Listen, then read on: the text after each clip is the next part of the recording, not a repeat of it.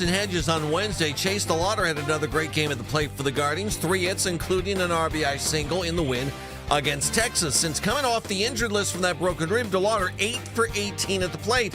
Skipper Steve Mavonin, if Chase seems a little different since his return. I wouldn't say anything different. Just he was hungry to get back. And, like we talked about, getting a couple weeks, healing up, and he worked really hard. But Chase looks the same as he's looked all year. Guardians continue the homestand tonight. They open up a big 4-game series against the Chicago White Sox. Guardians enter the contest 1 game behind Chicago in the AL Central. Slade Cecconi's going to start for the Guardians, 4-6, a 4.18 ERA. One guy on a roll right now, Tampa Bay third baseman Junior Caminero. He hit his 24th homer of the season on Wednesday. He's gone deep in 6 straight games. Not bad for a guy who doesn't turn 23 until this coming Sunday. We'll see if Caminero can go deep a 7th straight time as the Rays close out their series tonight in Kansas City. LeBron James, free agent. Telling the Lakers he's going to play next season, just not with them. Teams like the Cavaliers, Heat, and Golden State waiting for a decision. It appears they're going to be waiting a while. ESPN's reporting this morning, LeBron in no rush, and there is no timetable. For those who care, law enforcement officials saying that the wedding of Taylor Swift and Travis Kelce set for tomorrow night at Madison Square Garden. Reportedly, there have been going to be a smaller rehearsal dinner tonight. All city officials would say right now about the nuptials is that a permit's been filed for a large event at the Garden. You can now find 92.3 The Fan on YouTube. Subscribe to our YouTube channel. Get the best content from our shows each and every weekday. That's 92.3 The Fan on YouTube. Headline sports news every 20 minutes right here on 92.3 The Fan. From the University Hospital Sports Desk, I'm Jeff Thomas. Up next time for Baskin and Phelps here on 92.3 The Fan.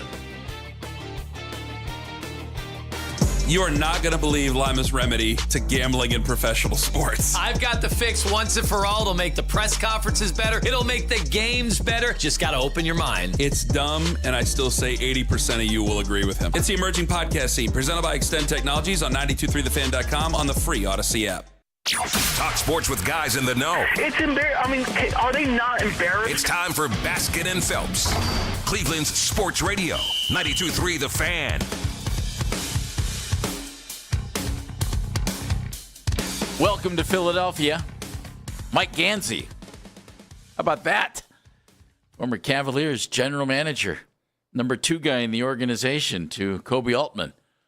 Learning something from Kobe. You don't have to give up everything to get a superstar player. Oh, wait a minute. Maybe he didn't learn that from Kobe. Who knows? Welcome to Baskin and Phelps. I'm Jeff Phelps. My buddy over here is Andy Baskin. Interesting. This has been a great NBA offseason. As far as watching things move in. Yeah, we knew it was going to be nuts. And interesting. At least, the Cavs are at least in the game. I don't know if they're going to be able to pull anything off or do anything, or if LeBron ends up here, or what difference that might even make at all. But at least it's been a lot of fun, and it's been fun to watch this thing. I am intrigued by what the Sixers did. Paul George can still play if he's on the floor. He came back. If he can play. If he came back late in the year and was pretty solid for them, for the Philadelphia 76ers. But he goes to Boston along with some draft choices. For whatever it's worth, the Sixers get Brown for a lot less than the Cavs gave up to get Donovan Mitchell. Yeah. But it was a different time, different spot in the NBA, different teams and everything else. But you're seeing these big trades now where all these first-round draft choices are just flying out the window, and nobody cares anymore. Nobody. It doesn't seem like anybody cares. No, they shouldn't. We want should this. They? Well, in the NBA, one guy can make such a difference for your franchise.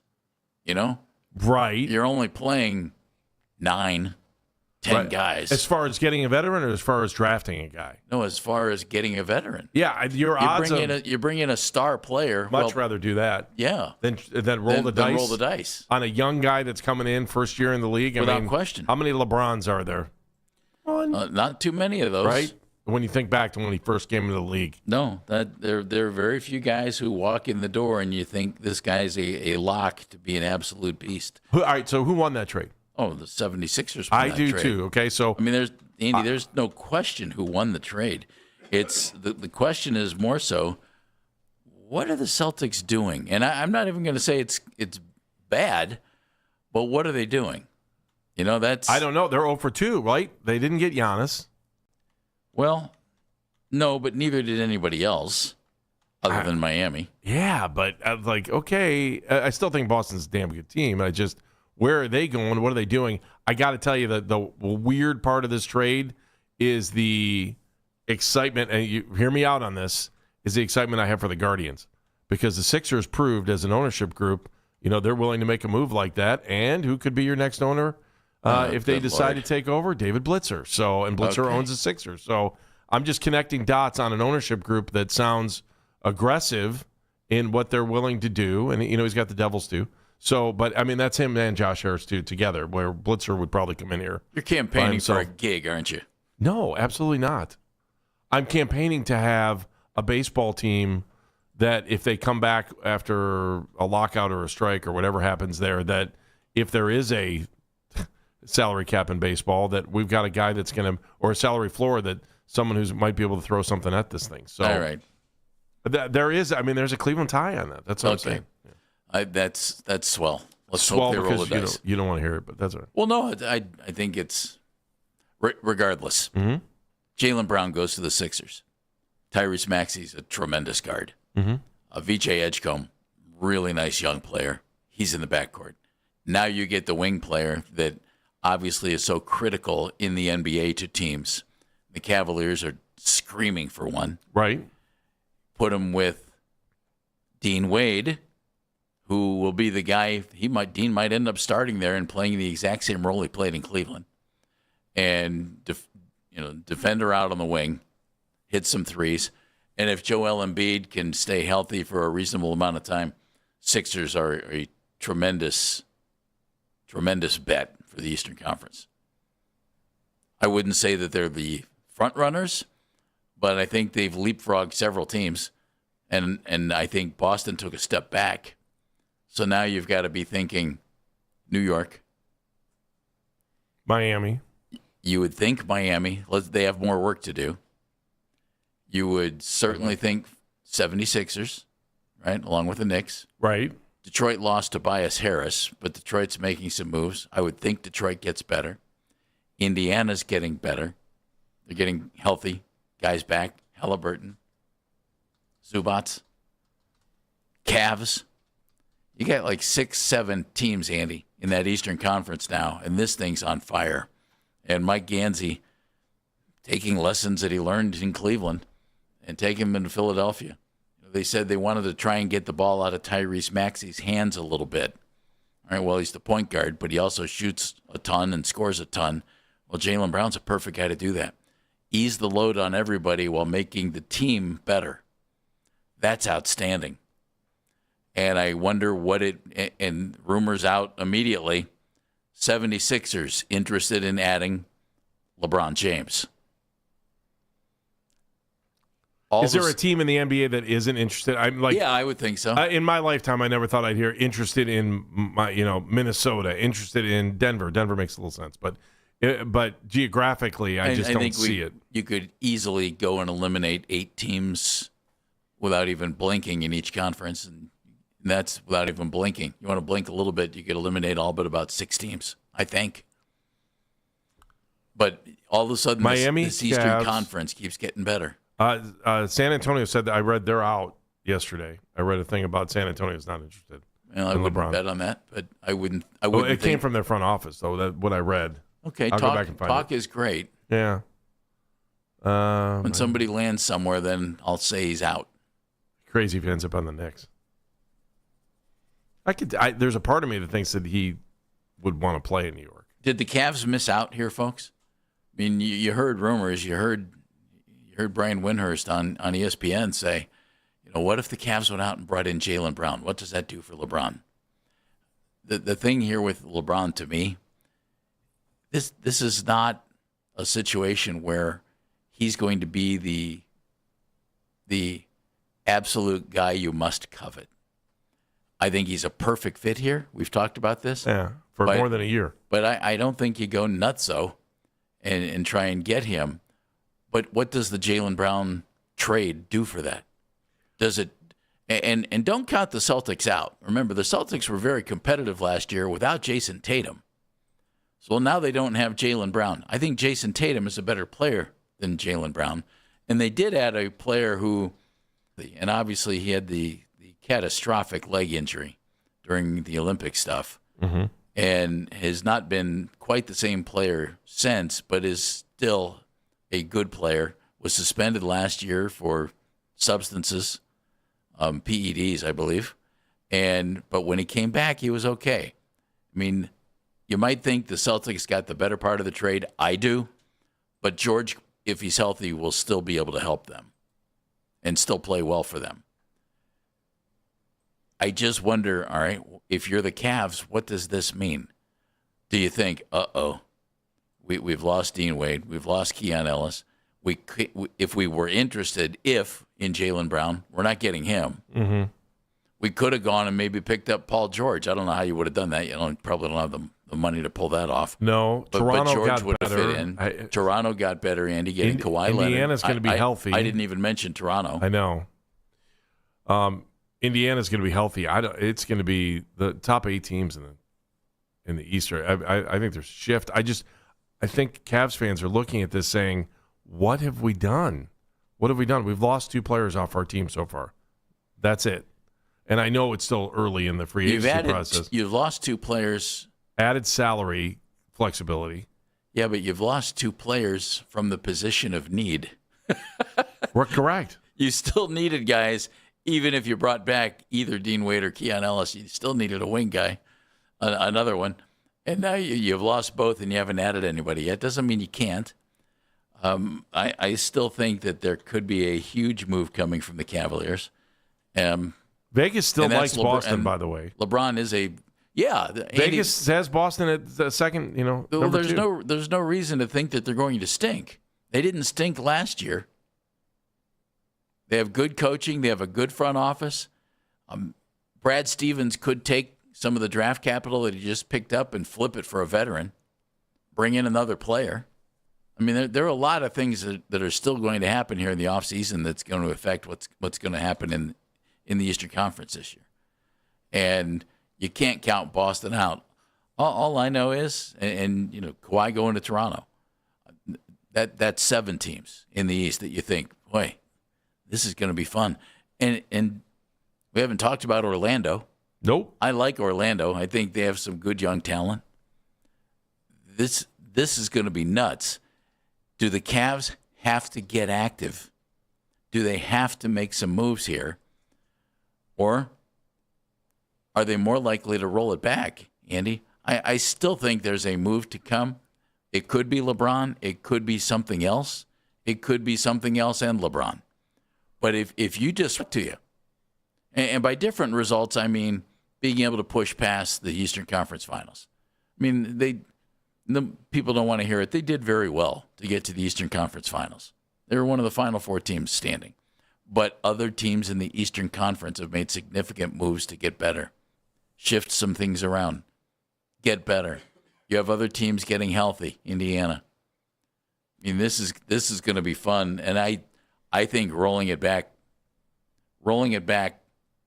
isn't enough to get it done. Well, I keep thinking about what Terry Pluto said on our air, but more than that, it was the story he had out before he was on with us saying, did the Cavs already make their move with Harden? And I'm like, yes, but they need the wing guy. That's where it's empty. And if they don't... It's really empty now. Jalen Tyson could play the wing. But you're counting on, internal development. So you asked me before the show, do I think the Cavs can win a championship next year? For some reason, I believe that they're there if you put LeBron in that missing piece in the starting 5, keeping what you have. Knowing you that can fill out your bench with some veterans to go with some young guys who you do like. But I'm also hoping that those guys will have chemistry. That's the other thing that you're kind of... And I don't think they had enough time last year to build the chemistry that we needed to win a championship. And I think that's what eventually happened because they were struggling and, you found yourself in big holes in the playoffs. Then you had to bounce back. Then you go 7 games and, you're in these long series. And then by the time you get to the Eastern Conference Finals, you're still getting to know each other because Harden hasn't been here that long and they hadn't played that many games together as a starting 5 or even starting 4. And to get to where they were, they needed time to make it. So I understand where the front office thinks, let's roll this back and give this a little more time. You get a full training camp in, you get the beginning of the season, you give these guys the opportunity to be healthy and play together, and then let's see what we have. But they're still missing the wing. They like that next piece has got to come here in free agency. And so I think trade. But they'll do something. It's just a matter of what will they do and how much better can they get as we watch the rest of the East get better with like every move. Every move makes me feel like the Cavs are dropping down from the 4 seed down to the 5 seed, somewhere in there. So. The word is LeBron's in no hurry to make a decision. Should the Cavs be in a hurry to make a decision? Should they do something? If you get LeBron James, okay, if LeBron comes back here, is he the difference to a championship team? I think he'd be a perfect fit here. What exactly would you be getting? Could he accept the role that he would have to play here in Cleveland? And it would be a role. Have some facts that tell you, well, we'll tell you what it'll tell you. Coming up next on Baskin and Phelps. Don't.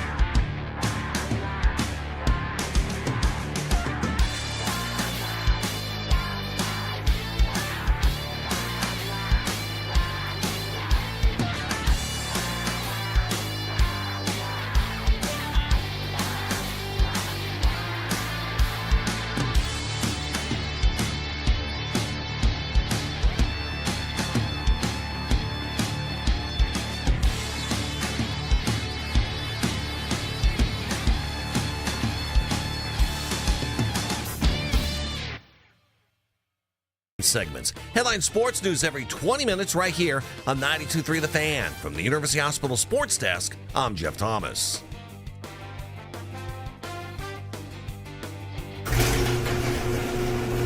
Leave the garage door open and turn up the fan.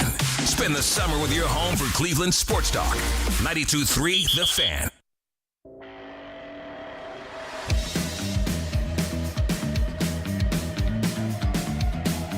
How's this for producing? Celtics trade Jaylen Brown. Gary Washburn from the Boston Globe is going to join us at 1 o'clock. Covers the Celtics. Man. How's that? Gold. That's Mennigan right there, baby. Gold, Dan. Gold. That's Baskin. I'm Phelps. Meredith taking your phone calls, 216-474-0092. And Mennigan behind the glass. Jaylen Brown goes to the Sixers. Draft capital and Paul George going to the Celtics. I without question, the Sixers win this trade. I don't think there's any question about that. Mm-hmm. The only thing I would warn people about is just don't completely dismiss Paul George. He's got to be healthy. That's the big thing there. Yeah, yep. I mean, don't dismiss him. Used to fear him. He was phenomenal. He was a phenomenal player. Dave is in Macedonia. Hello, Dave. Hey, man. Dave, you with us? Dave, good to have you with us. That was a great phone call. Thank you very much. Hey, it's Tom, the referee. Hello, Tom. Tom! Gentlemen, how are you? We're fine, good, thank yes.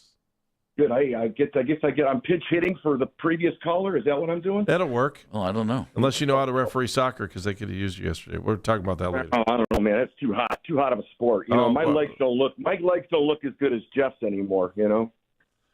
All right, I feel awkward. You got a point, Tom, or did you just call it a babble? I feel awkward. Come on, man. No. Hey, let's talk. Number one, Stevens has to be doing something else. He's never made a move like this. There's something stewing. I would agree. There's a communication line. Obviously, you guys know that we don't know that's out there. And, LeBron's probably made his decision. He knows the Cavs have something else going on and Boston has something else going on. Philadelphia, Gansey, what a great move. Like you guys said, here's this guy goes over there and he steals the best player from the team that he just beat in the playoffs. And a huge rival. A huge rival. And I like what you guys said about George. I think if he's healthy, but I think George, like Embiid, if he's healthy, he's great. But the other thing with Philadelphia, man, is Embiid going to be healthy enough? These guys are all old. Look how old Boston is now. They have Mike Conley. They just picked up who's the center they got? Mitchell Robinson. He's not young. He's not old. He's like 28 or 29, isn't he? And he's a backup. He's not going to be. He's never probably played more than 25 minutes in a game. No, I agree with you, Tom. I don't think he's their starting center, but he's a rotation piece, certainly, huh? Who do you think a week from now is still around? Jared Allen, Schroeder, and/or Strus. Do you think all three of those guys are around in a week? I think Allen is. Okay. I'm hard pressed. I'm hard pressed to see them moving Schroeder. Jared Allen. So you think they could package up maybe Schroeder and Strus' salary and get something and then give LeBron a little more money than the $6 million or get him to $15 million maybe? That's a good question. Whether or not they give that money to LeBron or whether they do other things with it. See that to me, Tom, is a big deal. If LeBron wants to be here, all he's got to do is sign. Yeah. I think Mobley. I don't think we wanted to give up Mobley for Brown too. I think that was out there, but Mobley still has a ceiling that's higher. Yeah, they didn't. Tom, good to hear from you, bud. Thank you, guys. Take care. Thank you. It's Tom, the referee, joining us on line 4. I'm just wondering if Boston has all this ammo with picks. I wonder if they're thinking about if there's somebody who's currently on the roster that someone's thinking about unloading now. Oh, India, NBA will trade anybody, won't they? Yeah, so we're seeing that. I wonder if Boston, he said as soon as he said that, maybe Stevens has something up his sleeve. Maybe he does. Maybe there's something else. Maybe there's a player who's locked onto a roster that you would never think of, and that maybe the front office is like, maybe it's I don't know. And it depends on the team. So, well, I mentioned earlier, I wouldn't be the least bit surprised if they traded some of this draft capital that they just picked up, and go get that guy. Go get a player. Dave from Macedonia is back with us. Hello, Dave. Sorry about the hiccup there, fellas. That's quite all right. 2 things.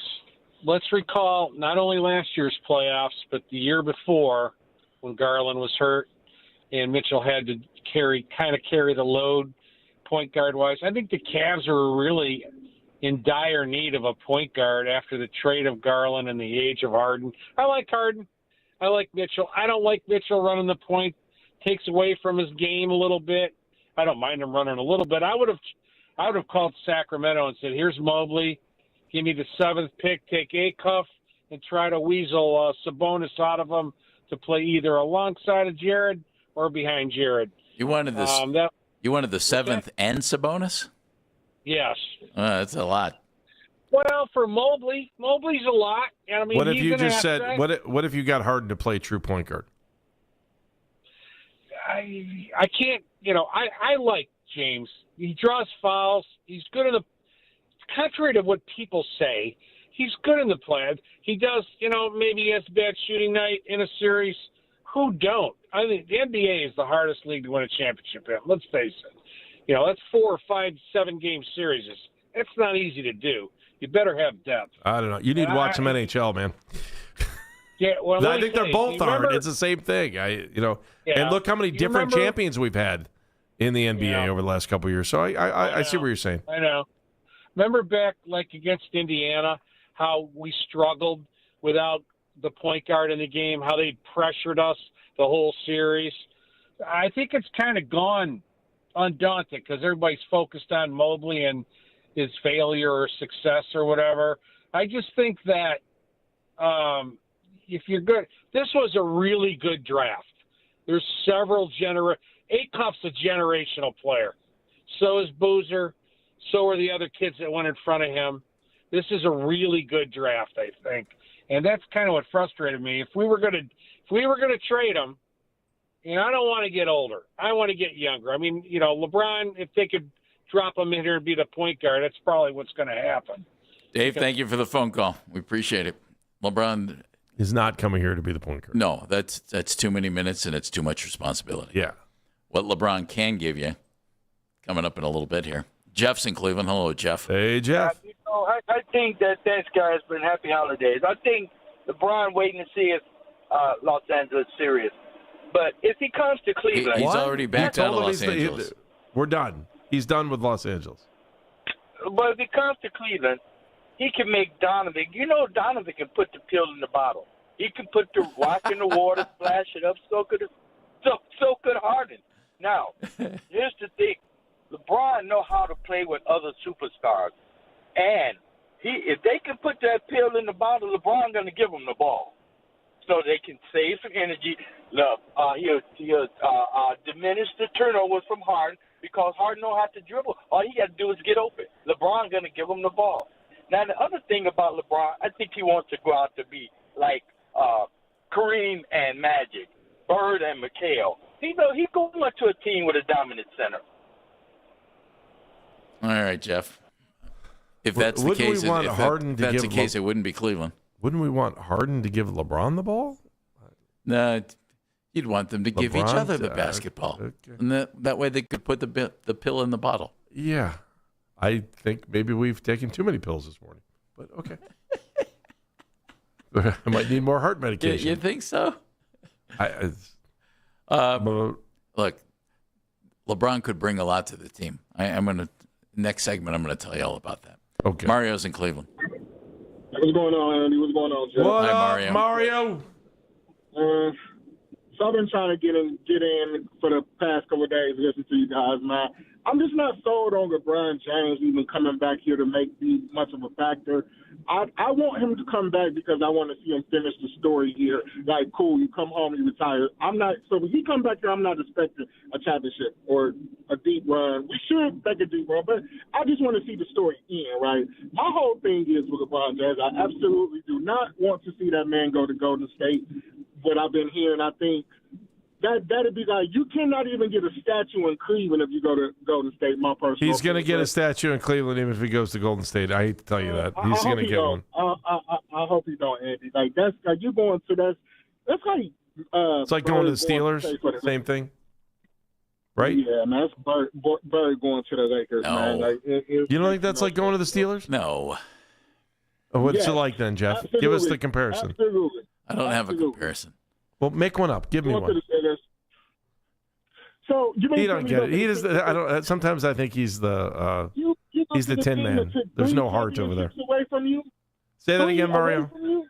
You go to a team that took 3 championships away from you. Mario, man, we're on the same page. I get it. Like, we're fans. I understand it. I get what you're saying. Sometimes you got to take away the analytics. And that rivalry is now over. So, it was a 4-year run. They were great. Cavs were great. They beat the Cavs 3 times. Should have beat them just twice. Could it have ever been a rivalry then if it doesn't last forever? Like, what is a rival anyway? Shouldn't a rival last forever? Yeah, we're not going to define that. Well, I'm telling you, I think a rivalry should last forever. I just defined it. Yes. Well, then, sorry, I'm poking the bear. Then your Steelers and your Bengals and your Ravens. Those are rivals. They'll last forever. Yes, they will. Yeah. Yeah. Anyone want to argue with me on that one? Anyone? No, I'm not arguing. I think that's right. Okay. But the Golden State thing's over. So it was never really a rivalry. It was just a matchup of a couple of years. It was a matchup of great teams in a certain period of time. Yeah. Yeah. All right. Nothing wrong with that. No, I agree. No, that was fun, but, Mike's in Lyndhurst. Michael? Welcome. The Arcs. Hey, guys. Thanks for taking me. Yeah, Brush High School. I just feel like if LeBron comes back, and Jeff, you've been accurate on a lot of this Mitchell stuff, him being short, the lineup don't being feed short. the ego. Please stop feeding. There's no ego. Jeff's the doctor of hoops. With a red pen, yes. I just feel like LeBron, even at 41, could be the glue to this starting lineup.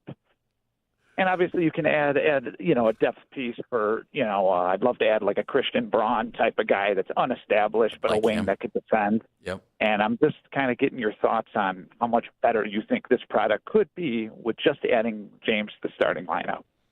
Mike, thank you very much, and appreciate the kind words. I think Andy and I are in agreement on this. If you drop LeBron into this starting lineup, if LeBron replaces Dean Wade, yes. Okay. Awesome upgrade. In the starting lineup. Great upgrade. Offensively, moving the ball, all kinds of things. Not an upgrade defensively, but I think that starting 5 would be as good, if not better, than any starting 5 in the Eastern Conference. Now, would LeBron be willing to accept whatever role they would want him to play? Would they want more out of him than he's able to give? I don't know about that. But we're going to take a little look at that next. And I think what you hear might surprise you just a little bit. It's coming up on Baskin and Phelps. Hey, everybody.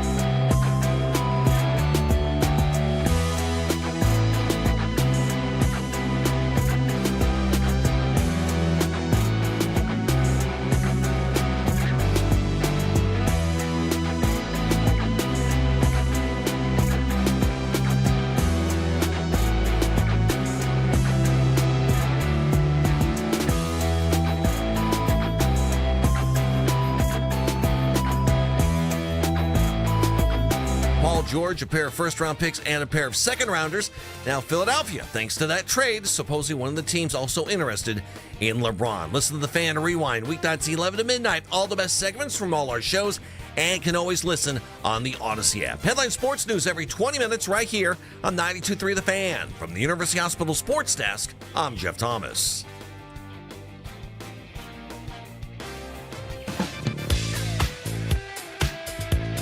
Coming up at 1 o'clock, Boston Globe Celtics beat reporter Gary Washburn is going to join us.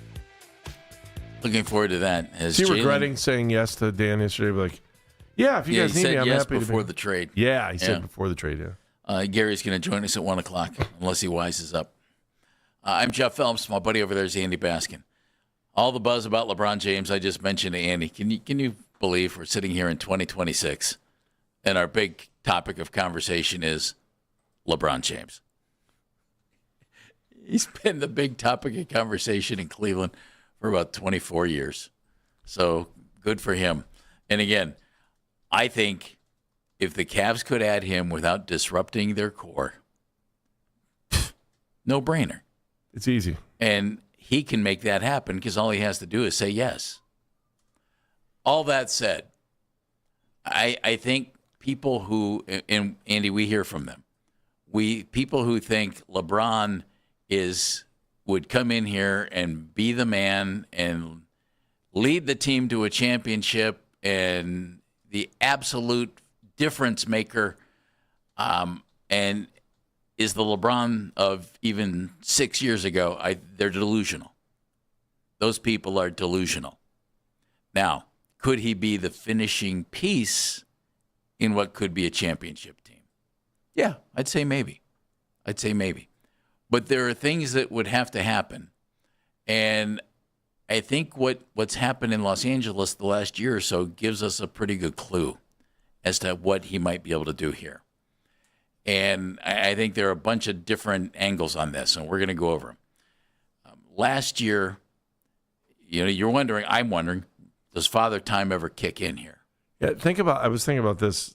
Like it's been a little while now. He's the only guy left from that 03 draft class.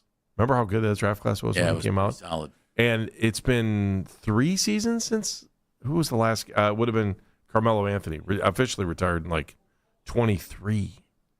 Think about that. And he's still going.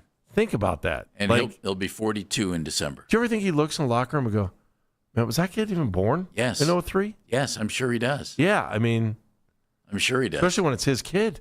Well, last year in Los Angeles, and I think, honestly, I think this stuff can be very informative as to what you might be able to get out of LeBron.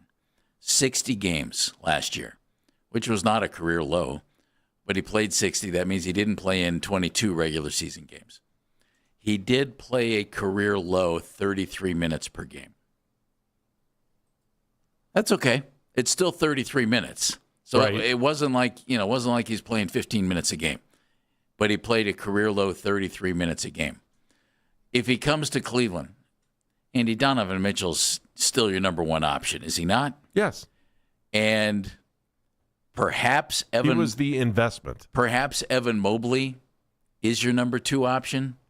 Should be? Yes. Well, I think should be. You think should be. That doesn't mean he will be. But I think, I want to see the kid develop. I want to see him keep going. I would like to see him be the number 2 scoring option. Would LeBron be willing to accept being the 3rd or 4th scoring option on the Cavaliers? It'd be between him and Harden, right? Yeah. Yeah. And you know what? I think he would be, especially knowing that he'd be sitting on the bench for parts of the game. I think he would be too, and here's why. He was the 3rd leading scorer for the Lakers last year. Okay. He was the 3rd scoring option behind Luka and Austin Reeves. Right. And it seemed to go just fine. He averaged 20.9 points per game, which tied for his career low. That's the same scoring average, 20.9, that he had as a rookie. Would he be happy here in Cleveland if he came in and scored 17 points a game? I'll bet he would. So if he plays 17, if he's averaging 17 points per game, here's my question, because somebody wanted to take a shot at me yesterday about, I asked Chris Rose and I just said, I mean, I said 20 kind of not in sarcastically. And I was just like, well, what are you expecting? 20 minutes a game out of him? I mean, 20 hard minutes a game? I can't expect him to be playing hard for 30 minutes a game over an 82-game schedule. Like, that's a difference, But you can't expect that. He only played in 60 games. Remember, he's watched his game total throughout his career.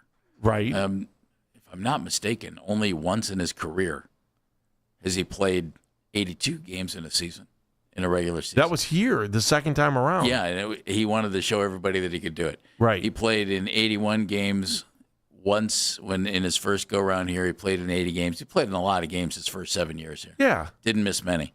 And then missed a lot of games. His last year in Cleveland, he played in 82 games. Yep, that was it. Yeah. Since then, he's not played more than 71 games in a season. That's okay. That's all right. If you're bringing him in here and he turns 42 in December, fine. You play 60 games, you play 70, and you're okay for the playoffs, that'd be fine. So I think he'd accept the role, and it would be a role, of being the third or fourth scoring option on this team. But I don't need him to be, and I think we learned this through him, that you don't need to be the number one seed in the East. That's the first and foremost to win Correct. the championship. You got to be healthy at the playoffs. And that's right. So I don't need him to play that many. And this was my point yesterday before. I have a million names for the person that was calling me out. But I don't need him to play that many minutes during the regular season. No. I do need it. If we can get 30-plus minutes a game during the playoffs, that's another story. That's the 28-game schedule max, right? If you dig a little deeper here, and take a look at a couple of other stats, it's clear that playing a reduced role in the offense, and also, obviously time, his age, it has started to have a little bit of an impact. And these, to me, show that a lot. Last year, he averaged just over 15 shots per game. Now, remember, Evan Mobley's never taken 15 shots a game in a season yet. That hasn't happened. His high is like 13. So it's not like, it's not like LeBron's not shooting enough or anything like that. But last year he took 15.3 shots per game, which was a career low. Okay? So he's shooting less than he has in the past. He's also playing a little bit less, right? That's a fair balance. Well, that's all part of this. But there is a decline, and it's only natural, but he's still, terrific. He averaged only 5.3 free throws per game last year, which is the second lowest of his career. What does that mean? It means as an older guy, you're not driving to the basket like you used to. You're not forcing the issue. You're settling for shots probably in the flow of the offense, but you're not attacking the rim like you once did. That's to be expected. But I do think it's telling. So tied your season low in points, new career low in field goals per game, second lowest free throw attempts per game. He made only 31.7% of his threes, which is his lowest shooting percentage on threes since 2016. And the Cavs happened to win a title that year. He also had, that was the third lowest shooting percentage of his career on threes. But he did average a 51.5% field goals percentage, which is solid. Other couple of things, I do think this matters. 6.1 rebounds per game. He's always been a really good rebounder, but that was the third lowest of his career. And this one I like. This I like a lot. He still averaged 7.2 assists per game last year, even playing fewer minutes. And that remains in range of what he's done throughout his career.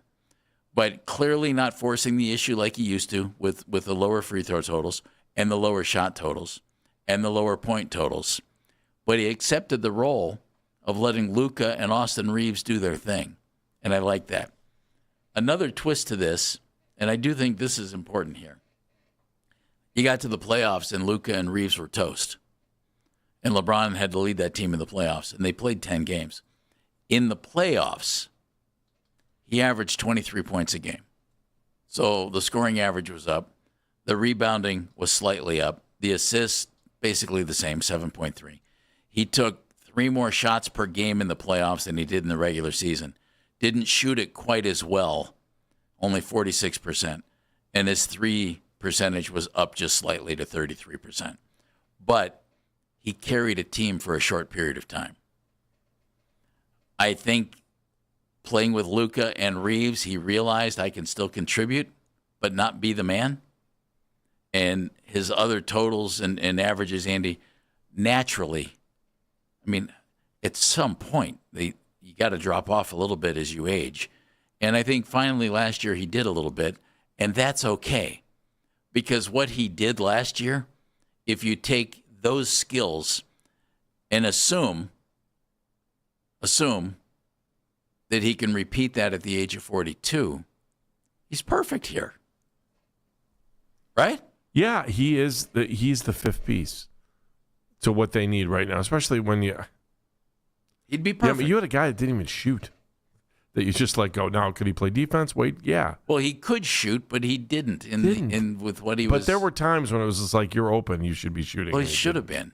And they should have been giving him the shots because he can knock the three-pointer down. Yeah, I do think this is for him to come in. It's about everybody playing their role for the Cavaliers to get back to the NBA Finals, to even get back to the. Say that again. Play your role. That's all you need. One more time. Play your role. That is absolutely what LeBron James would bring to this team. That would mean, though, that he'd have to do kind of what he did last year in L.A. I don't think there's any problem with that. I'll bet he has at least another really good year left in him, if not two.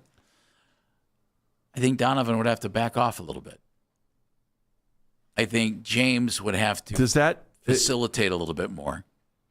And Evan and Jarrett would have to cover up all of their defensive mistakes in front of them. He'd have to cover up for James. He'd have to cover up for Donovan. They'd have to cover up for LeBron. Because you're not going to get a whole lot of defense out of those three guys.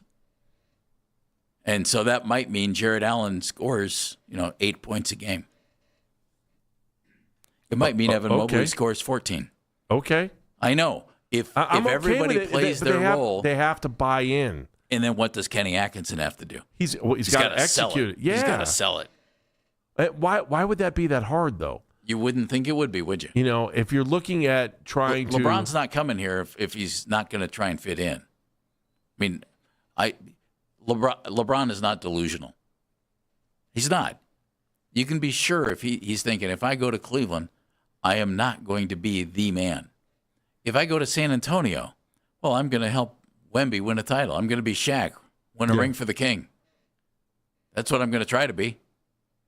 Yeah, ring for the win. Win. There's something there. There's something there. Let's get windy with Wemby. We got to work it. Yeah. Whatever it is you're going to do. Get Winnie? 2 former Lakers centers have commented on what LeBron should do. Their opinions differ, and they're next on Baskin and Phelps.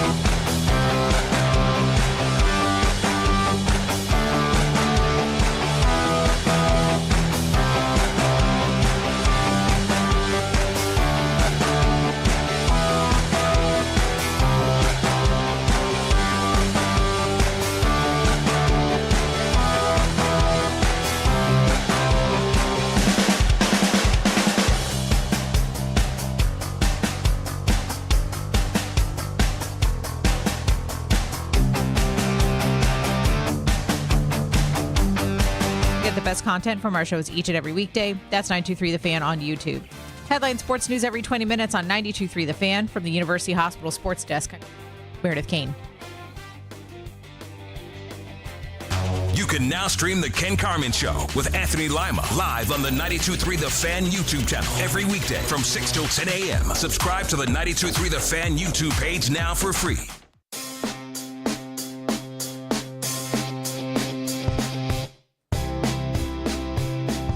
It's Baskin and Phelps here on The Fan. Welcome back. 216-474-0092 is the number to join us. We're going to take some phone calls here in a second. But I think LeBron, since he's been in the league, has been, a catalyst for conversation and drama and great basketball. It's been all rolled into one. He's a master marketer. He does a great job of keeping himself relevant. I give him a ton of credit for that. And he gets people who are big-time guys to comment about him. And two of those big-time guys I find with interesting comments, Dwight Howard and Kareem Abdul-Jabbar. two pretty good lines. Two pretty good former Lakers. Yep. Dwight Howard on Twitter. Where should LeBron go? Go to the Spurs. I think he wins 2 more if he goes. And then he said, what y'all think? He threw a y'all in since it was San Antonio, Mm-hmm. Spurs. You imagine him next to Wembanyama with Castle, Harper. I mean, that'd be a team. No one would be questioning their experience, I can tell you that. They just brought in Tobias Harris from Detroit, by the way, which doesn't help Detroit any. So there's that one. So that's an interesting thought. Here's what Jabbar had to say. And Jabbar went to Twitter. Ready? Yeah. And he was commenting on his Laker run. LeBron was a winner on and off the court, and Laker fans should appreciate his performance for the last 8 years. If LeBron goes home to Cleveland, it won't matter if they win the world championship or not, because his hometown fans will get their opportunity to say their goodbyes to one of the greatest ever. And who knows, one day he may become mayor of Cleveland. LeBron doesn't need that hassle. No, why would you take the pay cut? There's no salary cap. And then he went on to say, tell your old man to drag Walton and Lanier up and down the court for 48 minutes. Exactly right. Yes. Thank you very much. Yes. Would it matter if they didn't win the world championship if he came back? I kind of agree with Kareem on that. If you gave it, hey, you came back, you gave it a shot, it didn't happen. Good luck. I again weigh that against what Terry said to us. Terry Pluto said to us the other day, and Terry said he would. It's a difference. He would hurt his leg. I don't think he's going to hurt his legacy. It just depends on how it goes, right? As long as it just goes smooth, and I don't know how far away, how much farther they have to go in the Eastern Conference to make it a too winner much further. To make it a winner or a lot. Like what happens if they bring him in and they don't make it to the Eastern Conference Finals again next year? See, here's my thought on that would be this. Well, that wasn't LeBron's fault. No. You know what I mean? No. This would be, if he came back here, this would be an organizational and a team thing. Hey, we're giving this a shot. I also wonder this. If there's a team in the NBA that LeBron would want to be the owner of,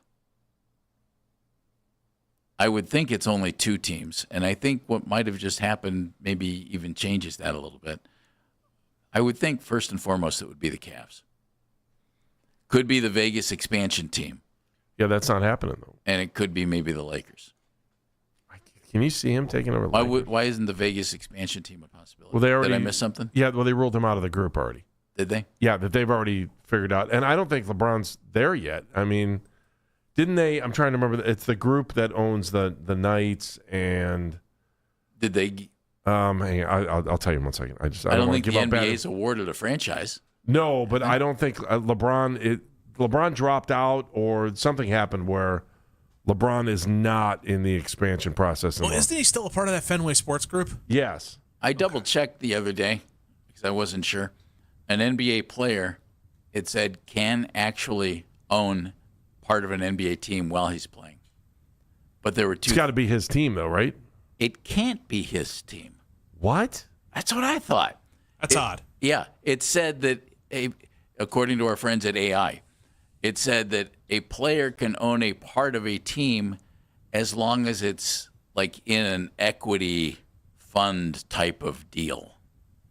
Yeah, you know what I mean? On March 19th, LeBron said, LeBron James, it just said, LeBron James has publicly stated he no longer has any intention of pursuing a minority ownership stake or joining the bidding group for a potential NBA expansion franchise in Vegas. Okay.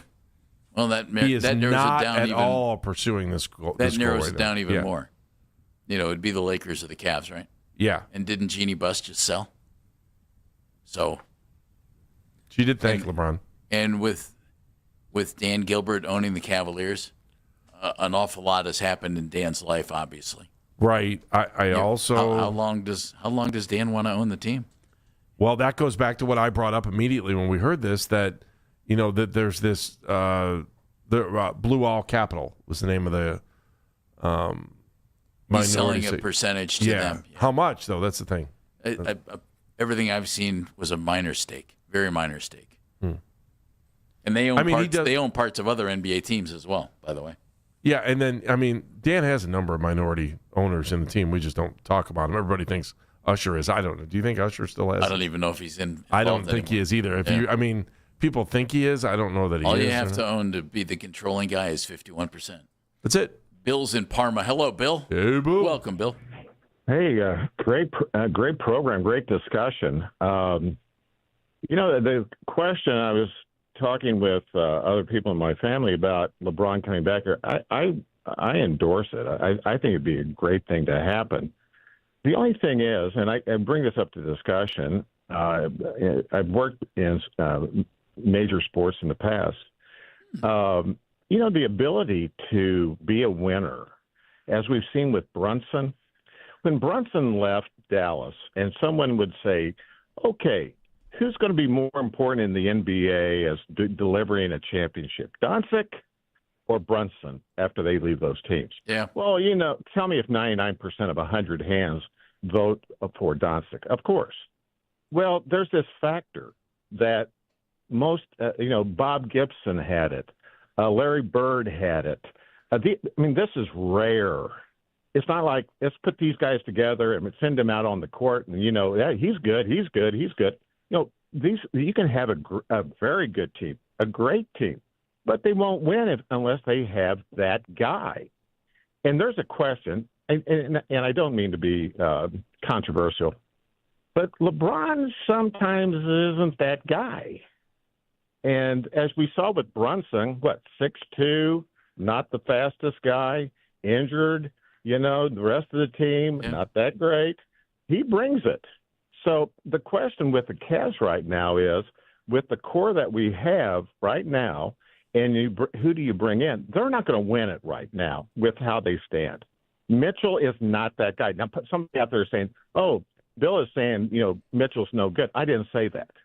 I'm saying Mitchell is not the guy to get you to a championship. Harden isn't that guy. Mobley at this moment is not that guy. Weren't they saying, I'm not trying to be contrary, didn't they say the same about Brunson until this year? That Brunson wasn't the guy, that Brunson couldn't do this, that, well, but he at least was able to bring a team that had nowhere near the talent that we have. We should have beat them 4-0, right? With our maybe. talent. I don't know. I love their mix. I like the way the Knicks are constructed. I think they're going to miss Robinson. Yeah, I do too. But they can get another. They could go get another backup center. But I loved his activity, Bill. But I think that going forward from here is this is my guess is this core that we have, and with the coach that we have, this isn't it. And I don't even think that if we bring LeBron back here, that's not going to do it either. The question is, we've got to find a coach, and we've got to find that other person, such as a Brunson or whoever, that can get the job done. And it'll be interesting to see. Hey, listen, thanks a lot, you guys. All right, Bill. Thank you. I wonder, Andy, let's just say LeBron comes back here. Mm-hmm.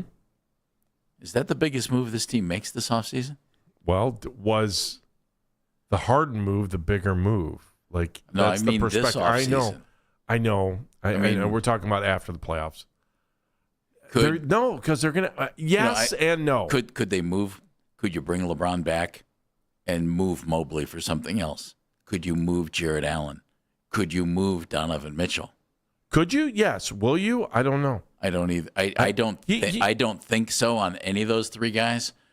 But I wouldn't eliminate that thought. You know? I mean, you have to go back to the trade. This is the league that trades star players to change constantly. That. You have to be able to do daring moves, and all like Mitchell was kind of a daring move, right? It was an all or nothing move. Oh, that was a big bold move. Okay, so you've got to be willing to do that and be able to give up an asset to get an asset that you think is going to be better than what you gave up, and. I think we kind of want to sell, maybe as fans, you and I, at least I do. I'm not even going to say for you, okay? That I want to settle in to think that those four guys they have right now are stronger than what they had a year ago because you brought Harden in. Now, the question is, I don't know how much longer Harden can do it, but are you willing to give up a piece of that to get worse to get better? And I don't know. You got to get younger. And then you also have to find a team that wants to do that with you. That's the hardest part is we can sit here and make up all these hypotheticals. And we can sit here and go, well, LeBron has power because he's trying to figure out what team he wants to go to. And telling teams that money doesn't matter gives him more leverage. It gives him the option to pick the team he wants to go to, which, again, I don't know of many professional athletes that have ever been in the same spot LeBron has been in throughout his entire career. I've never seen anyone who is better than being able to map out his own career than LeBron. Perhaps maybe the smartest business athlete ever. No argument here. Ryan's in Vegas. Ryan.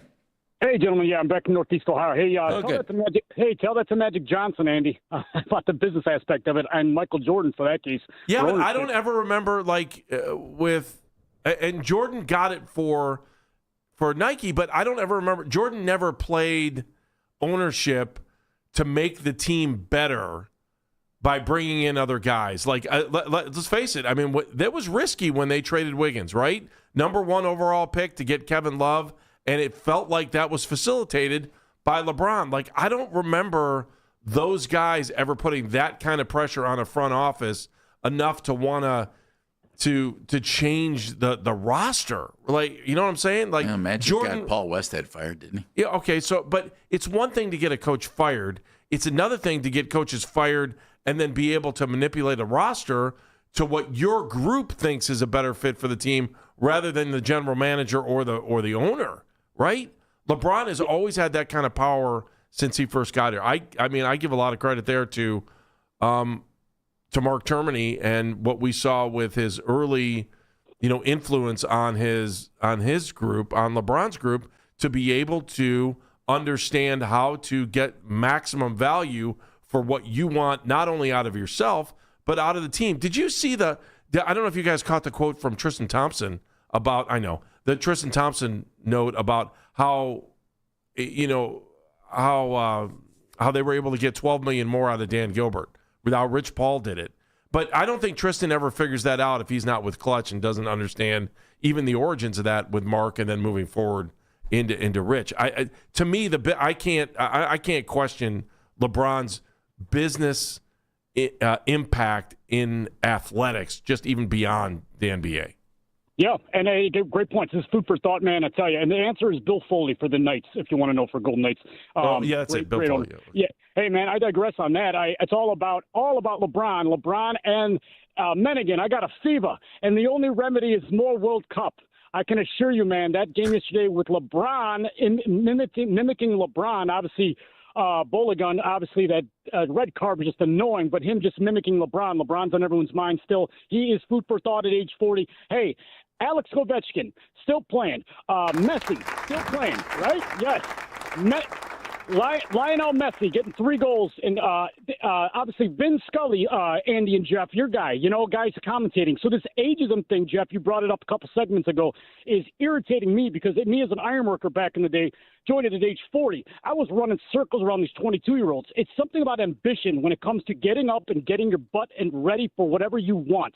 LeBron still has that will and a want and a drive in him. Other guys, not saying they didn't. Sometimes their bodies just dissipate. Something about LeBron, his physicality and his mind and his ambition is still there. So that storyline is still right there. He's going to ride off into the sunset, man.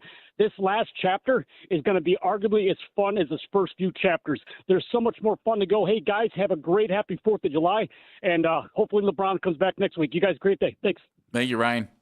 There's Rhino on a roll right there, baby. Woo! On a roll. Isn't the NBA nuts?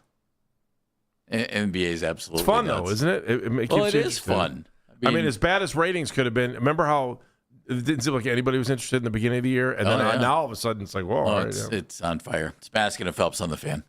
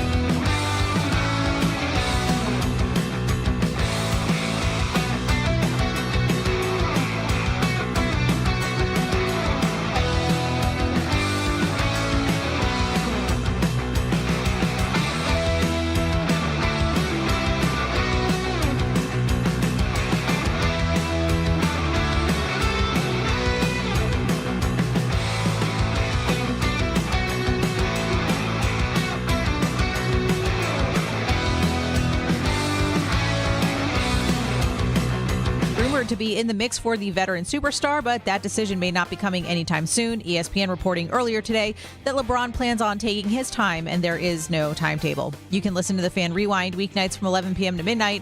All the best segments from all our shows, and you can always listen on the Odyssey app. Headline Sports News every 20 minutes on 92.3 The Fan.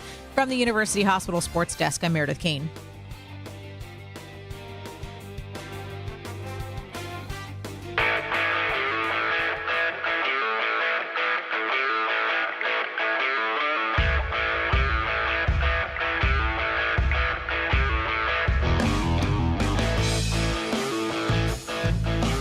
Coming up at 1 o'clock, Gary Washburn, who covers the Celtics for the Boston Globe, is going to join us. I'm anxious to talk to Gary and get his thoughts about this trade. Mike Petriello from MLB.com StatCast is going to join us at noon. Our Guardians had a nice win yesterday. I can't wait to talk to Mike because I've been sitting on something I wanted to talk about all week long. We just haven't gotten to it with everything going on with the NBA. And it's should Steven Vogt quit platooning so much? I don't know if he should or he shouldn't. But got the White Sox coming up. I don't know. See what happens there. He's got a catcher hitting 270. Yeah, baby. That's the last time we saw that. How about that? You can listen to The Fan anytime, anywhere on the free Odyssey app or by telling your smart speaker to play 92.3 The Fan. And now you can find 92.3 The Fan on YouTube, including The Ken Carman Show with Anthony Lima, our show from 10 to 2, Afternoon Drive with Nick and Jonathan from 2 to 7. Or if they want to go from 10 to 7, that's great too. But most days are on from 2 to 7.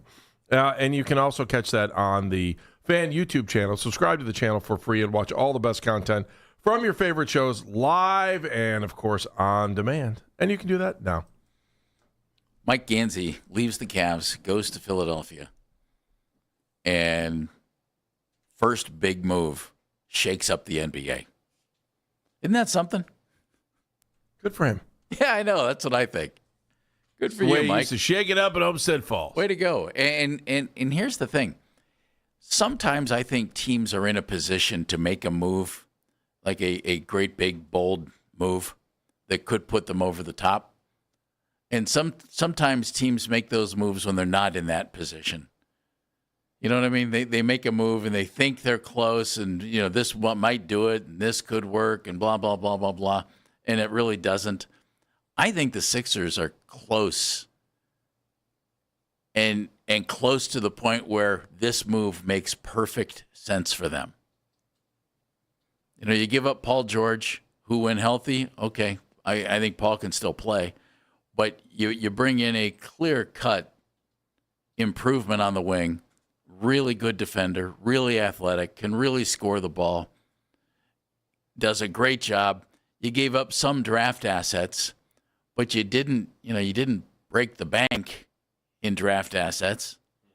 Cavs gave up a lot more in draft assets and in players to get Donovan Mitchell than the Sixers did to get Jaylen Brown.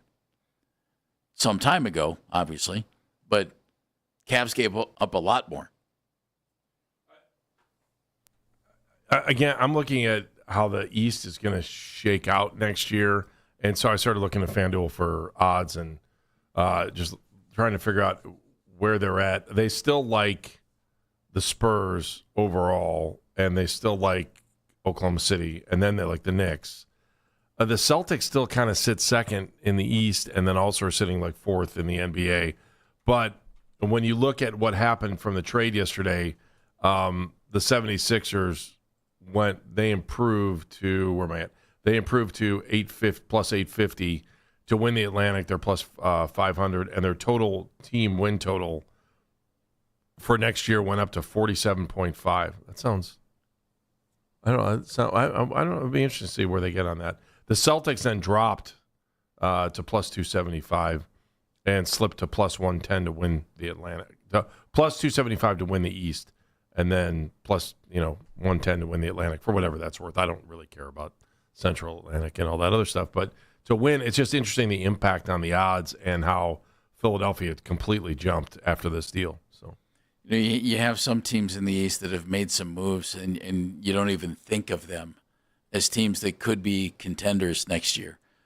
Atlanta Hawks brought back C.J. McCollum. They drafted some young guys. Nobody's thinking of them as being a contender next year, despite Jamie Gertz. What are you talking about? One of the co-owners. Jamie Gertz owns part of her husband. She and her husband own the Atlanta Hawks. I didn't realize that. That's Jamie Gertz, the You actress? didn't know that? No, I guess not. Can you spare a square? Was she on Hollywood Squares too? No, she was in the Square Seinfeld Pegs. episode. Was she on Square Pegs too? Can you Yeah. spare a square? Remember Elaine went into the commode? They're sitting on the commode. That's Jamie Gertz in that That's episode? Jamie Gertz in that episode. Wow, man. I'll be darned. And she's also doing the phone talking to Kramer. Yeah, in I'm that trying same to- episode. She Right. was phenomenal in that episode. Okay, I remember I can't spare her- a square. I don't have a square to spare. She was on Square Pegs. She was also Yeah, she was Jerry's girlfriend, who is a phone operator, shall we say. Write that one And down had for this smarter. great voice, and then nobody knew it really until the end of the show when she went up and spoke into Kramer's ear in the same voice that she used to talk to Kramer on the phone all the time. Yeah, Jamie Gertz owns the Atlanta Hawks. I'm trying to remember. She was in 16 Candles. I don't remember her. What she played in 16 Candles. I'm floored by all of this. You didn't know Jamie Gertz owned the Hawks? Heck no. No, I I didn't had know no that idea. either. No. Her husband, You know why? Because I'm too worried about what's going on at Madison Square Garden this weekend. her husband. Come on down. Hold on. We're talking basketball. Well, I'm talking about a basketball arena. Okay, fine. I Yeah, more had no idea on even the Seinfeld side of all of this. This is outstanding. yeah, that's Jamie Gertz. But she got married to this guy, and he was like a young banker or something. And people say, and she's done interviews, and it's really funny because she said, people have said to me, well, you just married what's his name for his money. She said, when we got married, he had no money. I paid for our wedding. I paid for our house. I was making so much more money than him. It was ridiculous. Wow. Well, then he started something called like a hedge fund. Ah. Heard rumor about those. And I think it was a hedge fund or an investment, some big, and now he's a There's money in gazillionaire, and she no longer makes more money than he does. I'll be darned. Yeah, this still isn't as exciting as. Write that down for smarter. Yeah, no kidding. Yeah. I didn't know any of that. That's You guys really didn't well know done. Jamie Gertz owns the Atlanta Hawks. Now, I'm not not going to lie know to you. that. I had no idea who owned the Atlanta Hawks. I was just going to assume it was Arthur Blank because he owns everything else in Yeah, Atlanta. she or somebody she and her hubby. Or somebody from Ted Turner's family. Yeah, or what's one of his the name? Turners. Did anybody look Or it Jane up? Fonda. Who? No, Jamie Gertz. Her husband? Yeah. Does it matter? No, it really doesn't. Although he's got all the cash. She was a babe. But she was great in that Seinfeld episode, among other things. She doesn't- Can I ask another? But other teams, like the Brooklyn Nets, nobody's thinking of the Nets, and they've gone out and they've made all kinds of moves. Are they just, shuffling chairs? Maybe. Did you hear one of the? Did you hear- Charlotte Hornets have made huge moves. One of the minority owners of the Guardians is getting married this weekend, I heard. Word on the street is. Anyone care? You want to go there, huh? Of course I want to go there All at right, some point. then I have a real I thought can't believe about it. Meredith hasn't hopped I in have yet a on real this. thought about it. Oh, you have a real thought on the Tay-Tay wedding. the this royal week. wedding. Okay, go ahead. Yes, let's hear about it. I am stunned that they're going so high profile. I am and too. getting married at Madison Square Garden. I am They're too. getting married on July 3rd, right? Friday? Yes. Tomorrow, right? Wonder. You think this is a fake out? That's what I'm thinking. They put in, I mean, You think ABC they rented News out has this Madison whole Square thing. Garden and then they're not going to be there? I got enough dough. I mean, and then that way you get exactly what you want out of the deal. No, Dan, I think you're half right. The word dough is not used enough to talk about money anymore.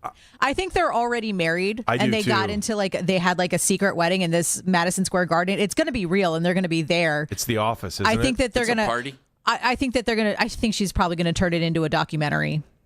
That's what this is. This is the big party celebration, and it's probably going to be a documentary that she's going to make money off of. Didn't on The Office they actually got married on The Maid of the Mist or something? Didn't they? Or no, they got married before they actually came into the chapel, right? So I think that's the same deal here. I think I think they're. I'm with MK. I think they've been married, and then this might just be the party or something like that. Who knows? Billy Joel probably is performing.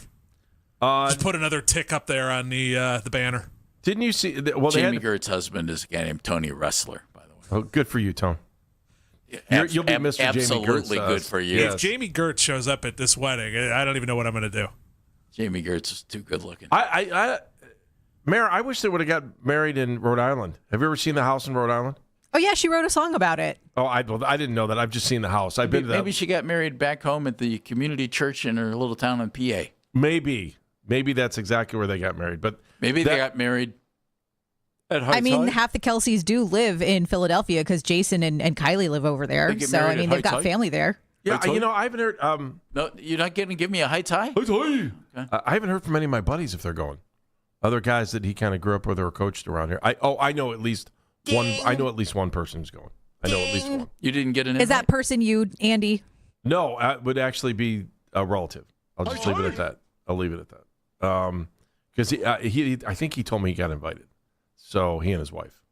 Yeah, I'll leave it at that. I'm going to send him a text. Now that I think about it, I wonder if he's going. I just think it's Andy Baskin. Yeah, we haven't talked to his dad either in a while. I think they told shut him down, baby. I think they told his dad stop talking. I really do. I think that's the end. I can't get over the details on the wedding though that are out there already. Lucky guests will be among 1,000 people attending the celebration on Friday. Treated to cocktails on. I mean, it says on the 6th floor of Madison Square Garden at 4. Doors open at 3:30. You know what the 6th floor is? That's the playing surface. That's the arena. Oh, yeah. Treated to cocktails on the concourse of Madison Square Garden at 4. Doors open at 3:30. Ceremony on the arena floor scheduled for 5:30, and then the reception is set to start at 6:30. I don't know what's worse, getting engaged at a sporting event or getting married inside the venue. Although I will tell you, well, it's not even going to look like a basketball arena, dude. I went to a friend's wedding that they got married at the ballpark. It was awesome. It was really cool. Really? Yeah, it was. They came out of the dugout. It was neat. It was really, really neat. I take that back. I always find it funny people get engaged at a game. I don't know why. Why do I think that's funny? Because it's something that's supposed to be a very personal moment in the middle of something that doesn't seem to be very personal at any given point. Is that why? There's something about someone having this beautiful bonding moment while some jackwagon is behind him yelling about a defensive rotation.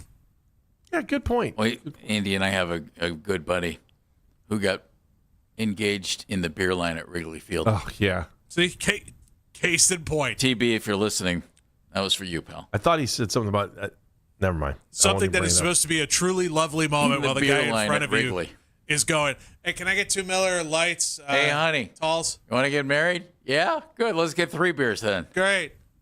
You know what? Here, surprise. We're going to need a 3rd beer. Sweetheart, you get a mid-strength. We'll upgrade. It's your engagement day. Hey, my dad's got the shotgun. Look out. Do you really think they're going to do this at Madison Square Garden, or do you think it's a ruse? I guess entering have to have a special VIP area. They go in through a tent. Security officials are through the roof. They got to bring 500 vehicles in. That's in Manhattan. That's not easy. And why would you do it at Madison Square Garden? Because there's no windows. That made sense. Somebody said that to me. That does make sense. There's no windows, so you can't see in. They've got about 135. They have windows at Heights High? Yeah, they have windows at Heights High. I guess By the way, I got to tell you, the 100th gala. Did it at the IX Center, right at the bunker. See, there you go. There's no windows at the bunker. That's true. It's haunted though. Still, I mean, that's a fun guest for everyone. They may have already go on a hunt. I think Meredith thought they already did it, and then they're just going to celebrate. I think so too. Mary, you think they're already married? I think they're already married. That happened to a friend of mine. He and his wife they had a courthouse wedding early in 2024, and then later in the year they had the big party with all their friends. Are they billionaires? They are not billionaires. Okay, I wonder if they got. But I'm just saying that type of thing is pretty normal nowadays. I think is like having the ceremony, and I had friends that got married last year. And they did their vows privately. So I think there's a lot of like privacy wanted for the actual wedding ceremony part, and then the party is just everyone come. Hey, hate to break it to you, but when you go to City Hall and you get the certificate, you're married. Well, because they hand it. I remember going to City Hall when we got married, and they were like, you do realize that once you get this, you're married. I was like, oh, you just took all the fun out of it. Oh, really? Yeah. I mean, you have to have an. I'll bet your wife was steamed because she didn't get the prenup signed in time. No, that's okay. Maybe I'm the one that should have got the prenup. No, she was trying to ace you out. It's Baskin and Phelps on the Fan.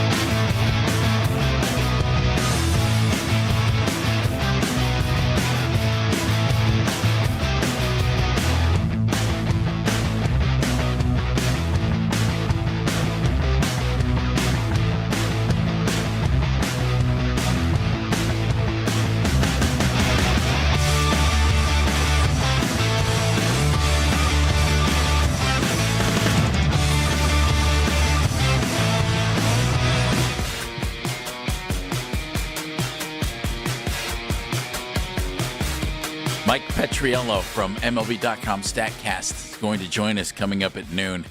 And looking forward to talking to Mike about what's going on with the Guardians right now. And nothing bad going on with them, but there are just some lineup things that I think are confusing. Mike's going to join us, and he'll shed some light on some things coming up at noon. Okay. I'm Jeff Phelps, my buddy over there. Nice shirt, by the way, today. Oh, you like? I figured you'd like this. That's a snazzy. This is for my wife. Snazzy little golf shirt. I like it. Yeah. That's nice. That's Andy. Mm-hmm. Dan Mennigan, ladies and gentlemen, who is just, no pun intended here, basking in the glow of World Cup soccer. Mm-hmm. Baskin and Phelps present Dan's World Cup Roundup. That's right. There's no point in even doing a headlines. We know exactly what we're doing in this segment. It's World Cup and only World Cup. Live from World Cup Central, here's Dan. Oh, to hell with that. The big voice guy can go take a break. We don't even need him. We got enough energy to blow him out of the water. Let's go. Wow. Get him out of here. Wait, that's me. U.S. 2-0, baby. Big win. 2-0. Should have been 4-0. We're in America. Do we have to say nil? Yeah, can we stop with the nil stuff? I'm sorry. This is how I talk, and I'm not changing for anyone because I'm happy. Nil. Let's go, baby. What happens when you're complaining on the pitch? Are you? I've thrown pitch out there a couple times. Yeah. All right. I have. Hey, man. We're just here having ourselves a party because our guys are showing up. Audio courtesy of Fox. They're able to steer it to Adams, flicks it along Tillman. He's got Balogun making a run off him. Can he get around to that ball? To the deflection, Balogun scores! Flo Balogun, first to react to the deflection. He'll do the LeBron celebration. It's 1-0 U.S. That's right. Flo Balogun hits the first goal in the game right before halftime, then proceeds to hit the LeBron celebration. LeBron ended up tweeting about it because even LeBron was watching. The celebration or the dust? No, he did the too small, the silencer, right. Okay. whatever it is, whatever name it has for it. Got it. But yeah, hit that one. LeBron with an LFG off of it. You can go through and determine what those particular letters mean in your life. He's a huge sports fan. Mm-hmm. It is awesome. He's in these commercials. I've seen him in World Cup commercials all the time. Yeah, he's been there with Cristiano Ronaldo. Yeah, it's pretty cool. You retire first. You retire first. Isn't that what that whole thing is? Yeah, it's pretty much what they're doing back and forth. Funny, yeah. Ronaldo and Portugal play today, but that's not important right now. Just an awesome goal in a moment that was needed in a really, really chippy game. And yes, we will get to the red a little bit later on. Good. In a really, really chippy game back and forth, especially in the first half, they were calling nothing, and these guys were beating the snot out of each other. If you've ever thought that soccer was a sport for pretty boys or anything along those lines, you should have watched yesterday. Okay, if you watch the whole game, you'd believe that. But if you see the controversial plays that like the red card was soft, man. We're getting there. It was soft. It's not good for the game of soccer if you want. That guy got kicked out for that. I know. I'm go ahead, go. I'm not happy. A whole setup that we were going to do here, and you just. I watched the whole thing, man. I'm still fired up by it. We were texting the whole time. This reminds me so much when the 6th Harry Potter book came out and my buddy ran down into the basement and yelled the ending at me right when I was at page 102. And I just shut the book and said, well, that's not worth it. When he dies? Yes. Was they that don't want to blow happen? it just in case there's kids out there who are reading it for the first time. Well, that's okay. I've never read any of them, so it doesn't matter. I just guessed. I shut the book. Oh, did he really die in 6th book? Got me. I don't know either. Yeah. My kids have read all of them. They're fantastic stories. They're worth a read. Anyway, so later on in the match, let's just go right there. So Flo Balogun, the goal scorer into this.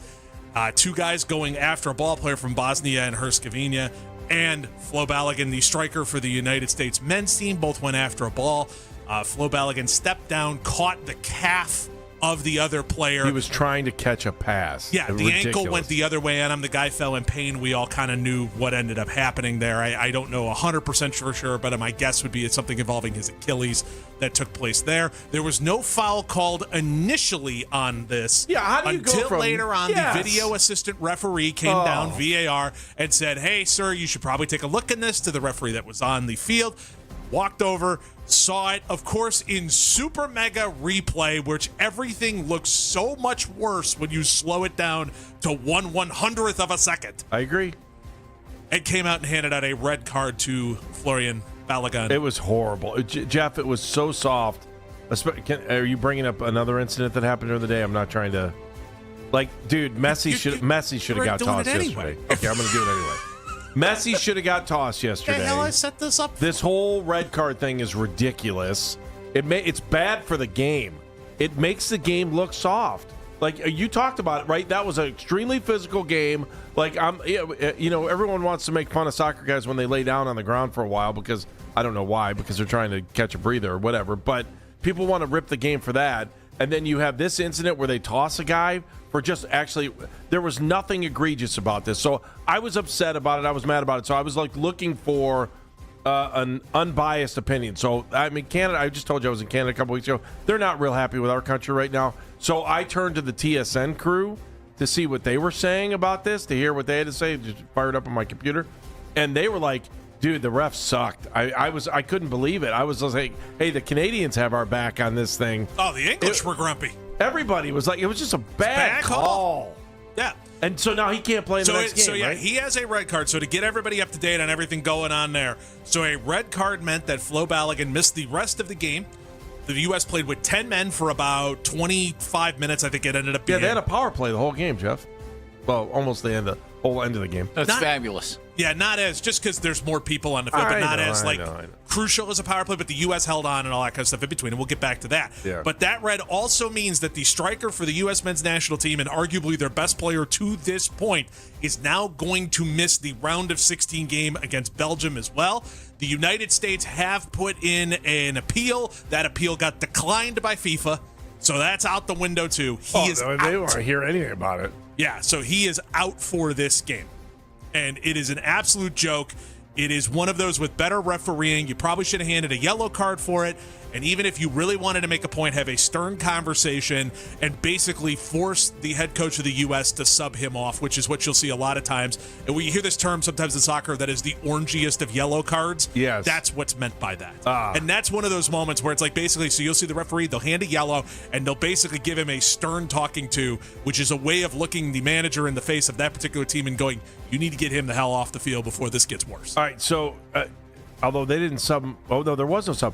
Well, Berhalter, the kid from whose dad Correct. was. Yeah, so he came on, of course, Greg Berhalter in the crowd as well, watching it with a giant smile on his face. His kid, Sebastian, went to Olentangy Orange, like when his dad was with the crew, right? And so when he was living in Columbus, and he was the national team coach too, right? The dad? I'm just trying to remember all the way that the whole resume there. Yeah, Greg Berhalter played for the national team. All right, so they're going to learn. They're going to step up and look for a kid who went to high school in Ohio. He didn't play for Olentangy Orange. I remember he played for the Columbus Crews developmental team, which is like step up, right? And so it's pretty cool, man. We got a high school kid a guy that was a high school kid from Ohio who got to play at the end of the game. I know he played in that last game they lost, but I'm pretty pumped, man. He's getting in. He's been a good midfielder. His defense is a little on the shaky side, but he definitely can get opportunities of scoring and set some other guys up. He's an exciting player. U.S. are playing 10 on 11 for about 25 minutes, get a set piece on their end. Malik Tillman steps up. Now, I would play you the Fox call, but come on. That's not what we're here for. No. That's not what anybody wants. Go United States. Uh-huh. Wow, that's not you know nice. what we're here for. You want to hear this? We're here for Telemundo, baby. Tillman. Ahí va Tillman.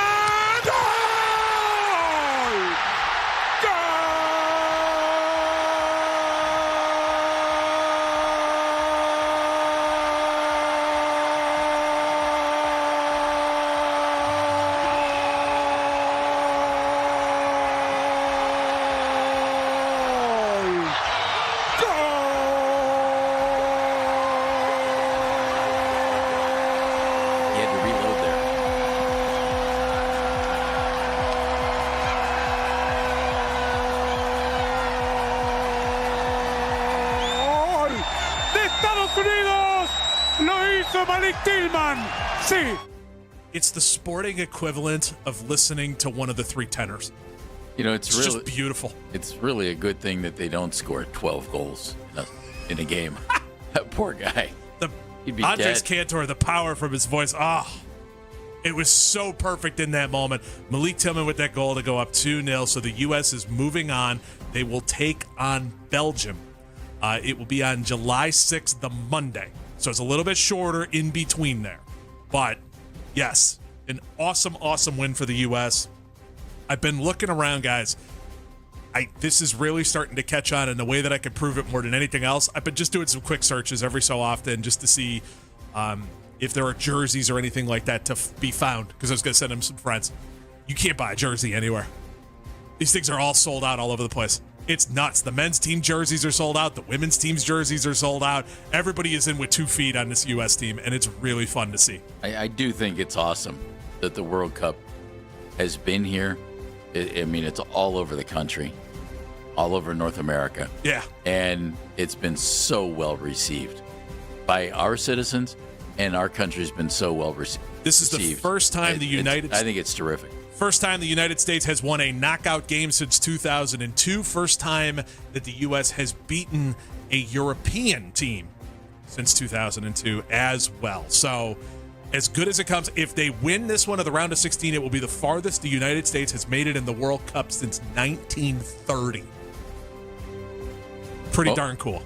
Belgium, Ohio, same population, 11.9 mil. So everybody, no chocolate. Avoid all the chocolate for the time being. There will be no waffles either. We will have standard waffles. If you have a Belgian waffle, you will be a traitor to the nation. Speaking of bad calls, buy right? some freezer waffles. You buy Pop your them in the Eggos and you toaster. like them. You know why you buy your Eggos? Because you're an American, damn it. I got to tell you, listen, they got away with murder. They were down 2-0. It was a CONCACAF game for those of you who pay way too much attention to soccer, where you just beat the tar out of people. Yeah, but what was bad at the end of that game was that penalty kick at the end of the game. Which, Some poor referee from Curacao is looking around going, I don't have control over this. No, they didn't. I'm getting too in the weeds on some of this Awesome. stuff. It's been so much fun. Are you happy that I'm into this, though? I'm thrilled that you're in. We were that texting you last hopped in night. with 2 feet. I'm pumped. It was so cool. So around the rest of the World Cup, England ended up winning against Dr. Congo. Sadly, Dr. Congo will be practicing their medicine back home. Though, right? Huh? Tough game for England. It Tough wasn't game as for easy England. as- Harry Kane saved their rear ends with 2 goals on it. One of the strikes was unbelievable. If you can find it all over social media, it's worth finding. It's really, really fun. The other one, too, is as in U.S. taking on Belgium. Belgium beat Senegal with 2 goals very, very late. Belgium played like absolute garbage for about 85 minutes, and then all of a sudden went, oh, yeah, that's right, it is the World Cup, and then turned it on. So it was really fun day of soccer yesterday. Today will be a fun one as well. Spain versus Austria will kick us off at 1 o'clock. Spain will kick the snot out of Austria. You can skip that one if you got better things to do. Or I should say 3 o'clock. That game is 3 o'clock. Sorry. If you got better things to do today, I understand that's the one you want to miss. You don't want to miss Portugal versus Croatia. That one's going to be really fun. That'll be at 5 o'clock today. And then the super late game is, it's Algeria, and I should probably look it up before I get too far. Oh, my but that God, I starts can't at believe you 11. don't know. Yeah, that one starts at 11. All right, so but PM that is. So if you have a hard time falling asleep, that we one play again will be Monday, on. right? Monday night? Correct. Monday, July In 6th. Seattle. Yes. In Seattle. It's so weird to watch these venues that you're used to seeing on Sunday for the NFL turned into these soccer stadiums. It's awesome. It's weird. Yeah, It's and just because weird. they don't give money to FIFA, all of the stadium names have completely been gone. Yeah, like if they were playing here, it would probably It would just be called Cleveland Stadium. Cleveland Stadium or Lake Erie Stadium. Or Lake Erie Stadium. Yeah. Because they do not give money to FIFA, therefore the name has been stricken. It's like yesterday's game was at San Francisco Bay Stadium. Mm-hmm. Isn't that weird? Yeah, I kind of like it. And so I texted him, I'm like, man, I need some San Francisco Bay jeans. It said you could, right after you go and get some New England Razors. Yeah. If I was Gillette, I would buy the rights to the name of the city, Foxborough, and say, hey, I'm going to give you guys $1 million donation, but really you've got to funny. rename the city for me for one day. That'd be really funny. That's a great way to bypass the product. But yeah, so there's your World Cup update. There are headlines for today because everything else is meaningless because 2-0, baby. You boys are into it. That's outstanding. It's kind of like the music rights we have. It's the same thing, right? Mike Between Petriello that. 2-0. from MLB.com is joining us from MLB. Two actually. countries, 2 goals. Mike is the director of stats and research. I can't wait to ask him about the ABS, among other things. He's next on Baskin and Phelps.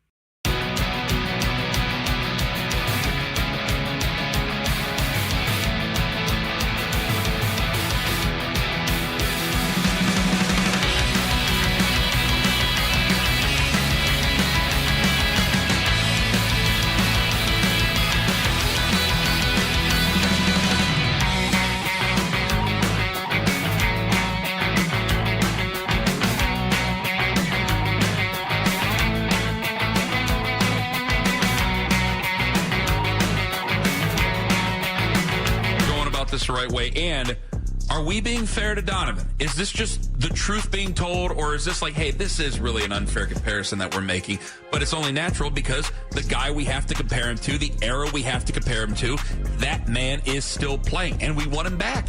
And we're willing to do great things to bring him back. The Ken Carman Show with Anthony Lima. Weekday mornings starting at 6 a.m. We are Sports Radio 92.3 The Fan.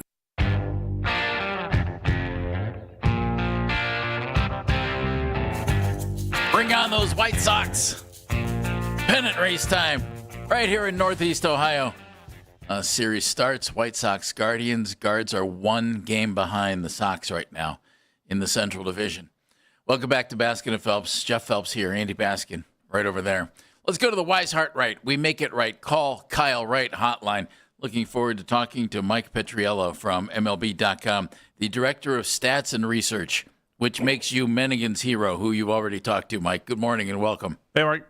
Hello, gentlemen. I'm happy to be anybody's hero, much less someone as esteemed as Dad, so thank you. Wow. It's you and then Flo Balogun.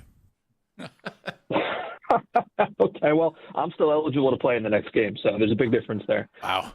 Congratulations. Mike, thanks for being with us. We appreciate it. Before we get into the Guardians in particular, and you just tweeted information about ABS, and before you even did that, I said, I can't wait to talk to Mike about ABS. I watch guys challenge ball strike calls, and I think it's 1/8 of an inch out of the strike zone. Swing at the pitch. Is it working? Is it working well? And how's it going over with umpires? Oh, I think it's working exceptionally well. I mean, I think the number one way you can prove that is there really haven't been that many complaints. I have not seen very many players or fans or anybody saying, no, I hate this, I want to go back.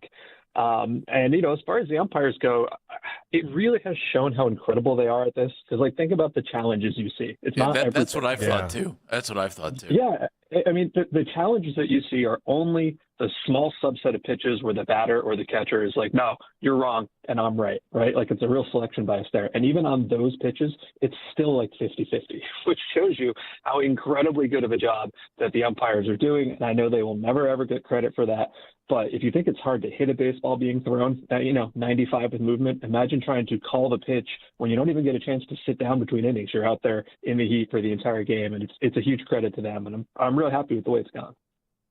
I wondered how this was going to play out, because I always think it's interesting when a team uses a challenge early in the game compared to when they use it late in the game. And how do you think that's evolved over the first couple months here? And I just reading your last tweet about how pitchers are using it less and less as the season goes on. Yeah, so it's interesting here because we had an entire season of data from AAA last year. So there are some takeaways, and obviously we wondered, okay, AAA guys and umpires are not major league guys and umpires.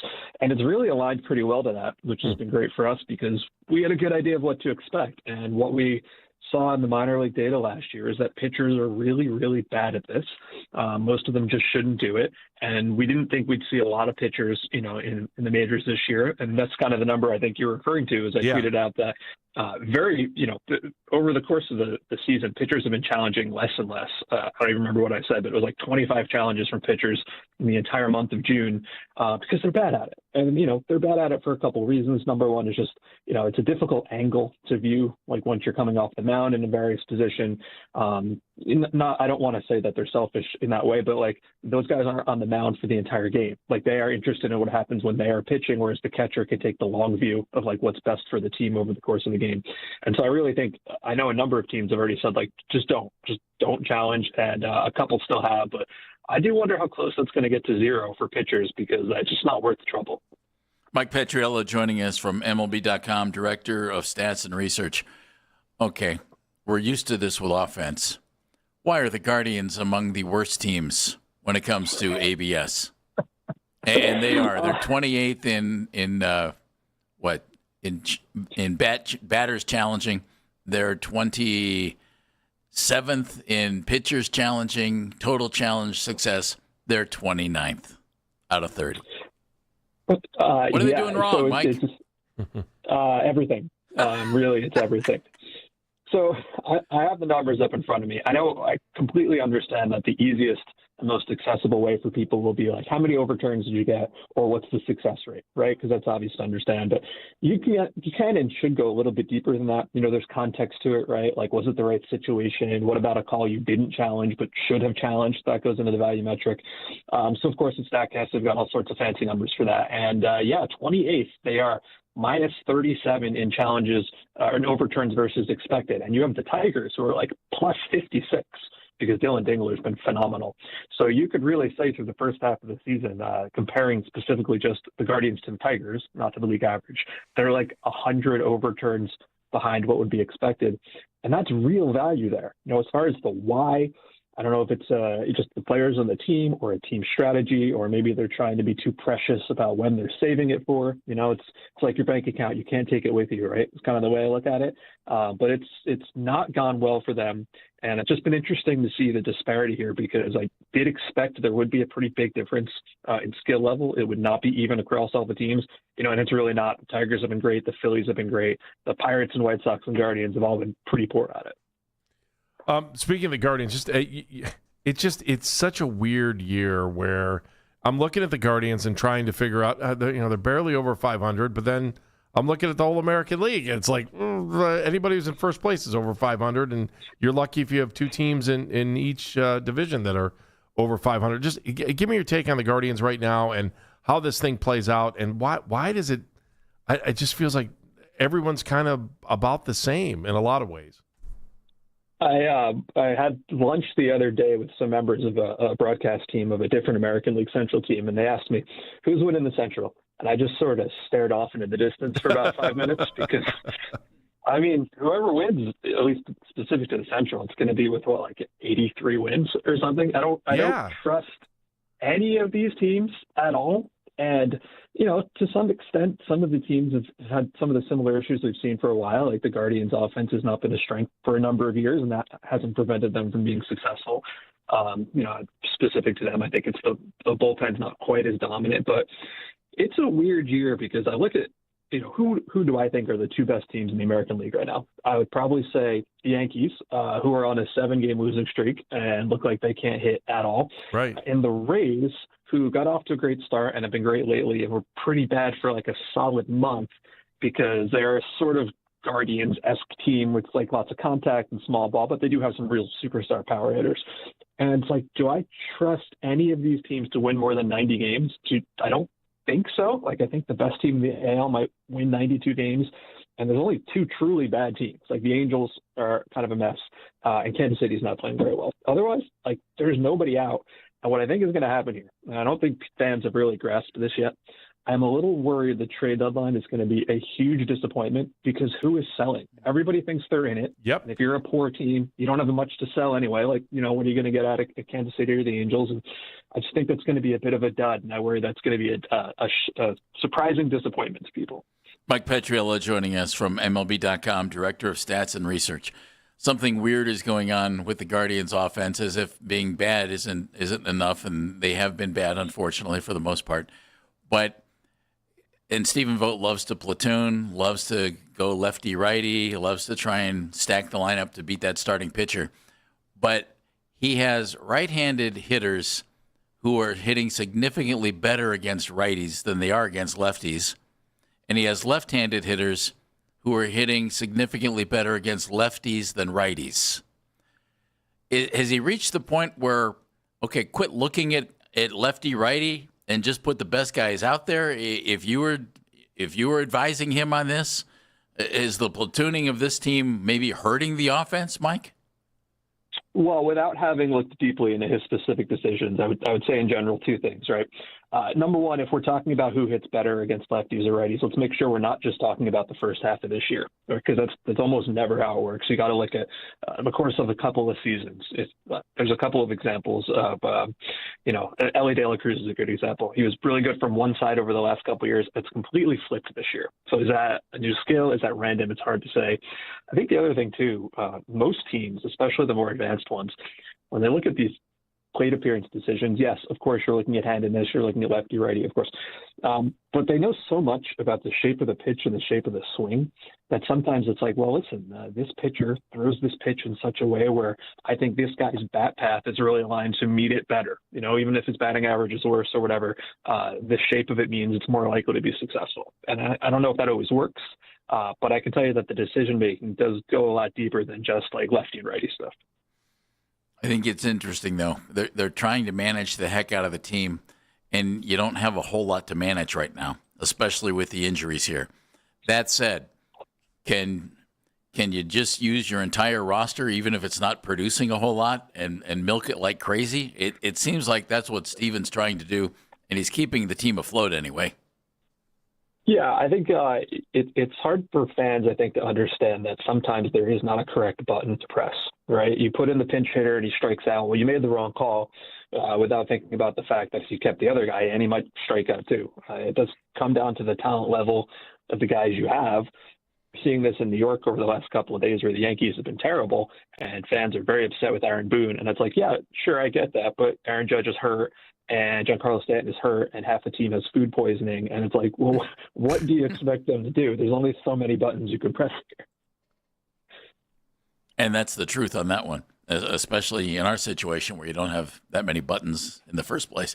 Mike, great to have you with us and terrific information. Thank you very much. We appreciate it. Thanks, man. Hey, can I ask one more thought?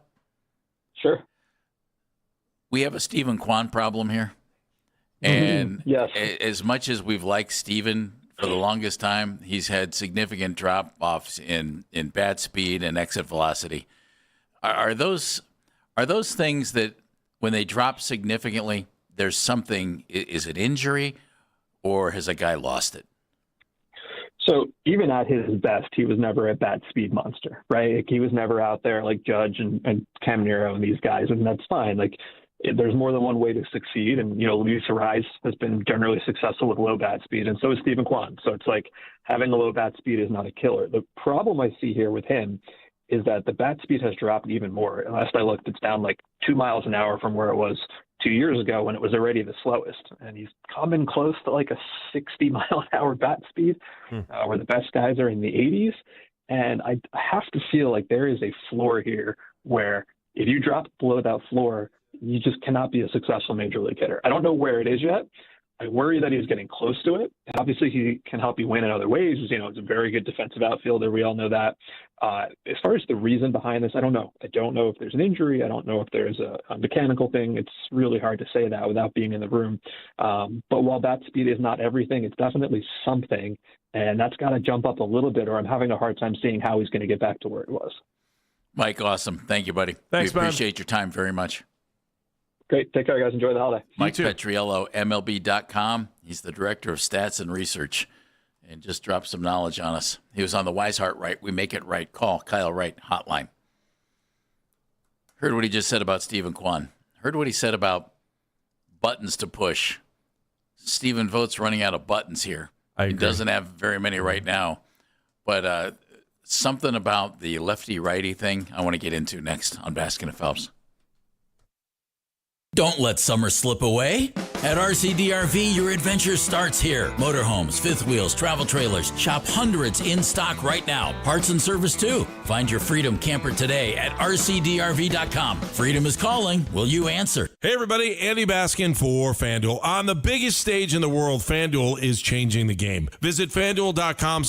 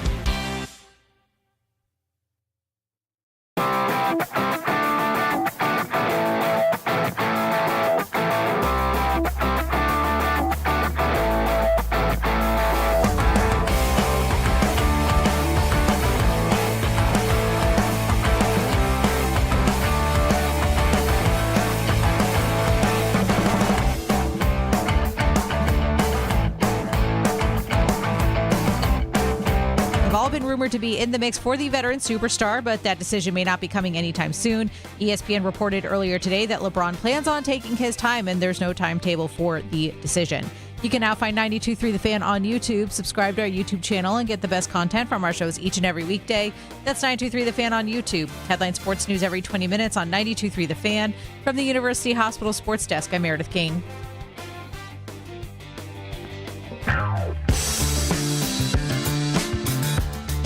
Yeah, I think it's hard for fans, I think, to understand that sometimes there is not a correct button to press, right? You put in the pinch hitter and he strikes out. Well, you made the wrong call without thinking about the fact that if you kept the other guy in, he might strike out too. It does come down to the talent level of the guys you have.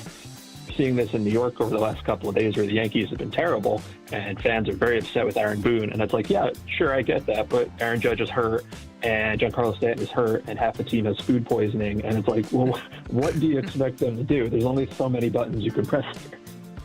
That was Mike Petriello from MLB.com, and he was with us just a few moments ago talking about the Guardians and what can they do offensively as Stephen Vogt just has some issues that he has to deal with. Injuries, Jose Ramirez out, Angel Martinez out, Chase DeLauter back. That's a good thing. But, Andy, there's been something that's gone on with the lefty-righty matchup thing, and Mike had a comment about it that I thought it's absolutely on the money, but Steven has to deal with it in the now. I'm Jeff Phelps. This is Andy Baskin. Okay. Steven, Mike said lefty-righty splits. In other words, what's a left-hander hit against, right-handed and left-handed, pitching. Okay. That's what the splits are in this situation that we're talking about. And he said you really kind of have to look at the career thing there more so than in the moment. That's true. I agree with that completely. The only problem is Stephen Vogt is managing in the moment. And he's using information that he has at his disposal now and currently, certainly track record. For instance, my guy Rhys Hoskins. Struggling. I want to see him get more at-bats. But if you look at the now and you're trying to win games and you're a game behind the White Sox and you have the White Sox coming up, do you want to put Rhys Hoskins in and you need right-handed hitting against a left-hander? He's hitting and just going batting average here. Mm-hmm. He's hitting 141 against left-handed pitching. And that's supposed to be a better matchup for a right-handed hitter, correct? Correct. If you're going to match up lefty-righty, well, you want DeLauter out there against the lefty, and he's hitting 141. Weird thing for Steven, and this is where I wonder, does he stick with numbers? Does he what's he try to do? Because he always tries to match up against the starting pitcher of the night. Right-handed hitters, all hitting under 200 against lefties. Rhys Hoskins, David Fry, and Gabe Arias. I mean, those are the guys you want in the lineup against a lefty, and they're all hitting under 200 against lefties. They're all better against right-handed pitching. Now, you might see more, and that's fine, but so what do you do in that situation? And then flip it, Manzardo, DeLauter, and Schneemann are all better against left-handed pitching right now.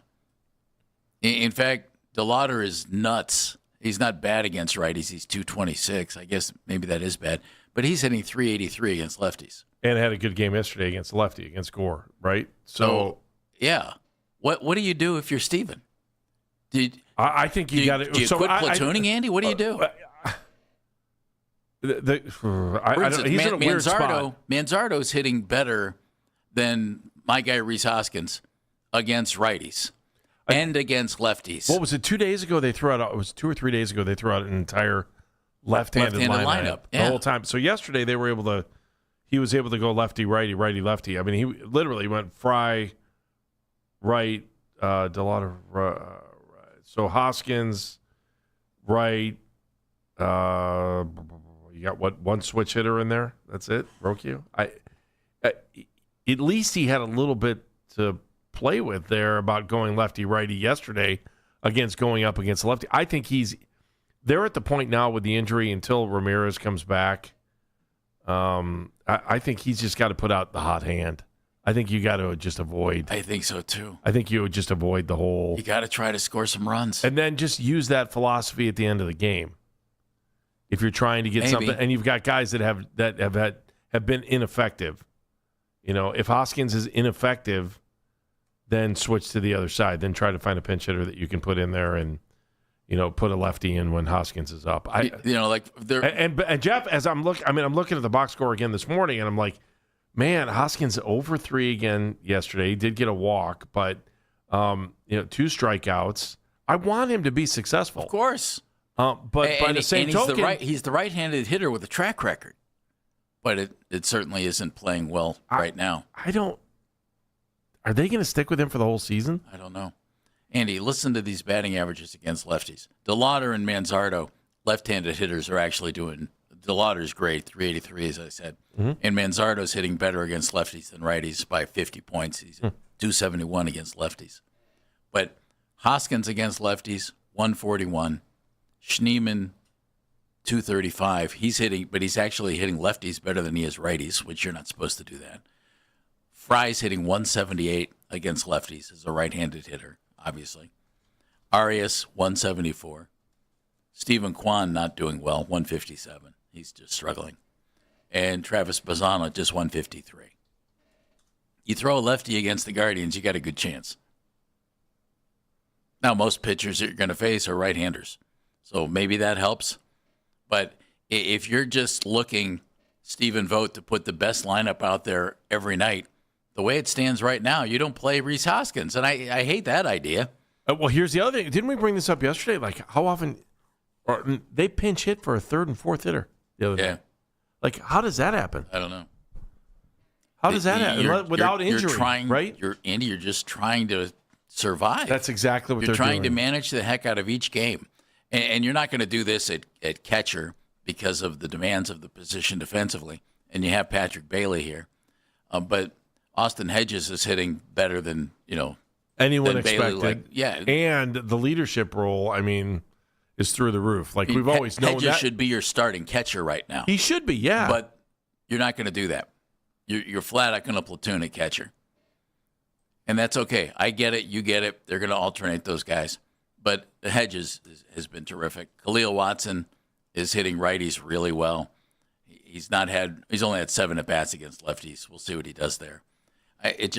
Right now, Stephen Vogt doesn't have a whole lot of options. I don't think anybody can get mad at Stephen for the way he's trying to manage this team. He doesn't have the options. That's the whole thing. It's not like he doesn't have all-stars sitting on the bench.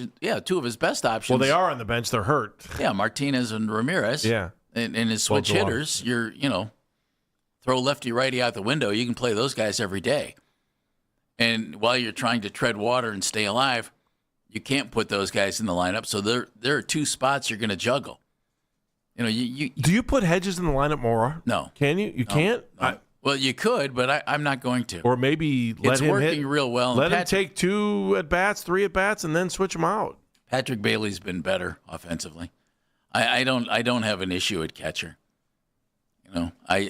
The outfield I've been is saying still this for a mess. month, though, that Hedges is the only one that kind of seems to be, and I know how people look at him, but I was like, I don't get it. Like what was I looking at? His OPS is 713. You put that slugging percentage in there. He's been terrific. He has been great this year. I remember walking in the beginning of the season. I'm like, why are they carrying this guy on the roster? There's more exposure, though. I make him a coach. Remember, I think I even said at one point, I'm like, if you don't think you're going to get any offense out of him, make him a coach. And then, boom, they started getting offense out of him. Like, play him every day.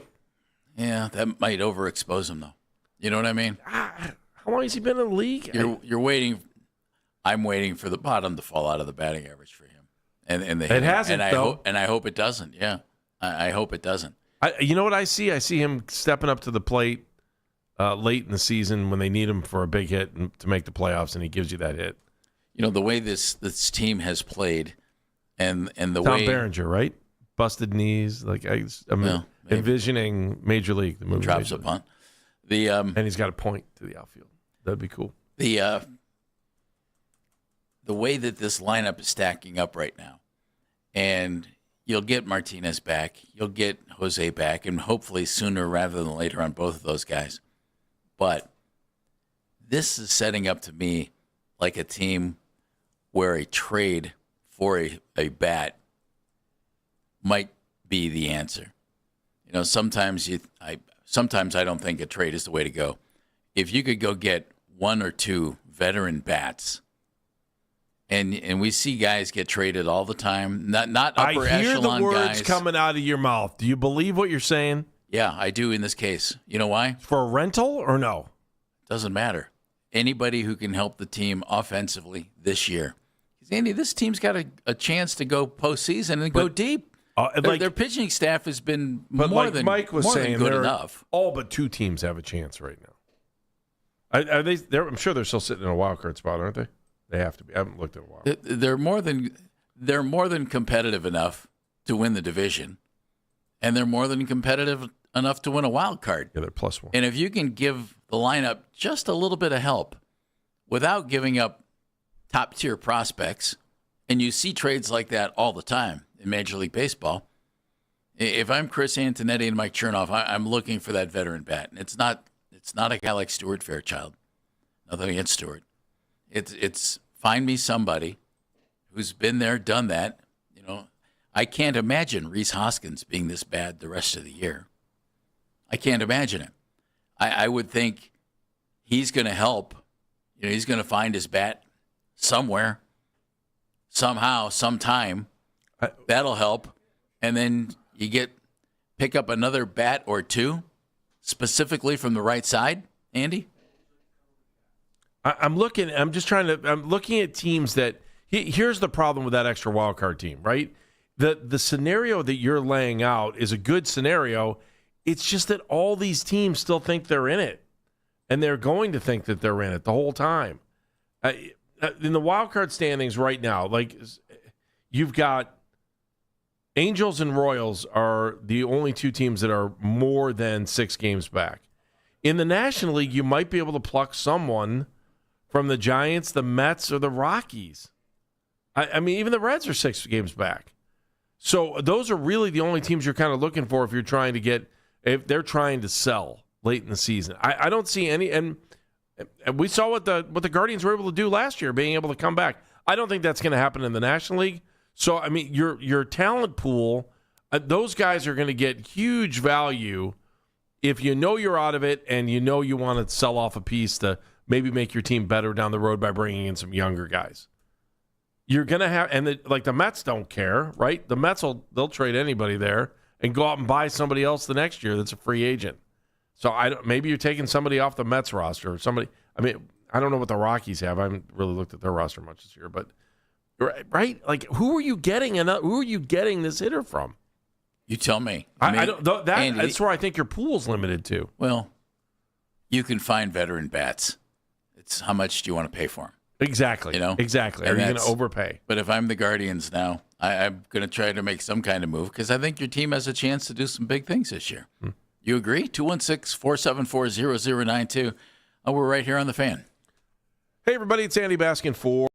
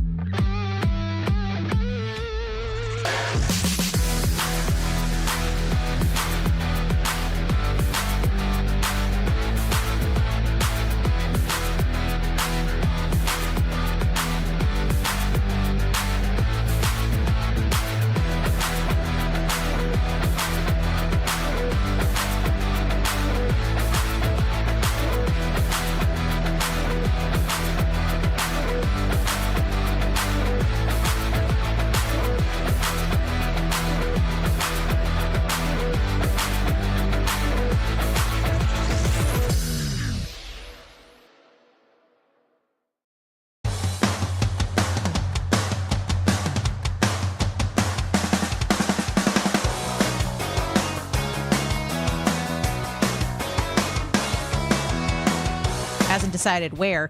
The Cavs, the Heat, and the Warriors have all been rumored to be in the mix for the veteran superstar, but that decision may not be coming anytime soon. ESPN has reported earlier today that LeBron plans on taking his time, and there's no timetable. You can listen to the Fan Rewind weeknights from 11 p.m. to midnight, all the best segments from all our shows, and you can always listen on the Odyssey app. Headline Sports News every 20 minutes on 92.3 The Fan. From the University Hospital Sports Desk, I'm Meredith Kane.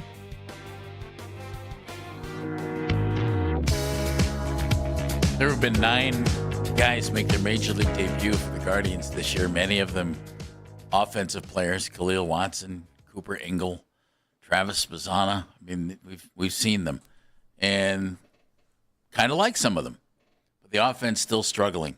To me, this is the year that this screams go trade for a couple of veteran bats here by the trade deadline. I'm Jeff Phelps. I don't know that it's only our offense. I think it's offense around Major League Baseball. I'll tell you in a second. And want to let you know that baseball coverage on 92.3 The Fan is presented by Xfinity. Score the most reliable Wi-Fi. One price, 5 years guaranteed. Xfinity. Imagine that. Imagine that, Jeff. I look at that simple. I just had it called up and now I can't find it. Well, you've already tapped into the minors, Sandy, to bring up some guys. You know, Chase DeLauder, his first regular season, in the major leagues. You're relying on young guys now.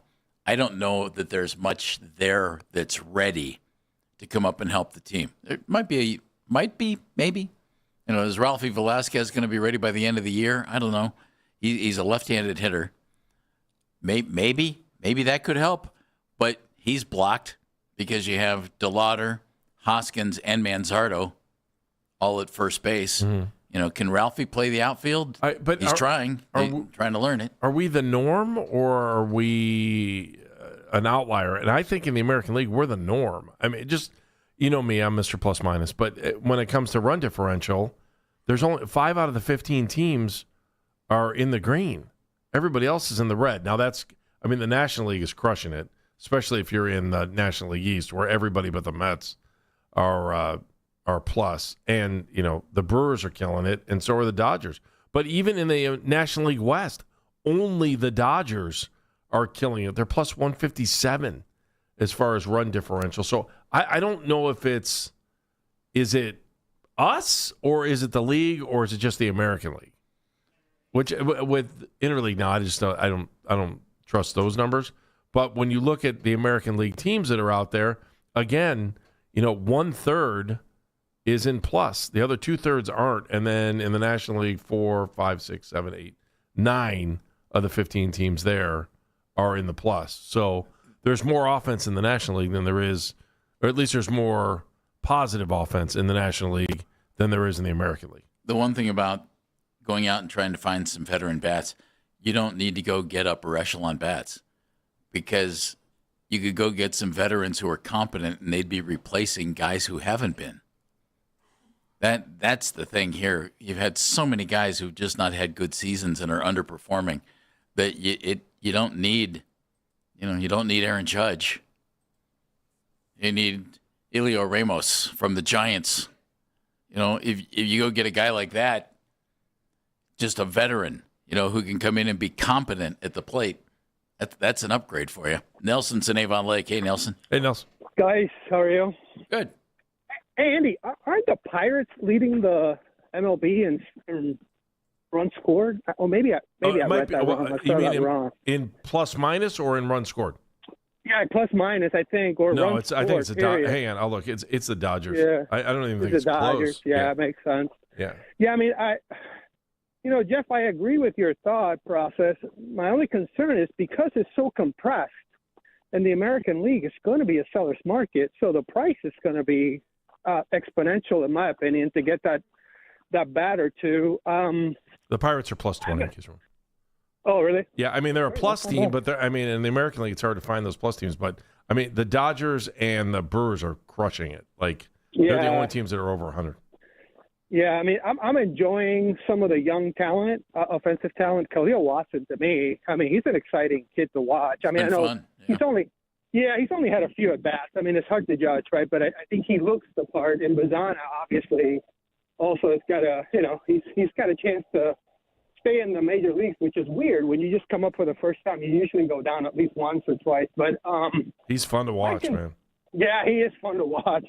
But Kwan's drop off has been so precipitous, right? That's been a big. I mean, he makes such an impact. He's always made such an impact just by being on base and and making things happen. And then Hoskins, I don't know. Like I thought he would have woken up by now, and I don't know. It concerns me, but I don't know, guys. It's so disappointing because we do have a young, strong pitching staff and a batter too. Like you said, Jeff, could make such a difference in this lineup. All right, guys. Thank you. Thank you. All right, Nelson. Well, I mean, you get Ramirez back. That's one. Right. Well, when Jose and Angel return, that takes care of two of the spots, Andy, and that might be enough if a couple of the other guys, have picked it up a little bit. Again, I would be stunned if Rhys Hoskins hits this poorly the rest of the year. I would be stunned. Like I mean, looking at his numbers, July is normally a pretty good month for him. So if you get to the trade deadline, he's not doing anything. You're probably going to have to go out and get somebody. If that's a difference maker, I'm rooting for him. I'm with you. I'm rooting for him. Well, if he could bring to this team what he brought earlier in his career to Philadelphia, he hit for power and he drove in runs. It's been a while, though. But it's been a while. Yeah. Anthony's in Cleveland Heights. Hello, Anthony. Hey, Tony. Hey, guys. Tony. Okay. Yeah, hi. Couple things. Jeff, I'm with you on the trades. To refer to something Nick Saban previously said about the transfer portal. They're in the transfer portal for a reason. So that means to say you got to be judicious in who you might trade for. But I do agree with you that you don't need to go for the home run of an Aaron Judge or something like that. Just something better than Hoskins may be just all you need. So that's on the trade market. Hedges, I will say his batting average on balls put in play is .312 this year. That is a good bit higher than his average in the for his career, which is .252. So I think we do have to expect there might be some drop off there. And then I'm with your guest from the previous segment with regard to the playing the handedness game and so forth. I'm going with the larger sample size of the career.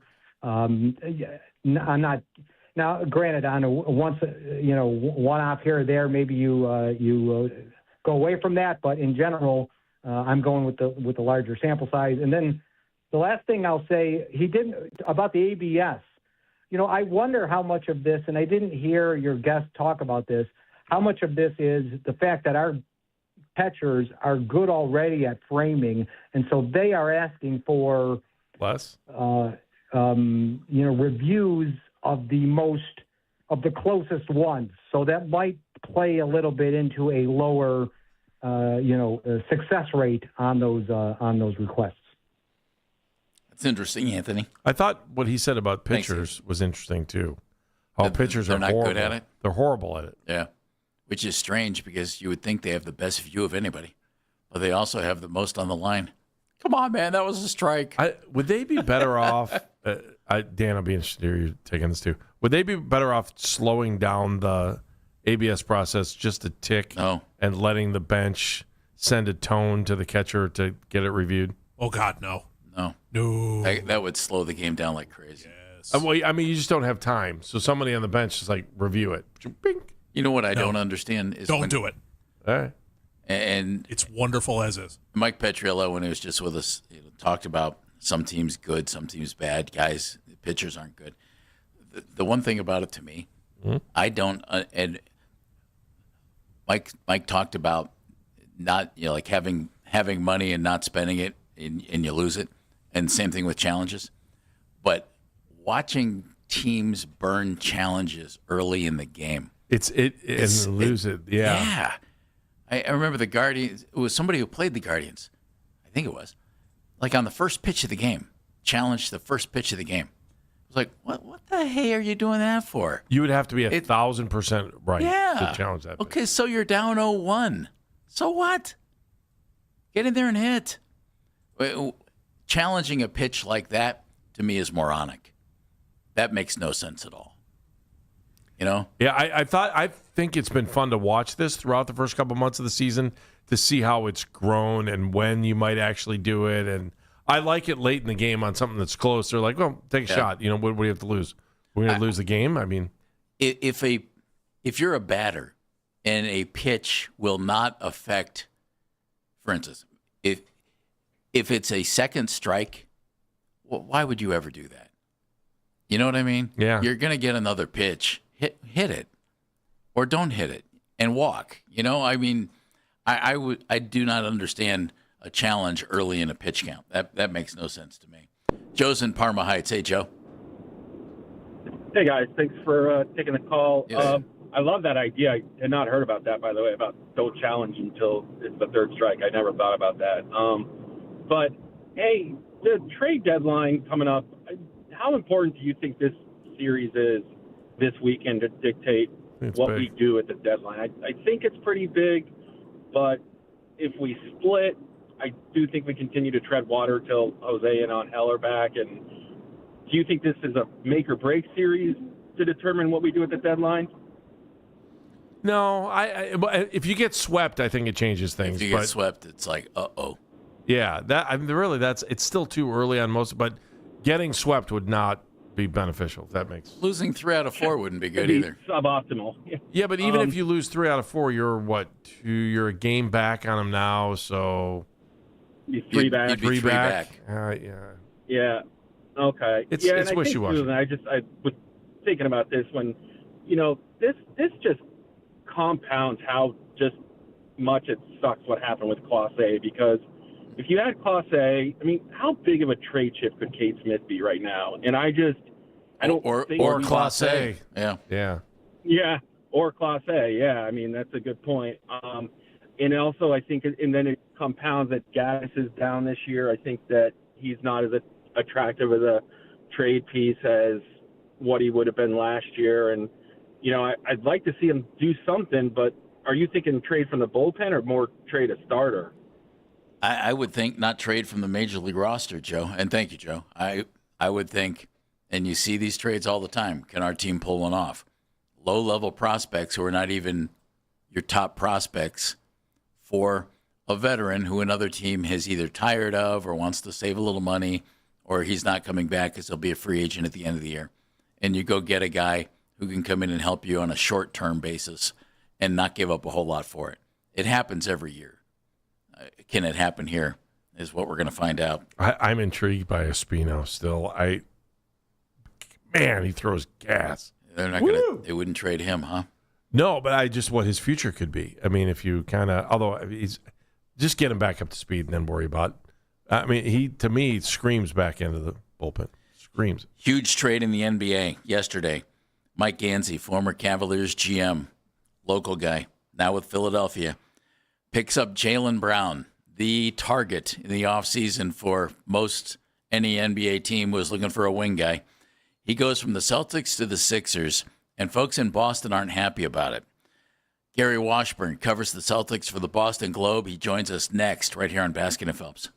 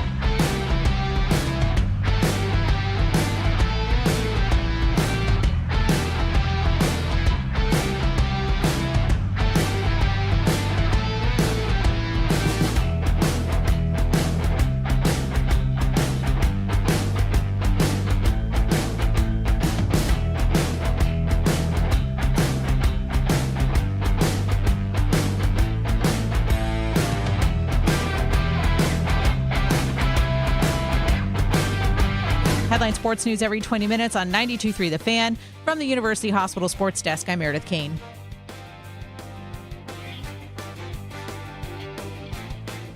You can now watch The Fan live on YouTube. Catch The Ken Carman Show with Anthony Lima from 6 till 10 a.m. Baskin and Phelps 10 a.m. till 2 p.m. And Afternoon Drive with Nick Wilson and Jonathan Peterlin from 2 to 7 p.m. Each and every weekday. It's free. Subscribe to 92.3 The Fan on YouTube.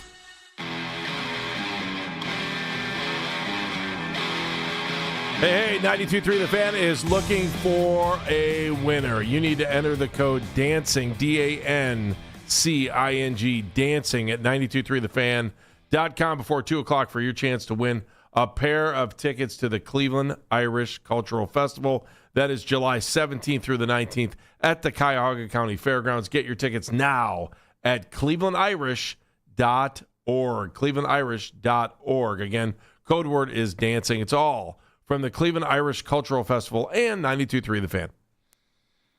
That's Andy Baskin. I'm Jeff Phelps. Let's go to the Wise Heart Right. We make it right. Call Kyle Wright hotline. Longtime NBA writer. He's worked in some great cities. He's now with the Boston Globe, covers the Celtics and the entire NBA as the national NBA writer for the Globe. Good to have Gary Washburn back with us. Gary, thank you very much. Hey, Gary. Hey, how's it going, guys? We're better than Celtic fans, apparently, right now, Gary. I was stunned when I saw this trade. Mike Gansey leaves the Cavs as GM, goes to Philadelphia, and it looks like pulls off a great trade for the 76ers. How's this trade playing in Boston? Not very well. Not very well at all. It's kind of split in terms of there are those here that did not want to trade Jaylen Brown at all, that loved Jaylen Brown. He was very popular in the community. He started a STEM program here. He did, handed out free shoes and went to local YMCAs and things like that, and signed autographs. He was kind of a man of the people out here. And then there are those who said, okay, trade him, but let's get a good return. And there are those two people that don't trade Jaylen and trade Jaylen and get a good return, folks, have now collaborated and partnered up and are just outraged about this deal, because even if you're going to trade Jaylen Brown, and I think it was obviously when they offered it for us out of the Cupo, the possibility was high that they were going to trade him, to get this little in return and send him to a division rival, a rival that has been going. Boston and Philly have been going against each other since Chamberlain and Russell, and you send him to your rival, a team that just knocks you out of the playoffs, now increasing their championship chances. For Celtic fans, they're in disbelief. They're completely offended, angry, all of the above. Is that a double shot, too, because they didn't get Giannis? I mean, that's double disappointment for a great fan base. Yeah, I think the whole premise is, well, if you're going to trade him for Giannis, get the deal done. Don't fall short. You didn't want to include Hugo Gonzalez and Baylor Sharman, two nice players, but to make these kind of deals, as you guys know, you've got to get uncomfortable. You've got to give up more than you wanted. You're not going to win every deal. Sometimes you're going to lose maybe 40-60, right? But you get the guy that you want. And so, look at it. With the Browns, hey, you trade Myles Garrett, but you get Jared Verse back. So you get a guy who's going to be an all-pro. You get someone who's not as good as Myles Garrett, but who's dedicated to the team and it is a great prospect, so it makes it a little easier. This is just completely no buffer here. I mean, it's just like pulling the scab off. The blood's going down. It's like, wait a minute, what did we do here?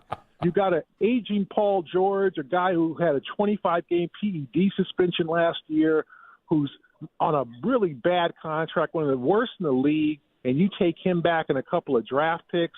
You don't even get a prospect. So that was the thing. If you included VJ Edgecombe, if you included their first-round pick they took last week, at least you have a reason for optimism. But on this one, you're just getting back a guy who's 6 years older than Jaylen on a just as bad of a contract, who has an injury history. So, yeah, the Celtic fans who know basketball can read the tea leaves and understand that this was a bad trade. Gary Washburn joining us, Boston Globe. So why make the trade? What was it about Jaylen Brown and the Celtics that apparently the Celtics organization felt we got to move on from this guy, which makes no sense to me? That's the $40 million question. Okay. Like, we don't know. Like, obviously, the live streaming probably the organization was probably a big fan of that, but Jalen's always been a vocal guy. He never ripped the organization. He didn't go off on anybody in particular. He didn't demand a trade. I've been told he did not go into the office and put his fists down and say, "Hey, you guys want me out? You know, you put me in the Giannis deal. Well, just get me out now. I'm not coming back." I think he would have been able to work through his issues. And if you want to trade him next summer, you run it back. You just got Mitchell Robinson and Mike Conley, run it back, see what happens. And if you want to do it again, try it in 27 and get a bigger return, because now he's got less years on his deal. It's a more tradable contract. But in this situation, no one can figure out why they were intent on trading him. I mean, it was from the beginning, from the moment the season ended, they decided they were getting this guy out. You can go into the analytical aspect of it, as some analytical folks are saying, well, he wasn't as good on the floor. You could say all that. But somehow, some way, they won 56 games last year, mostly without Jason Tatum and without guys like Derek White and Peyton Pritchard having careers. They were okay last year at best. It was a Jaylen Brown-led year, and they put they kicked him out of the door and threw him out on the curb like an old couch. Yikes. And nobody ever picks those up on the side of the road. I don't know what they were thinking. In Columbus, they set him on fire. There you go. Gary, does Brad Stevens have another move lined up, you think, with that first-round draft capital that he picked up? People are saying that, this is going to lead to something else. Trust Brad. I think the trust for Brad Stevens has begun to decline here. First, it was there was this, he's 100%. He's going to make it all work. He's a masterful general manager. And then last summer, they had to trade all these guys to get under the second apron because of new ownership. And the new owners, hey, I'm sure it's happened like that in Cleveland. Hey, I want to win. I don't want to cut costs. What are you, crazy? This is the Celtics. I'm here to win more championships, whatever it takes. But, hey, I wouldn't mind if we didn't have to pay a luxury tax. I wouldn't mind if this guy was off the payroll. So that happened. Then they traded at the deadline Nikola Vucevic for Anthony Simons because they thought they needed a center, and Vucevic was an absolute bust in Boston. It just didn't work out. He was terrible. He didn't play in that Game 7 against Philly, so that was kind of a bust of a trade, but it got him under the second apron. So now people are thinking, well, are these moves financially motivated? Do you not want the final year of the Jaylen Brown deal? Did you not want to extend him? Did you not want two max guys on your roster? Like, what's going on with the ownership in terms of, are you being mandated to make those deals in the clear space? Because there is no defense for this deal. If it's not a good deal, you just hold on to him. He's still an asset. He's still a commodity. And as I said before, they treat him like an old cat. They treat him like a piece. They treated him like a recycling item. Like they just threw him into the recycler and said, whoever wants to pick him up, please go ahead and make a lamp out of him or something. Oh, make a lamp out of. I got burning couches Gary, over here. That's fabulous. All right, so I'm looking at the entire East, right? Like Miami. I think the Toronto move is gigantic and maybe a little bit underrated with everything that's going on. How much better is the East, and how much tougher is the East today than it was? I don't know. I'll say before the draft. Yeah, much tougher. I mean, the Knicks are going to be back, right? Right. Now, and then who knows what the Cavs are going to do? We'll see what they do with James Harden. Let's see if LeBron comes back, and that changes the entire complexion of it if LeBron returns for a third time. Then you got Detroit. Detroit's making moves. You've got Philadelphia. You've got the Raptors. Miami. There's Miami, exactly. Then you got the sleeper teams. You got the Charlottes. You got Atlanta. You got teams that, with the new tanking rules, like all these, even the bad teams, the Brooklyns, the Washingtons, they're going to try to win. There's no incentive to lose like there was before. So even the bad teams are going to try to win. Then you got the sleeper teams like an Indiana, right? Yep. Halliburton's back. You got Zubac. They just signed. The kid from Philadelphia. So there's a lot of moving pieces in the East. Kelly Oubre, it's like Oubre. Like there's a lot of moving pieces in the East, and the Celtics just dipped to maybe the middle of the pack. Hey, 6th seed. They said that last year and they ended up being the 2nd seed. So I wouldn't put it past this team to play well. But now it's a lot of pressure on Jason Tatum a year after an Achilles tear. He becomes the number one option without question, and it's a lot of pressure on a guy who literally came back and played 20 games and then, messed up, got injured and had to sit out Game 7. Like, I don't know where the direction of the franchise is going. And since I've been covering this team for the years now, there's only been 1 year when they traded Garnett and Pierce. This team said, hey, we're taking a step back. We're going to go to the lottery. We're going to just do a reboot. And then it ended up that was a 1-year thing, and then they ended up building back up. But since then, this team has tried to win mostly every year. And I can't say that now. I don't know what they're trying to do. Gary Washburn joining us from the Boston Globe. He's the national NBA writer and has covered the NBA for a very long time and done a great job of it. Here in Cleveland, not much has happened yet. You've lost 2 3-and-D wing guys when you've been looking for 3-and-D wing guys. So Dean Wade's out. He's in Philly with Jaylen Brown now, and Keon Ellis is with the Nets. But there's a 3-and-D guy, or a lot more than that, who maybe comes home. Does LeBron James come to Cleveland? Does he go to Miami? Does he reunite with buddies at Golden State? Where do you see this thing playing out, Gary? Yeah, I don't think Cleveland's the favorite here, and it's not anything to do with Cleveland, but, like, I don't know how the dynamic with Harden works. Like, I don't know how that goes. Like, does Cleveland, even with LeBron, have enough? And then you said they've lost Ellis, they've lost Wade. Obviously, I think you throw Jalen Tyson into more minutes and get him a starting role.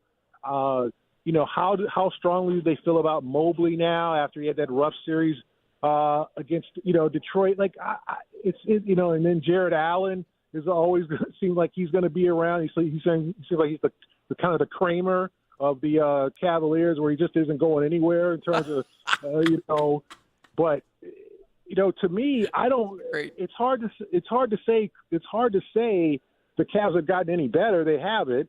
And you got James Harden's contract holding over you. Hey, I'll opt out, but hey, it's going to benefit me. Hey, I'm going to do what's best for the team, but somehow I'm going to get more money out of this. So good luck with that. And it didn't work out in the playoffs last year, to nobody's surprise with Harden. So I'd say the Cavs took a step back, especially with the rest of the East. Most of the rest of the East taking a step forward. If you're the Cavs, are you excited about the idea of giving Donovan Mitchell $60 to $70 million a year in an extension? What discouraged me about Donovan Mitchell was he didn't seem all that broken up about losing the Knicks series. Like, he just said, you know what, they were the best. Like, I think he's a great player, but I don't know how badly he wants to be a champion. And it just seemed like he took the Knicks series way too easily in stride. Now, he could have said after game 1, you know what, we blew that 22-point lead. There's no way we're going to beat this team 4 more times. We're done. We're just not good enough. I'm okay with that. Let's just improve in the off season. That could have been his mentality. But it just seemed like they were just resigned, especially Donovan being your leader, to losing that series and not really trying in the second half of those games, just kind of throwing in the towel. Those 2 games in Cleveland were just bad looks for the franchise, and that's your leader. And he's got to take responsibility, just like Tatum's got to take responsibility for what happens in Boston and those losses and wear them. And the same was with Jaylen Brown when he was here. Mitchell's got to wear that loss to the Knicks. He's got to take that personal. And I don't know how much he does. I don't know if you make him give him that Devin Booker deal where he's going to make $70 million the last year and be that guy and have his number 45 retired. I don't know. I mean, because I just wasn't impressed with his mentality and approach in that Knicks series. The Cavs gave up so much to get him, Gary. I just wonder, do you want a 33, 34-year-old guard who and I agree with you, I think he's tremendous, but making $70 million, if he holds off on an extension this year and waits for next year, is that what you want to build your franchise around? I don't know the answer to that, and I think that's a huge decision for the organization. Yeah, I think a lot of teams, and I think the Celtics are leading the way. I mean, they just made a decision about that, right? Because these guys who are now in their late 20s, with the salaries raising in the NBA, are signing these contracts that are paying them in the $70 million range in the final years of their deal. And eventually, and it might not be too much longer, it might be Victor Wembanyama, we're going to eventually see a $100 million a year player. But it's growing to that $70 million plateau, and teams are having to decide, hey, this guy has done great for us. He's made all-star teams. He's represented it well. But when he hits 35, do we want to be paying him $73 million a year? And what's his value then? If you're asking about LeBron, the answer is yes. If you're answering about Steph Curry, the answer is yes, because those guys played at even maybe a Kevin Durant. They at 35 were playing an extremely high level. Yeah. But that's not everybody in this league. Some guys start breaking down in their early 30s, and you don't want to have that salary on your books, and then you're trying to pay young guys. Some of the Jalen Tyson, some of the young guys you draft are looking up and going, okay, where's my money? I'm ready for an extension, and you're still paying Mitchell, who's in decline. Just curious, because we talked about this on our show the other day. LeBron's legacy, if he comes back to Cleveland and they don't win a championship, does it change? Because I think the reference point that we use on a lot of this stuff is Jordan and finishing his career in Washington. But I don't see that the same in Cleveland. Like, just your thoughts on LeBron as he takes this, what looks like the final run. I think his legacy is already set. I don't think he can tarnish it unless there was a situation where he, let's say, physically just lost it suddenly, and now he's looking, really? Like Willie Mays with the Meg. Like, you know what I'm saying? Where guys are driving past him and he's just hanging on. And I didn't see that last year in L.A. I think you've got to preserve him. You got to limit him to 60, 65 games. You got to give him his breaks. You got to cut his minutes a little bit. But I still think he's a productive player. I think the only way he tarnishes it is if he just looks like he's done and he plays. And even Jordan and those Wizards didn't look done. He didn't look the same. It looked weird to have him in a Wizards uniform. It just was awkward all the way around. With LeBron, I don't think he can tarnish it. I think he can enhance it if he leads a team. If he puts a team on his shoulders and is the number 2 option or even the number 1 option at times and leads a team to another championship and goes out in a blaze of glory, I think that could make him comparable to Jordan. It's the greatest of all time. But to me, I think at this point it's already set, and I think playing one more year wouldn't hurt. I think there's a level of fascination in seeing him in a new uniform, and maybe it's a Cleveland uniform. Gary, most important question, the last question: have they replaced the beer yet? After the Scottish soccer fans drank you guys dry. Yeah, they're just starting to replenish that. But believe me, the bars in Boston were extremely happy about this World Cup. Hey, when's that World Cup coming back? Let's get it back here. Won't we have it every year? So yeah, there was definitely an excitement for the World Cup in Boston. I don't think a lot of people thought or really knew what to expect about that. And it ended up being extremely popular here. It is so weird, though, when they call Foxborough Boston Stadium because of the generic names. I'm just like, it was, but I can't, but like the reports are they just great reports that they drank 3 times the alcohol that would happen on a regular St. Patrick's Day in Boston. I can't believe that. I just can't believe that. I somehow do, and and it went well. And like I said, I think Boston's looking to apply for another World Cup in whenever the next one's available. That's awesome. Hey Gary, thank you Thanks, very man. much. We know you've had a lot going on. We thank you for your time today and great perspective on the biggest trade in the offseason so far. Thanks, buddy. All right, thanks a lot, guys. Thank you. We appreciate you. Gary Washburn joining us from the Boston Globe. That along with the Giannis trade. Biggest things going on in the NBA this offseason. Yeah. The Giannis trade almost goes back burner after this because things are just happening and only from a time standpoint. Yeah, if they happen the other way around, it'd be only from a time standpoint. Yeah. But things are just flying like crazy. You heard what he said about the trade and why Boston, people are wondering what the heck are you doing here? And also his thoughts about LeBron. Let's chat about that next on Basket of Phelps.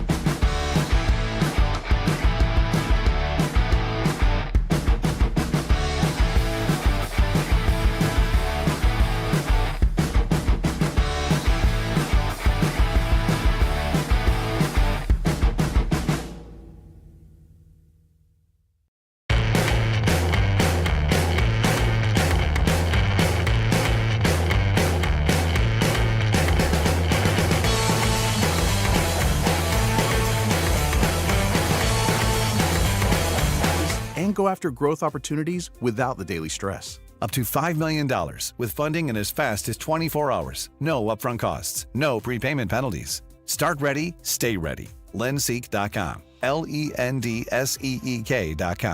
On the road this summer? Get the most live sports talk in Ohio on 92.3 The Fan. Or binge our podcast on the Odyssey app.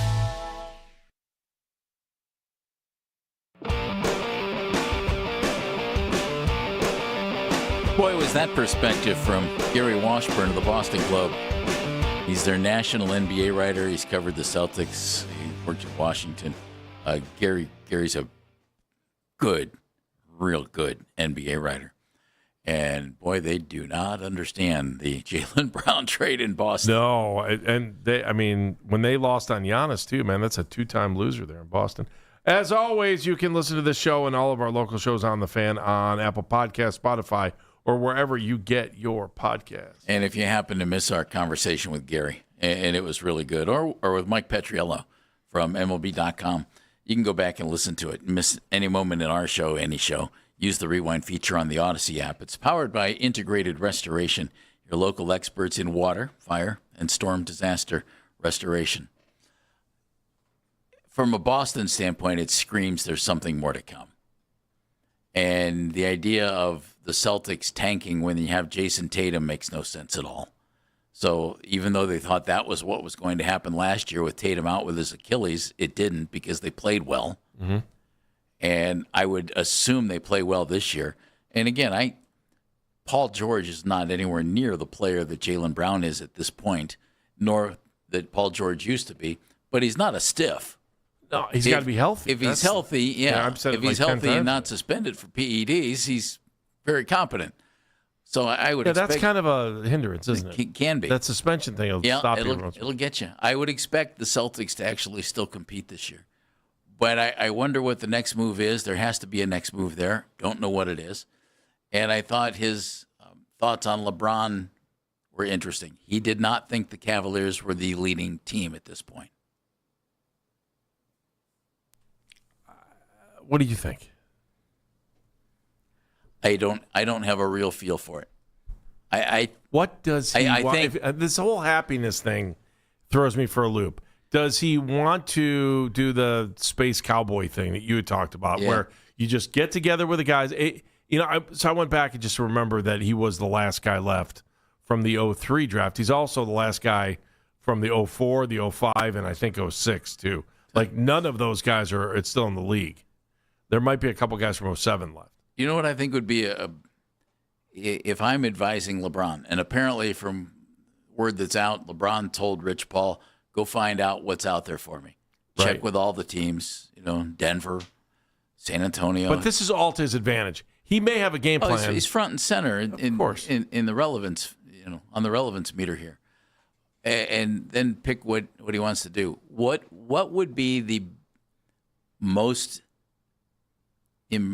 biggest storyline in the regular season?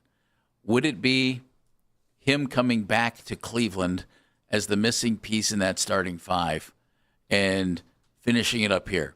I would say no, because I think if LeBron came back to Cleveland, I think at least half of the narrative would be, oh, that's nice. He's going back home to finish things up, rather than he's going back and they're going to be cranked up and ready to go. If he went to Miami, it would be, wait a minute, Giannis and LeBron, that's big. That's big.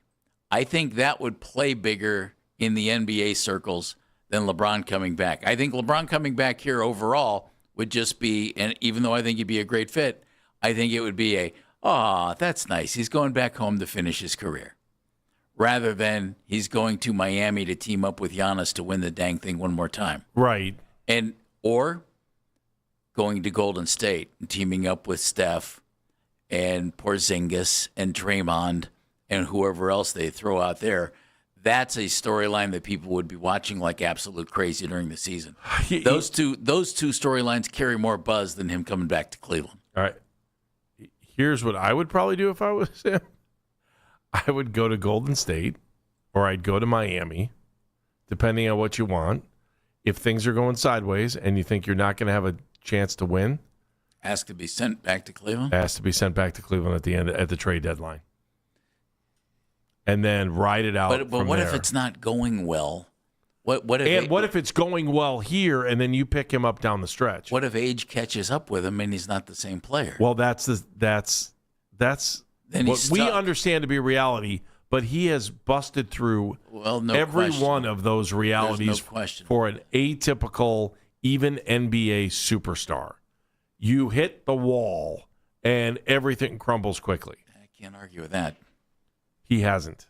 No, I can't argue And with doesn't that. show any signs of that happening. Well, little signs. I don't know. Jeff, he's went still over- in spectacular Oh, shape. And he's still a tremendous basketball player. I mean, he still is. There have been things that, I mean, statistically, and all the numbers show that, yeah, not the same as he once was, but how could you even expect that? He's 41 years old right now. I agree. You can't expect that. And that's why I say even at his age, I would assume he could duplicate or come very close to it, what he did last year, which if you put that on this team is a very different looking team. When do you think he makes his decision? Mid-July? You want me to get? I was going to say there are 2 days in July I think he would do it. What? July 13th or July 15th? Why? What is July 13th? Got me. It's pretty much, well, July 15th actually is the deadest day in sports all year. It's the night of the ESPYs too, right? The All-Star game's the day before. July 13th, you got the Home Run Derby, right? So, I mean, you want to talk about people who are just dying to write a story about anything, and you have all of the media attention you want. And it's got some legs, too, because there's nothing else going on. If you do it on the 13th, question is, are you going to the ESPYs? Are you playing the media card? Like, if this was an NFL story, they know exactly when they would drop the story. They know exactly when they would make the deal. That's why it's funny that you said middle of July. I'm looking at it from a sports calendar standpoint. If LeBron wants the most bang for the buck, he does it on July 13th or July 15th. All right, let me give you one. Definitely, without question, before NFL training camps begin. Yes. Although he would trump training camps.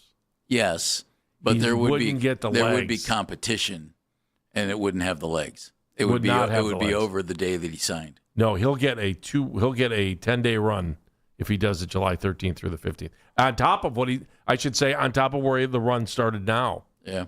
This is the best time of year if you want to try to manipulate the media or manipulate the headline time. You know, what's LeBron's net worth for his name right now? Through the roof, especially if he waits till July 13 or 15. The Cavs just announced their 2026 Summer League schedule. Oh, good. Oh, and I these was looking things for that. are. Did you buy any tickets? I did not. It's in Ve- are they still in Vegas are, this year? Yeah. These are always in flux. There is a name on it that's somewhat interesting. I'll share it with you next. Okay.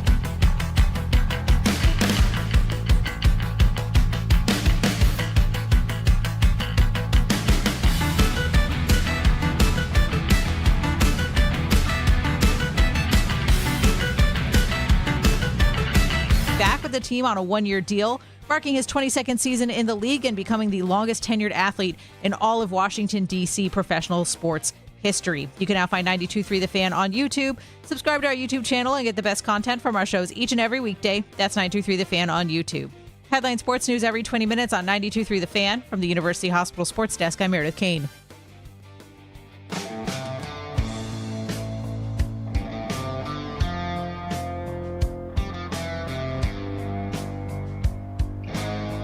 Welcome back to Basket and Phelps.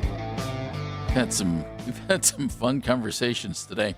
Gary Washburn from the Boston Globe got us thinking a lot about what's going on with the Celtics and what might be going on with the Cavaliers. And as he said, Cavaliers haven't gotten any better. In fact, they've gotten worse.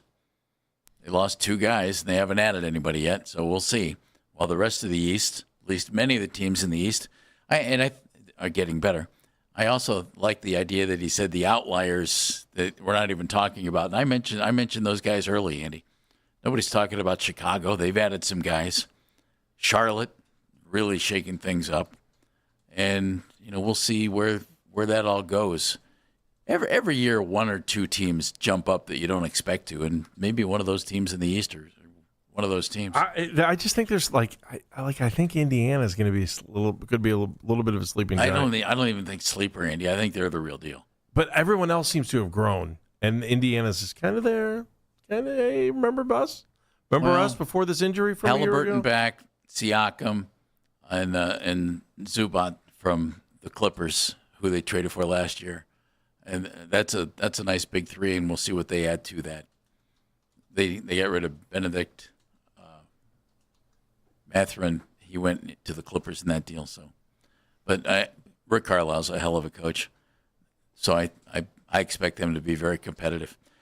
I mentioned Cavs Summer League is out. Yeah, their schedule and their roster and all that stuff. 2 names on it that I think are kind of intriguing. Malachi Branham, the former Ohio State Buckeye who was with the San Antonio Spurs, and he signed with the Charge last year, late in the year. Didn't play much. Played in only 7 games for the Charge. Averaged 20 points a game. He's only 23 years old. I wonder if there's a place for Malachi Branham on the Cavs roster, or if, I hate to even think this about a young guy, if Malachi, had his chance and has shown that he, and I'm not saying this is the case, is he one of those guys who has shown, okay, I am really not an NBA player, and I'm going to end up making a boatload of money playing overseas? Or is he one of those guys that, okay, maybe wrong situation, still young, and maybe just need a better chance? So I think that's a really interesting name. And another guy that, and they've signed him to, I don't know, was it a 2A or an Exhibit 10? But Ernest, you got to explain Exhibit 10. It's an exhibit. It's called an Exhibit 10 contract, and it gives them the rights to retain a guy, and an international pick. It immediately gives them their G League rights. Okay. So if the guy doesn't make the team, you have him for the G League. Gotcha. I believe is what the Exhibit 10 is. So you do have some control. But it's a guy that we've heard a little bit about in the offseason, Ernest Uday, who is a 6'11", 250-pound center. The tallest guy on our roster right now. He played at 3 different schools, and I don't think there's reason to get overly excited, except for the fact that he's 6'11", about 250 pounds. He played at Miami of Florida last year. He's listed at 266. Yeah. He's a big guy, but his scoring average was under 7 points. His rebounding was 9.2. His number of fouls allowed in the game is 6, though. Went to Kansas as a freshman. That didn't work. Transferred to TCU. That didn't work real well. But he did start in the last 3 years, 29, 30, and 33 games for big college programs, TCU and Miami. So, and that's, to me, that's always, can you take a guy who you think might be a diamond in the rough and get rid of some of the rough? And I'll take my chances on a guy who's 6'11", 260, Let's see. What do you have? have? You're talking G League. Yeah, this just came down the pipe. This is kind of interesting. Can't teach height. No, you cannot teach height. You are right. This is interesting. So NBA Communications, the PR staff of the NBA, threw this out. Rich, by the way, go ahead. They laid off a bunch of people yesterday. I don't know if you caught that or not. Keep going. Sorry. That they are going to be testing a 1 free throw rule for Summer League. With this rule, any foul that would typically result in 1, 2, or 3 free throws under standard NBA rules will instead result in a single free throw attempt. That attempt will be worth the same total number of points as the free throw it replaces. Oh, say this again? So standard NBA free throw rules apply during the last 2 minutes of the fourth quarter and then throughout overtime. But before that 2 minute, 1 free throw will be rewarded as the full attempt. So if you shoot a 3 and get fouled, you'll have 1 free throw. If you hit that free throw, you get all 3 points. If you miss that free throw, you get nothing and like it. Wow. I kind of like that. I like that from this perspective. Well, that'll be fun to watch. I don't know if I would like it in the NBA, but would it add to the drama or would it take away from the drama of a guy like at the line for 3? Late in the game, you jack up a 3, you get fouled, you're down 3, you go to the free throw line. Is it more dramatic to have 3 or is it more dramatic to have 1 for 3 points? So the G League has used the rule since the 2019-2020 season to improve game flow. So the players who are playing in Summer League are a little more used to it. Some of the guys might be used to it. Mm-hmm. Interesting.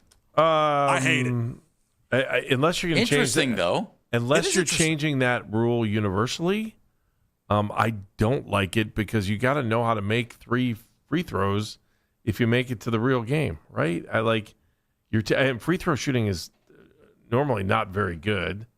So now you're taking away the practice of shooting free throws in a little bit of I know it's not the same, but it's a pressure situation still for guys that are trying to make NBA rosters. I hate it. I understand why they are doing it because they want to speed this up and get more eyeballs. As somebody who is notorious for DVRing games and kind of fast forwarding through the free throws, because then you can actually watch a game in an hour if you don't watch the free throws. I hate it for the fact that you need to be able to make these shots. Yes. And the 1-and-1 in between just because you made the first one and then missed the second one. Or the fact that you missed the first one, well, now you're 0 for 2 instead of getting 1 point out of it. It just feels like a bridge too far to make this move faster. I think there are other levers that you can yank that don't involve changing the true structure of the game. I have another one. You want to hear one real quick in 1 minute? I don't know if you'll care. Go ahead. Also on the Summer League roster, as you'd expect, Malik Thomas, their second-round draft choice, and Naquan Tomlin. Saw that, too. Who he should go there and kick some butt. He does. He'll be the second tallest guy, or tied for the second tallest. You hope he goes there and just plays really well because I think he has some upside, and I'd like to see them be able to use him.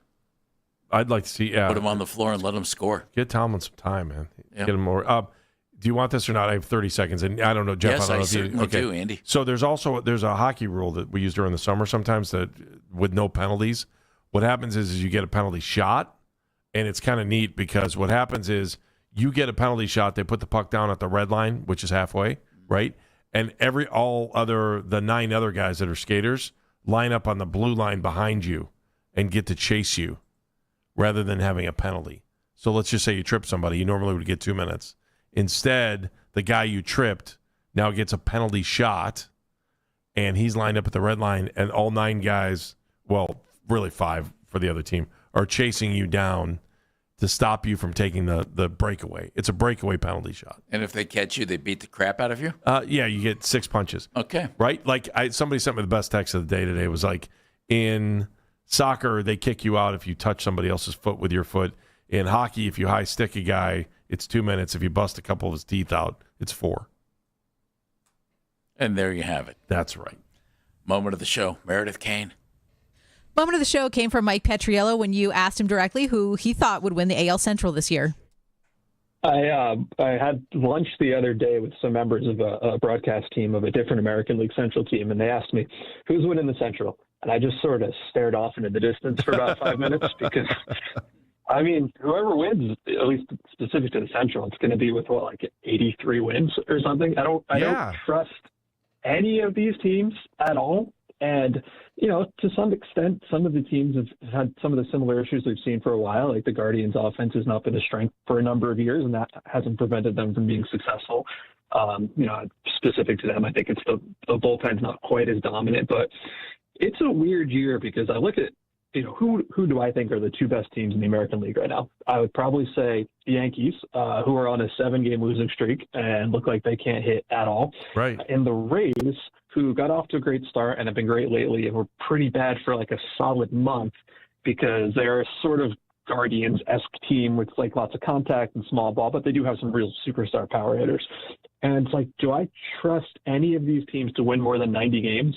I don't think so. Like, I think the best team in the AL might win 92 games. Petriello was terrific. He joined us at noon. Gary Washburn, NBA national writer for the Boston Globe, was at 1, and he lit the Celtics on fire. Why Are We Smarter? Brought to us by QC Kinetics, the leader in regenerative medicine. If you're in pain, give QC Kinetics a call. 216-770-5488 and Menningen.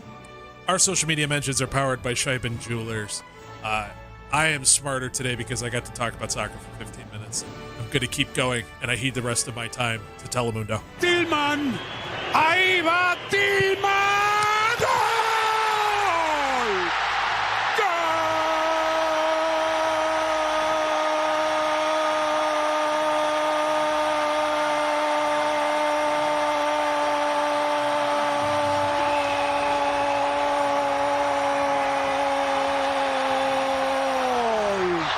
Pavarotti, eat your heart out. Meredith. I'm smarter because Alex Ovechkin is back with the Washington Capitals on a 1-year deal. Super Cap, Super Cup. Let's go.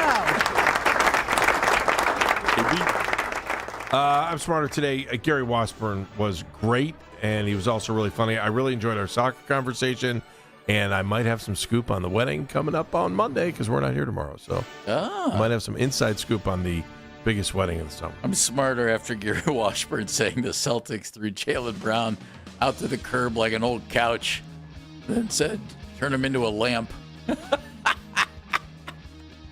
Was good. Go back and listen to Gary. He was terrific. And Petriello with some great info for us on the ABS system. I'm Jeff Phelps. Enjoy the Independence Day, everybody. And remember, it's Independence Day, not just the 4th of July. Independence Day is the actual holiday that you get the day off for. All right, I'm going to go celebrate the 2nd of July. Be a hero, be a real hero, be an organ donor, lifebank.org. See you, Cleveland. See you. We will talk to you on Monday. Afternoon Drive next.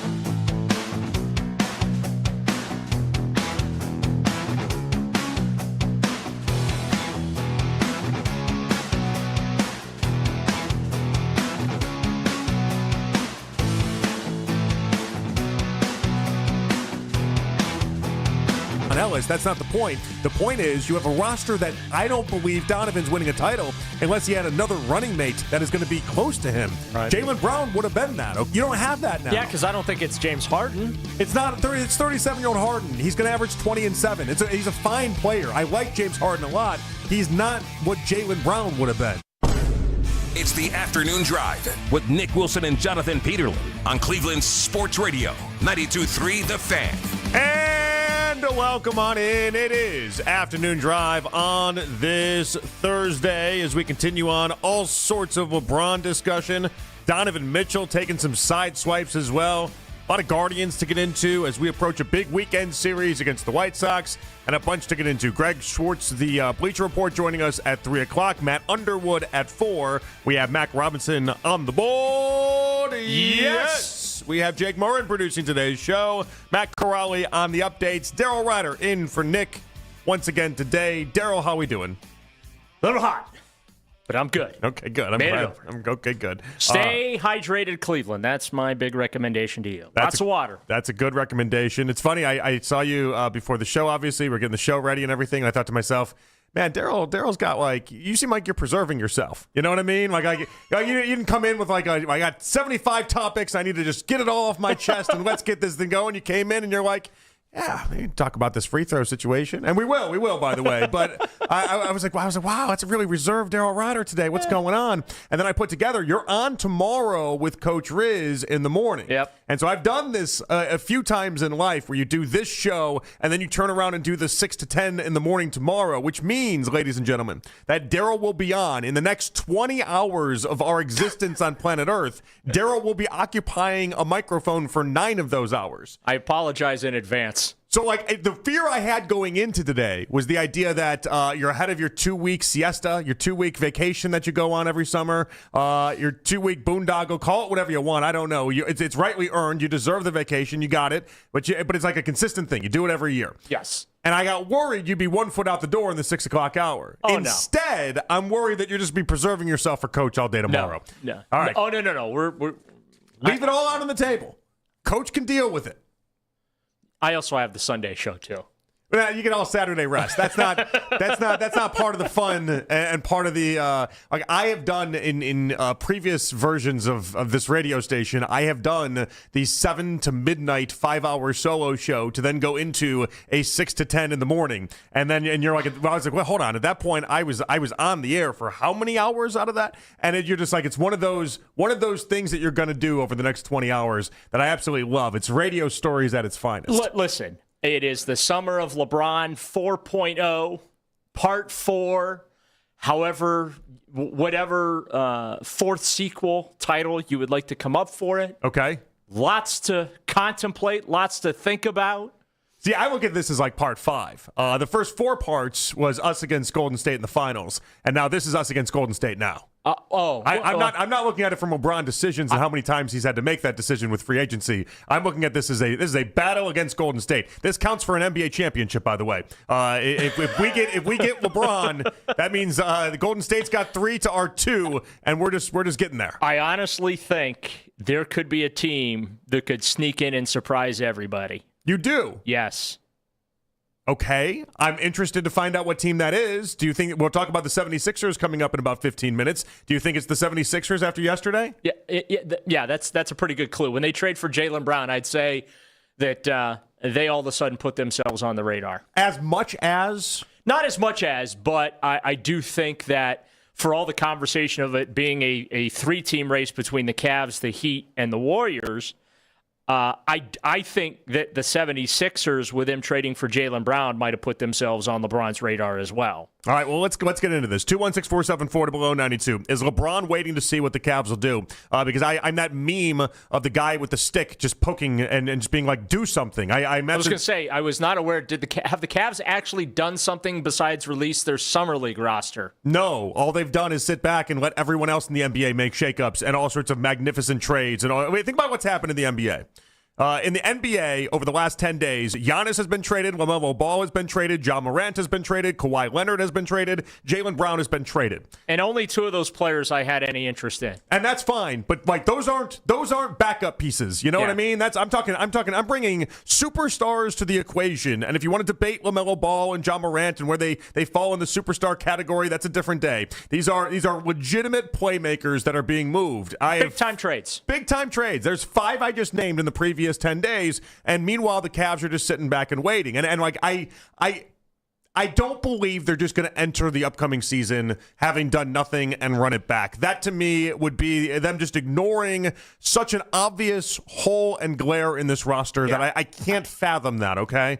I don't believe that to be true. I think Kobe's trying to do some things. I think he is too. It's just not materializing for him. So part of that, and here's where I have to kind of slap back my own thoughts on that as well. Like I know he's doing stuff. I know he's calling. I know he's seeking around. You saw the return the way I did with Jaylen Brown. I am still beyond stunned that was the Kyrie Irving trade in reverse. I mean, if the 76ers were trying to get rid of Paul George, they would have had to have attached a first-round pick, a legitimate first-round pick, in order to accomplish that. Like, by the way, look at all the people Paul George has been traded for over the years. Yeah, I mean, but it's like that was not nearly the price and not nearly the value that people thought for Jaylen Brown. Man. That was 20 cents on the dollar, let's say. So you're telling me Kobe Altman wasn't willing to put up 30 cents on the dollar? Because that's what it seems like to me. It's not as if the Celtics were just saying, no, thank you, we won't take calls. Shams reported today they've been taking calls on Jaylen Brown for a couple weeks now. Although they refused the calls on Tatum, but they were taking the calls on Brown. I do love the narrative that all the NBA insiders have been rushing to keyboards to get out there, which I think is a bunch of malarkey, and that is that Brown did not want to be traded. He did not request a trade. Yeah, like unfortunately for those insiders, we have access to his Twitch stream. Right. And we've seen his Twitter account. Like, unfortunately for those guys. I'm like, in what universe? Like, he's made it pretty public what he wants out of this. They must have gotten a text from Boston. Please tell everyone that, Jaylen never requested a trade. Like, do these insiders think we don't have like an active internet or something like this? Like, is Wi-Fi down for the entire country to be able to make a statement like that? It's wild to me. I don't. Enough people just don't know how to access Jaylen Brown's thoughts because he puts them out there constantly. I just want to know when they posted that, because it was like it started with Shams and then it just next guy and the next guy and the next guy. Like you could tell the group text went out. Okay. And I just wonder if all these guys just hit copy paste. Did they actually type it out? And did they have a straight face when they were typing all this out?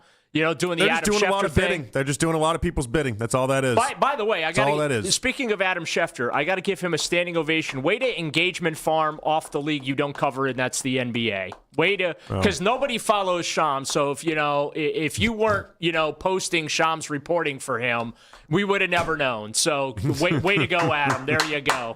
Standing ovation. There you are. How many more followers does he have than Shams? I don't know. It's got to be in the millions, right? I'm just like, really. Shams has millions himself, but Schefter's one of the lead dogs here. No, I know.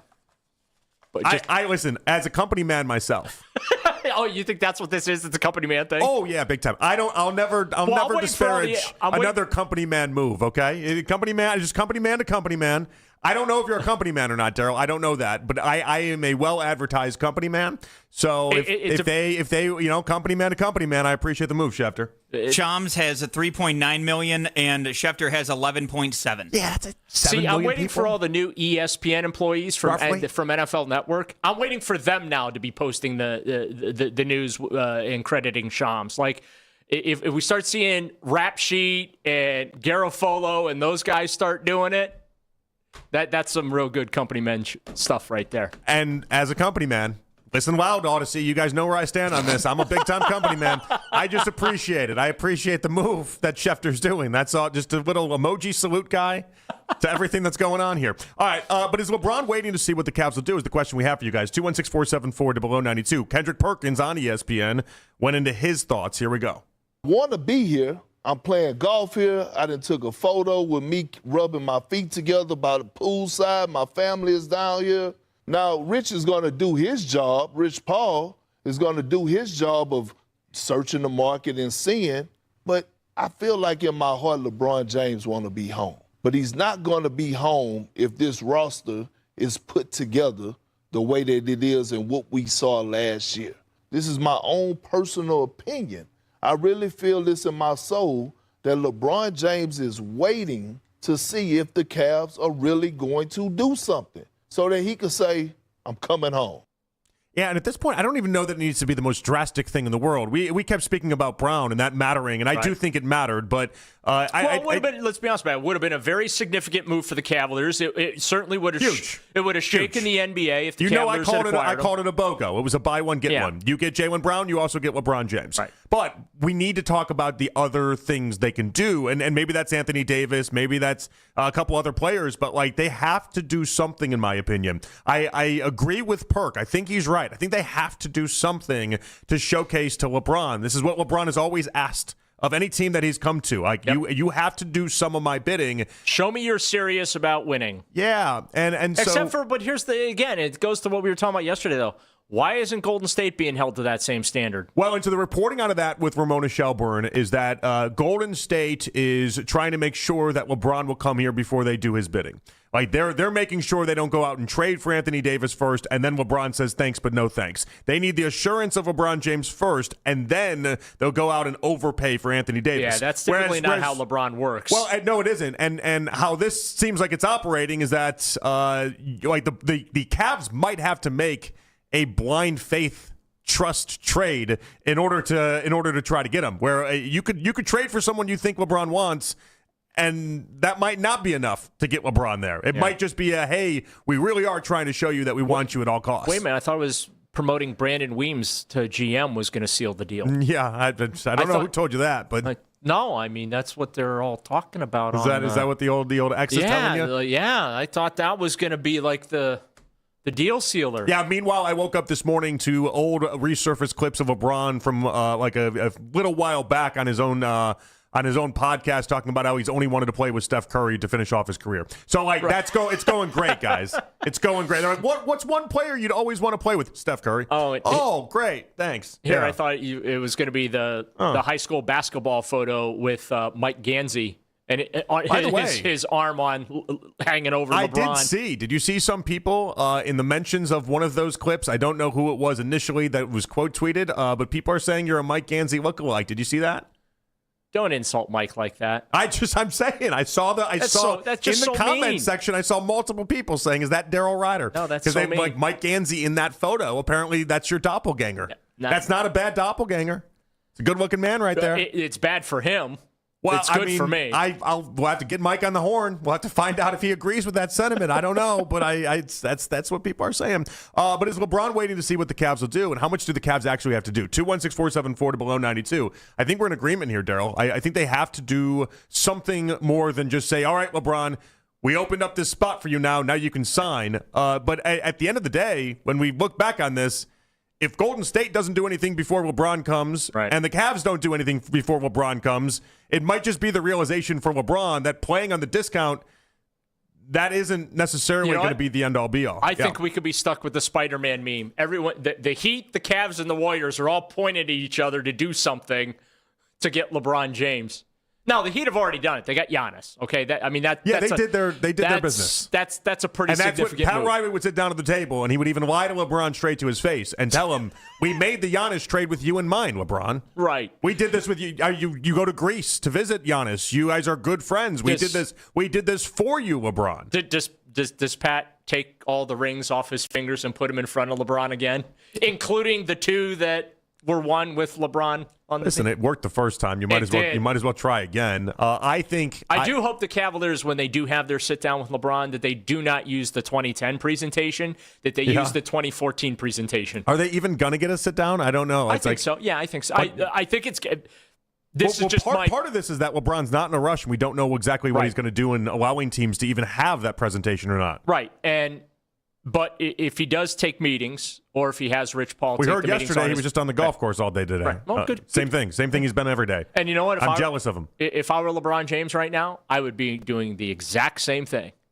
Yeah, no, I'm jealous of him. Yeah. But also underscores the idea golf matters in this equation. Yeah. So I think the Cavaliers, the Warriors, and the Heat are guaranteed to get meetings with him. I think the 76ers are going to be able to get themselves in the room. There's some conversation that maybe Denver would be involved. I don't know that they're going to get in the room. Minnesota, I don't think Minnesota's all that serious. I don't think they get in the room. I think it's 4 teams right now as we look at this landscape. They're going to be able to get in a room with Rich Paul, make their pitch to get LeBron to do their farewell tour. Now, the 2 teams that make sense for him to do it with are the Heat and the Cavaliers. The Warriors make sense in the sense of every time he has changed teams, he's won a championship. Okay, the 3 franchises, I should say, that he has played for, he's won championships for. Right. And if he goes, let's say, to Golden State. Now, I don't think this is going to happen. Before everyone comes after me, I don't think if he goes to Golden State, the Warriors are going to win the NBA championship. But let's just say, for the sake of discussion, that happens, right? Okay, yeah. Imagine a legacy where you played for 4 franchises, you won 5 NBA championships, you won at least one with every one of those franchises. 3 of the 4 teams are definitely retiring your jersey, okay? You can make an argument at least 2 of them are going to give you a statue. I don't think the Lakers will give him a statue, but I think they gave Kobe like 6 statues, so maybe it's on the table. Yeah, but I think Miami will eventually give him one. Cleveland definitely is going to give him one. All right. Yeah. So, I mean, you just look at that legacy. Like, what else could you want from this guy other than for him to come home for his retirement tour? But I still don't think if LeBron comes here, unless the Cavaliers make seismic moves, I just don't think it moves the needle close enough for the Cavaliers to win a second NBA championship. All right, 216-474 below 92. Could the 76ers sign LeBron? Are they now in play? Daryl will explain his thoughts on that. And did Dan Gilbert keep the wrong guy in the front office? More to come. It's Afternoon Drive right here on The Fan.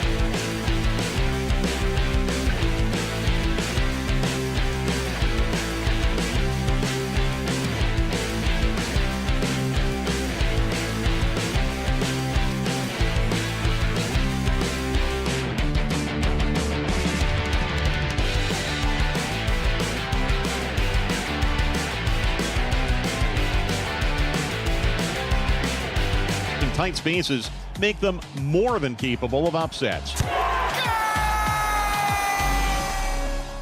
If you can't listen to us live, we've got you covered. You can hear the Ken Carman Show with Anthony Lima, Baskin and Phelps, an afternoon drive with Nick Wilson and Jonathan Peterlin as a podcast. Full hours, full shows. Find it all on the Odyssey app, Apple Podcasts, Spotify, and anywhere you get your podcasts.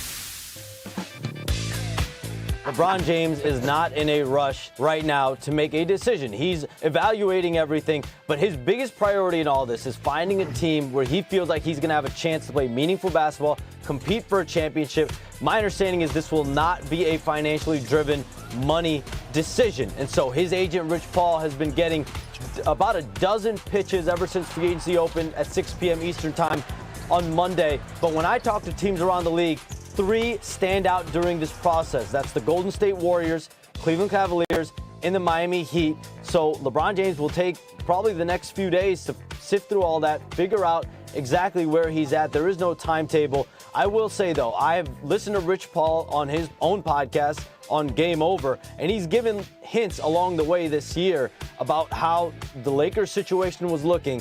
I do have a hunch that we might get some more hints along the way here the next few days. That was Shams on ESPN talking about LeBron and the latest in his situation. He's awful for breaking news and being like, hey, guys, any point today, LeBron could announce his decision. That's not really what Shams is saying. Shams is saying, give it a little bit. This might strap in. This one might take a little bit of time, and we might not have an answer shortly here. The latest, I believe, that LeBron has made a decision was July 11. And it was the I thought he made decision. one on July 1st at one point. No, I'm saying the latest. Oh, the latest. I got you. Not the earliest. The latest he's made his decision. So, yeah, because the first, one of them was July 8th and then July 11th, right? Listen, can I just go ahead and make a request to LeBron right now? Because I'm sure he's listening. Yeah, so your last show for a while, you're doing tomorrow morning, obviously, with Coach Riz, and you have Sunday, your show with Nick that you guys do every week. So if you could just wrap this up by Sunday.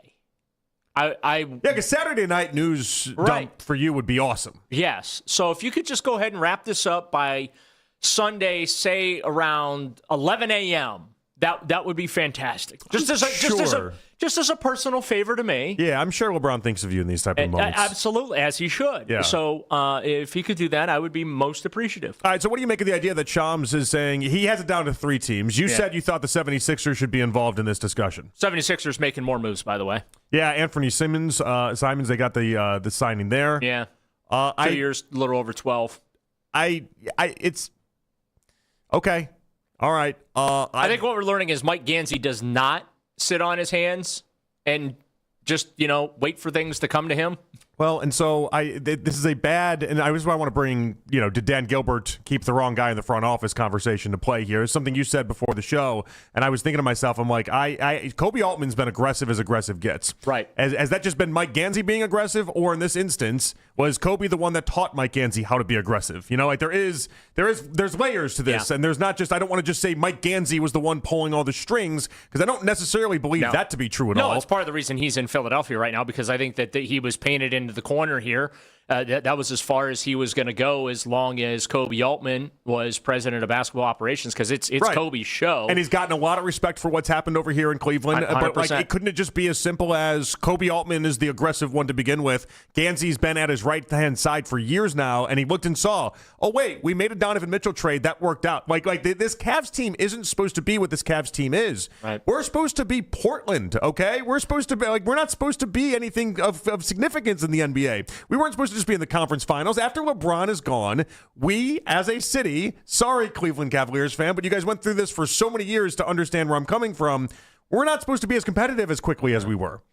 Now, it did help in many respects, some of the draft picks and everything like that, but what got this team to a new spot was the trade for Donovan Mitchell. It took a couple years. That took stones. It took about 4 years for them to become competitive again. It's supposed to take 25. It's supposed, like in the NBA, you're so many teams just go through this NBA wasteland of suck where they just spin the tires for so long trying to come back to relevancy. See the Chicago Bulls. Yeah, the Bulls have sucked for 25 years now. I mean, they had one little stretch there with Derrick Rose, obviously. But even within that, D. Rose won an MVP, and that was so short-lived. That was one conference finals appearance. Yeah, they haven't been back to the NBA finals since Michael. No, like this is how this works. And Derrick Rose, by the way, with the Bulls was that we're going on 10 plus years. And of by that the way, being, that's that being Chicago. gone. That's a major market. I know, because that's what's supposed to happen in the NBA. You're supposed to have your superstar leave, and then you just fail to exist at a high level. This is what happens when you have Dan Gilbert for an owner and not Kobe Jerry to Reinsdorf. LeBron was 10 years of the Lakers being bad. Yeah. They legitimately, for a 5-year stretch, Daryl, right before LeBron came back, had the worst winning percentage in the NBA over that 5-year stretch. Worst winning percentage in the entire NBA. And so anyway, so the point is that I think Kobe Altman's aggressiveness has been part of the reason why the Cavs haven't just sucked and why the Cavs have been able to be relevant as quickly as they have.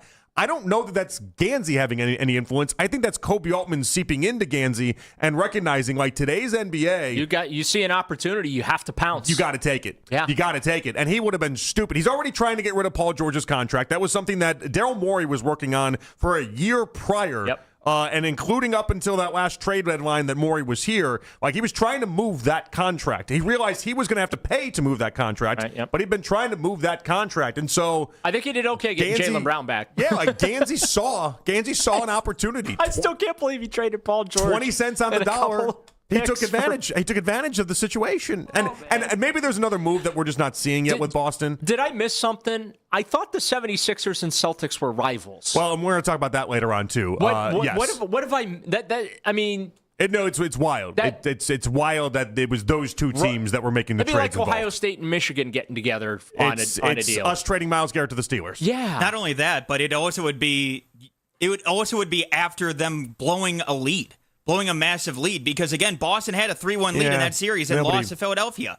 Sorry, Mac. Nobody cares about that playoff series, unfortunately. That one, it's blew a lead and gave away your best player along with it. There's a consolation prize. Yeah, I don't think now. Maybe the end result of that was that you lost that series, and then Jaylen Brown talked about what a great time he had. That's probably more impactful than the actual loss of that series. But it's neither. And Paul George in that series, by the way, everyone wants to write Paul George off because he's 36 years old. Yeah.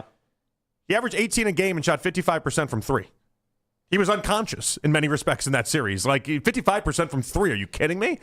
He still has a lot of basketball left in him. But that's not the point. The point is that, in talking about that trade and trying to put it all together, Gansey pounced and took advantage of the Celtics. Exactly. Who clearly wanted to get. I don't know. I don't know what the next move is for Boston. I don't think they're just going to hang on to the trades, the trade chips, and then just let that be. I know a lot of people keep discussing the idea that it would be for they got that arsenal now to trade for Trey Murphy, and now that's the next step of that, and that makes that trade better, so much easier to swallow. It might just take like 2 or 3 days to materialize, or maybe a week to materialize before we get there, because we know New Orleans wants trade picks. Yes. They want assets, and Boston didn't have them, so now they have them, and maybe that's what they do. Speaking of franchises that constantly spin their wheels, look at the New Orleans Pelicans.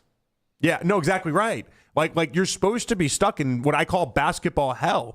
That little in between where you're constantly just short of being anything consequential, and you're scratching and clawing, and you're trying to live in the margins to get like 2 or 3 wins better to end up not really even mattering. Yeah, that sucks.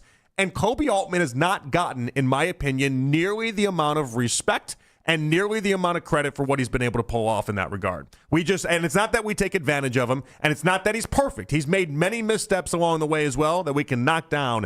But there's not many GMs out there that I feel like in the post-LeBron era could have not only had the stones to make the Donovan Mitchell trade, but to pull off some of the other moves that he's been able to pull off. And so, like, we talk about Mike Gansey and where he got this whole trade from, and if he's the genius of it all, and if he was the brains of it. No, I just think he looked at how this worked out for Kobe Altman, being aggressive, and he's adopted that now to the 76ers, and they then had an opportunity and took it. Yeah, and he has been, I would argue, the most active GM in the NBA right now. I mean, he walked in that door, and it's been move after move after move. Which I respect like crazy. Yeah. Because I feel like half the time GMs... And in that town, I mean, I always laugh because, the teams in town think that the sports media here is so difficult, to deal with. And I kind of chuckle at that because it's like, Go operate in Philadelphia. Go operate in New York. Go operate in Boston. Like, those media corps are just downright brutal. Have you seen, like, the back pages of the New York Post or, the Daily News or whatever, and some of those headlines that they come up with? Like, we're a bunch of puppy dogs compared to those markets when it comes to, like, the viciousness. Yeah, the Eagles won a Super Bowl, and the next day it was complaining about the offense. Like, it was like, the coordinators, for the defensive side of the ball, and like what they were able to allow there. And that was the first Super Bowl, not the second, but you get the point. Yeah. So anyway, half of the GMs, it feels like, in sports these days, and this applies to football, not as much baseball, but more football. They do basically what Andrew Berry and Kobe Altman have been able to pull off, which is, how do I keep this job for as long as I possibly can? Yeah. And again, Kobe's been aggressive, so I won't put this at the feet of him. But in many ways, I look at Andrew Berry and I think to myself, you just got hired to try to figure out how long you can keep this job. And right now, he's pulling it off. I mean, he's approaching year seven for Andrew Berry, and he's won one playoff game. That's a miracle in the NFL to have your job with one playoff win and 7 years. He gets a plaque, in my opinion, for pulling off the feat of, how do I keep my job while not actually giving results? Daryl Morey's done this in Philadelphia. We've talked about that. Sam Hinkie was the architect of, I'll promise you things, I'm just going to keep my job for a half decade while not delivering. And so Gansey not doing that right away and understanding that you get one opportunity, and for most GMs, you get one opportunity to do it. Yeah, there's no guarantee you're getting a second job after Play that. like you got nothing to lose, and it's just so few and far between. We see these GMs actually do that. So what I respected out of it was that he gets the job, and instantly he's making blockbuster trades, and he's trying to get himself a winner. Like, I love that. I appreciate that by Gansey. Yeah, and I do think that the 76ers could be a dark horse for LeBron. I don't think that LeBron is prioritizing them like maybe the Cavs or the Warriors or even the Heat. Do you make anything out of the Jaylen Brown and Bronny feud that happened? No. I mean, can that be overlooked if you're LeBron? The idea that Jaylen Brown was openly mocking Bronny? I don't think Jaylen Brown was the only one openly mocking Bronny. That's the thing. I know, but LeBron was pissed about it at the time, and LeBron spoke about being pissed at it at the time. Yeah. Like, it was a very. Well, you know what? Maybe it's good that the Cavs didn't trade for Jaylen Brown then. And maybe LeBron will just let bygones be bygones, though. Like, maybe he's one of those guys that ultimately he doesn't care. He can just sweep it under the rug, and it just was what it was. He did leave Bronny in L.A., made sure his contract got guaranteed, and then the next day was like, peace out. Yeah, but Bronny's coming. That's a great dad move, by the way. That was nice of him. It's a fantastic dad move. But Bronny's coming. Well, you think so? Well, LeBron knows that basically. Do you think that's part of the terms and conditions? Yeah, he's coming. Yeah. Which is fine. I'm okay with that. I don't think this is going to be like when Giannis is now in Miami. Does Bronny have to play with the charge? All of a sudden, no Antetokounmpo brothers are there? That's the minor league team, right? The NBA, what is it, the G League they call it now? The G League, yeah. The charge. Why are you being purposely obtuse towards the charge? No, I just was making sure I had my facts correct. I knew that they were the affiliate. They're no longer in Canton. There's a story here that I don't know yet. Yeah, no, they play at Public Hall. It's a great environment. I went to a game last year. It's a great environment. Okay, your brain just malfunctioned for a second then. Okay. I just wanted to make sure I had the name of the league correct. I didn't know if you were taking a shot. That was not a shot. I wanted to make sure I had the name of they call it the G League. Matt did not feel like a shot. He was like, well, what's the name of the G League for the Cavs? It was really funny. It felt like a shot. I don't know. Mac? It felt like there was a bit of sarcasm. I felt like there was something attached to that. But that also might just be your natural tone, Daryl. That might be. It is. Yes, I'm just like, come on. What? You think I shy away from taking shot? Mac, you're the poster child of me taking shots. I don't hold back. If I'm gonna take a shot, I'm just gonna take the shot. No, that wasn't me taking a shot. I was just trying to remember that, it's the G League and it's the charge. Okay, I don't know what to take serious now. Quick hits coming your way next, right here on the Fan. Behind the scenes footage, official.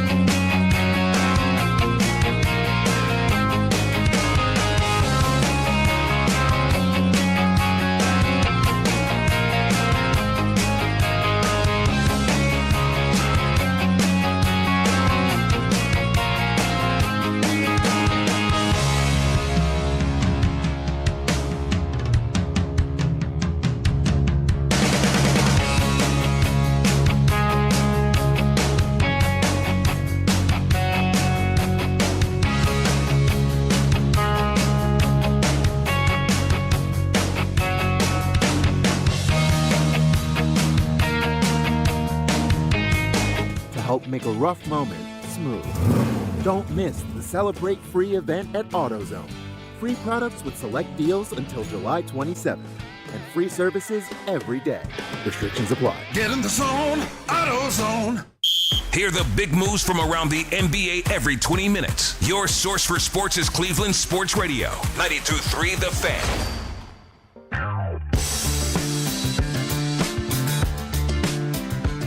You can listen to The Fan anytime, anywhere on the free Odyssey app or by telling your smart speaker to play 92.3 The Fan. And now you can find The Fan on YouTube, including The Ken Carman Show with Anthony Lima, 6 to 10 a.m. Baskin and Phelps, 10 a.m. to 2, Afternoon Drive. Nick Wilson, myself, Jonathan Peterlin. We go from 2 to 7 each and every weekday on The Fan's YouTube channel. Subscribe to our channel for free. Watch all the best content from your favorite shows in The Fan live and on demand now. All right, back at it here on The Fan. It is Afternoon Drive. Jonathan Peterlin, Daryl Ryder here with you guys. Greg Schwartz, the Bleacher Report, going to join us coming up in about 15 minutes. Get the latest on LeBron and obviously try to find out where the odds are. But now, as we always do at this time, it's time for Quick Hits. From the latest news and rumors around the sports world Angel. to the sound bites you need to hear. Hurry. It's Quick Hits. All right, we're going to start off Quick Hits with the story with Tim Hardaway Sr. So he had at many points in his life championed for his son Tim Hardaway Jr. to join the Heat, a place that he has his number retired, right? And you're thinking to yourself, all right, what's going to be sweet here is Tim Hardaway Sr. is going to champion for his son. The Heat are going to go out and get his son, and then he's going to wear the Hardaway 10 jersey. Right? There's like 6 numbers retired in Heat history. Hardaway's is one of them. And today it came out, after his son has been acquired, that Hardaway Sr. says he won't allow his son to wear his jersey. He goes, my legacy is my legacy. Even though he likes to wear number 10, that is not coming down from the rafters. You gave him your name. What do you mean your legacy is your legacy? You named your kid after yourself in order to keep your legacy going. And now this is where you draw the line at legacy? It makes no sense to me. He is no Larry Nance Sr. Because remember when Larry Nance Jr. came to the Cavs, said, hey, go ahead and wear my 22? I just think it's cool. I think it's such a sweet thing in order to be like, and if I was Hardaway Jr., maybe I'd be like, I want to create my own path. Does Bronny now switch to 23 in LA? That would be diabolical. He's not going to do it because we know he's not going to play with the Lakers. He's just going to get on the plane and go to whatever team LeBron ends up with. But that'd be really funny if he stayed with the Lakers. They actually gave him minutes, and then he was like, I want to be number 23. What draft pick would you give up for Bronny? Oh, I don't even think it's going to cost you a draft pick. The Cavs, would you give them like your 2032 second-round pick? Here's how this works. And second picks don't matter in the NBA. They really don't. That's why the Cavs went out of their way to acquire them. The guy that was the pick 5 picks ahead of Bronny was bought for $1 million by the Utah Jazz. Okay, that's just second-round picks do not matter. Everyone in the NBA is so scared of LeBron and Clutch in particular and Rich Paul, and they want to make these deals work because Rich Paul is not going anywhere for 25 more years. LeBron will go. Rich Paul's not going anywhere. I would argue Rich Paul's the commissioner of the NBA, by the way. And so you just do whatever LeBron wants in this instance. Like, you're not going to fret over a $2 million guaranteed contract. Right. You're not going to be like, I need a second-round pick. You'll just be like, all right, Bronny, go pack your bags. That's how this is going to work.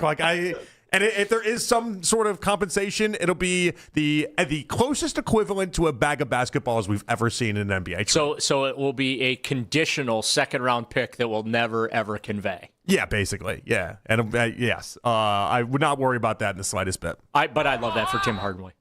The NBA going to tweak their free throw rule, or at least kind of like experiment with it. This is going to be done during the Summer League. It's already been implemented in the G League.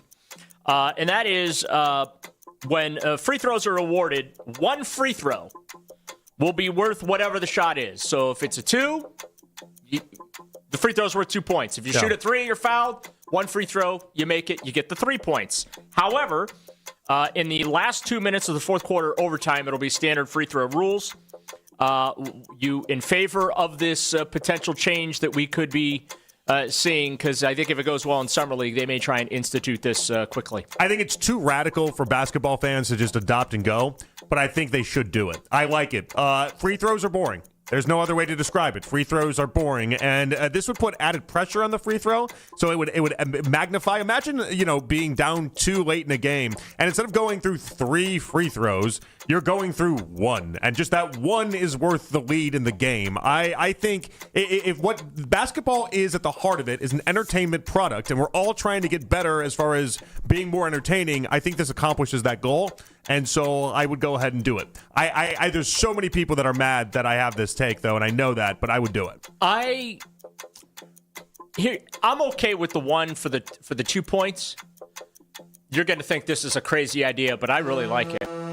If it's a 3-point attempt and you get fouled, you should be able to take your free throw from you get your free throw from where you were fouled on the 3-point arc. That's you really make funny. it, you get the 3 points. You miss it, you don't get the 3 points. It's insane, but it's funny. I'm not going to shoot it down because listen, I am in the world of Would experimentation. that not be entertaining? It'd be very entertaining. Yes, yes, it would. And here's how you execute it too: you line everyone up just like a free throw. And you have to, if it's missed, you rebound the miss and you go. It would limit people from doing those 30-foot shots where then they try to just bait you into the foul. Yes, and 100%. Now, the percentage on this would be really interesting because, think about it. If you have 3 free throws and why you get rewarded such, if you're an 85% free throw shooter, you're going to end up with more points at the end of it than if you're a 35% free throw shooter and then you just get your 1 3-point attempt. Again, this is only for the 3-point line, and that was part of my thinking. So you're not heaving from half court to try and draw a foul and get 3 free throws, because then obviously you have to attempt it from that spot. This is just that one might change the math too much because of the 3-point percentage attached to it and how it's just a harder shot, and so you're going to make less of them. Foul me at the 3-point line, I'll just take it without you being there. It might actually lead to everyone just hacking at the 3-point line. Because, if you go to the line... Oh, that's true. Because you're not going to get any points off of it, right? You want Evan Mobley shooting free throws from the 3-point line. And you go, and then you all of a sudden have that. That's basically a turnover possession. And so then it would favor you to just follow people beyond the 3-point line. So we're going to nix that one. You know what I really hate when I come up with a great idea and you have to poke holes in it. I wish I didn't. I wish I wasn't this way. I say that all the time in life. I wish I wasn't this way. We'll talk about that idea a little bit more later on. It's a fun topic. All right, Tristan Thompson was talking about his career and how it all went down and whether or not he made the right call in going the route of basically hanging out with LeBron. Here we go. Before LeBron came back, I'm averaging 12 and 10. Yeah. I'm getting ISOs in the block. Yeah. Turn 5, double T, go to work, floaters, I'm going to work. I'm having a good time. When LeBron comes, he's like, double T, screen, roll, dunking in the paint, and guard. Make sure no one scores on you, and we're going to get you everything around the rim. And, as a young guy, you're like, I'm going at All-Stars and having great nights. I'm playing against Al Jefferson and Paul Millsap and having good nights, giving them the blues. Yeah. Right? So in my head, I'm like, I'm about to be an All-Star. I could be an All-Star. Yeah. And then Rick's like, yo, it's either you're going to sacrifice or you might be gone. And, once you get moved, you don't know what's going to look like. You don't know what team you're going to go to. So I said, you know what? I'm going to stay right here, and I'm going to enjoy this ride. And sure enough, it was a good ride.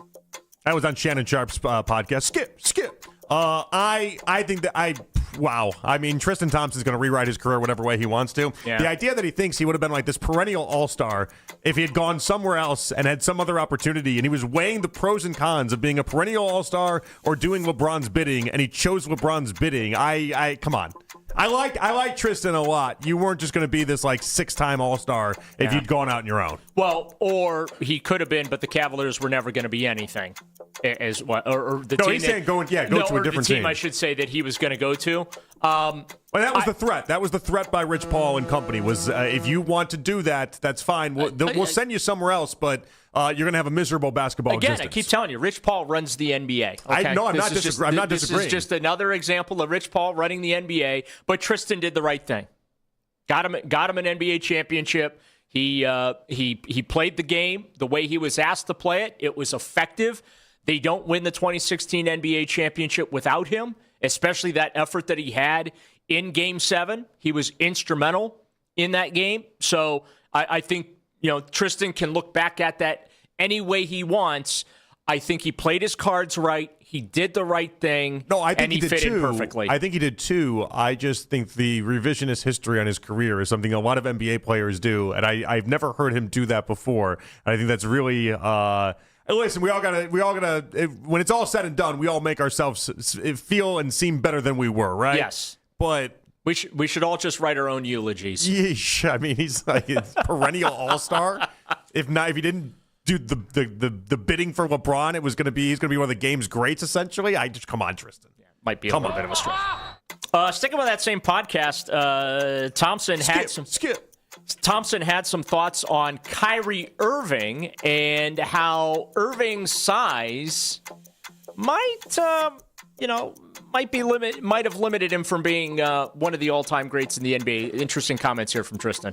If Kyrie was 2 inches taller, he'd be the best player to ever touch a basketball on planet Earth. What? With those kind of handles in that shot? Yes, because think about it. First of all, have you ever seen Kyrie get a shot blocked? Never. Never. And he's only, 6'2", 6'3"? Yep. But so imagine he was 6'5", what he could do right now. No. It would be out of the world. Like, even if you ask Bron, like, Kyrie's probably the most talented. Like, you put Kyrie in a workout, he could do anything. He has no flaws in his game. Yeah. Kyrie is like, he's out of this world. He's one of one. I mean, he's arguably the best ball handler I've ever seen in my life. Nobody can dribble the basketball like Kyrie Irving. He creates any shot he wants.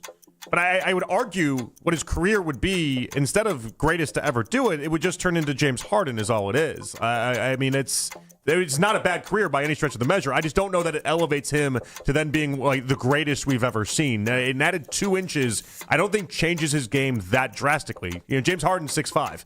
James Harden is, and again, Kyrie does not have the handles of James Harden, but if we talk about separating and creating your own shot, nobody in the NBA has ever created their shot at a higher rate and a better rate than James Harden, in my opinion. So, I don't know. I just don't agree. I think he killed his argument right out of the gate when he said, have you ever seen Kyrie get his shot blocked? And everyone's like, yeah, no, hasn't happened. So like if the height's supposed to be the idea that you would create more shots, and you're telling us he's never had a shot block, what exactly are you? I get your point. That's a good point. That's a good point. He stepped in it a little bit, didn't he? Yeah. There's so much about Kyrie's game that I loved and I will always love, and I think is so cool and so fun. But he's exactly what he's supposed to be in the NBA ecosystem. 2 inches would not have changed that in the slightest bit, and that's not a knock at Kyrie. It was a great career. And his only NBA championship he'll ever win will have been 2016. Probably. Greg Swartz, Bleacher Report, going to join us with the latest on LeBron and where he sees the Cavs odds at. It's Afternoon Drive right here on The Fan.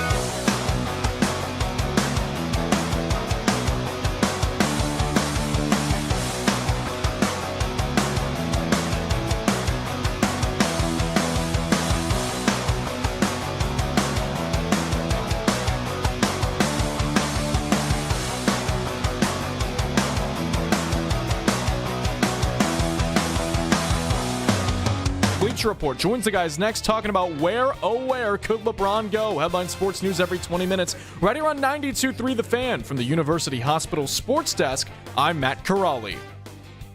Summer's here, and Browns training camp is just around the corner. Stay locked in with The Fan all summer long. It's the 3 o'clock hour on Afternoon Drive. I know you're not happy and just going to have to live with it. As always, you can listen to this show and all of our local shows on The Fan on Apple Podcasts, Spotify, or wherever you get your podcast. All right, back out of here on The Fan. Jonathan Peterlin, Daryl Ryder here with you guys. We go out to the Wise Are Right. We make it right. Call Kyle Wright hotline. Greg Schwartz, Bleacher Report, joining us here on The Fan. Greg, how you doing today? Doing well. Thanks for having me on. Yeah, appreciate it. I am in the same boat you're in, and the same boat Daryl's in, same boat all Cleveland's in right now. We're just trying to figure out what's going to happen with LeBron. So before we get to some of the nitty-gritty stuff with it, I'll just broadly say, what do you think is going to happen with LeBron? Yeah, I think there's a couple teams that are in the thick of the race right now. Obviously, Cleveland's one. Golden State, you can't rule out just because that relationship that he has with Steph Curry has developed so much over the last couple of years, especially playing together in the Olympics in 2024. Miami Heat are another team that's, been reported. I can't see him going back to Miami just because I don't think that roster is good enough or deep enough. And I think with him and Giannis and Bam, that's a lot of big men and there's shooting concerns. And I just don't think that's a good fit for him. The other team I would keep an eye on is the Philadelphia 76ers because they've done a lot of good things over the last 24 hours. Obviously, they made a big trade last night. They did a good signing here about an hour ago, and they have one roster spot left for any veteran who wants to come and play for the minimum. So I would say Cleveland, Golden State, and Philly are probably the three teams that I would keep my eye on at this moment. What do you think the Cavs are waiting on? And do you think that LeBron is maybe waiting on the Cavs to see what they're going to do in advance of him making a commitment, whether that's here in Cleveland or elsewhere? Yeah, obviously different situation than 2014. But, I mean, if we rewind the clock a little bit and go back to that year, and it was the Cavs reaching out to LeBron and saying, well, if you agree to come sign with us, then we'll trade away Jarrett Jack and Sergei Karasev, and we'll offload draft picks to clear that salary cap space for you to come to us. And the message was, no, you go do that, and then I'll make my decision. Now, is this the same LeBron? No. Is this the same Cavs team? No. Obviously, this Cavs team's a lot better. But that's typically how LeBron's operated, right? It's not, I'll agree to come join you, and then we'll see what happens. Before LeBron came back there, obviously the Kevin Love trade was in place. They knew that was going to happen. They knew Andrew Wiggins was going to go out. They knew Kevin Love was on his way. They knew they had Kyrie Irving. So there's always been moves setting up LeBron coming back. Even when he went to the Lakers in 2018, they had all this young talent with Brandon Ingram and Lonzo Ball and Julius Randle, all these players. But that wasn't the plan. The plan was to trade those players for Anthony Davis. There's always a plan in place. The difference is the Cavs have a really good roster right now. It's not like they have to go out and get a Donovan Mitchell. They don't have to go out and get an Evan Mobley, a Jarrett Allen. This is a good roster as is. Yeah, you lost a couple pieces in free agency, but if you plug LeBron on the Cavs, I think they have as good a roster as anybody in the East. So I don't know that they need to make a big move, but certainly not doing anything to this point probably hasn't helped their chances. You took the Heat out of your list of teams. Why were they removed? I would just move them out of the top three. I wouldn't take them completely out. Obviously, you've got a connection with the organization. You've got a great head coach down there. Pat Riley is obviously a terrific salesman, and he'll certainly make his pitch. But I look at the Heat, and yeah, they got Giannis. That's great. Yeah, they have Bam. I just don't like the roster construction there at all. They limited themselves when they made that trade. They were hard capped at the first apron. They lost Norm Powell in free agency to the Chicago Bulls that I thought was going to be a really good shooting guard for him. He made the All-Star team last year. You kind of needed him to come back because you traded Tyler Hero as part of that deal. Their depth just isn't real great right now. You're relying on a lot of unproven guys because you traded so many guys out there, and they need more guard play. They need guards. They don't need wings. They have Andrew Wiggins, and they have Giannis, and they have Bam at center. They're just a front court heavy team. And unless LeBron is, magically going to lose 50 pounds and shoot 40% from three, I don't think he's a good fit with that team. So much gets made of relationships. There are some folks saying that if the Cavaliers were to elevate Brandon Weems, who's been in the front office for a little while here, to the GM spot, that would make the Cavaliers more attractive to LeBron, right? But Mike Gansey, who finished, if I remember correctly, second in Ohio Mr. Basketball to LeBron James back in the day, he's now running the 76ers. He's had a very aggressive start to his tenure. Any chance that LeBron's previous relationships with these folks will play into this decision-making process like some folks want to believe? Well, I kind of just shared that information that, hey, the Cavs need a GM, and, hey, their assistant GM just happened to play high school basketball with LeBron. Daryl, you kind of shot that down. I don't think you like that idea that would have anything to do with it. And I really don't. I don't, but, hey, relationships do matter at some point. And, Look at the two of you guys. I like the sparring that's going on. There's no sparring. It's all love. You shot it down. Let's account for it now. Let's do it. Well, Mac told me I don't take shots. Well, actually, no, Mac said I did take shots. I think we all know you take shots. So, Greg, you think there's something to that then? Is that right? You think that matters?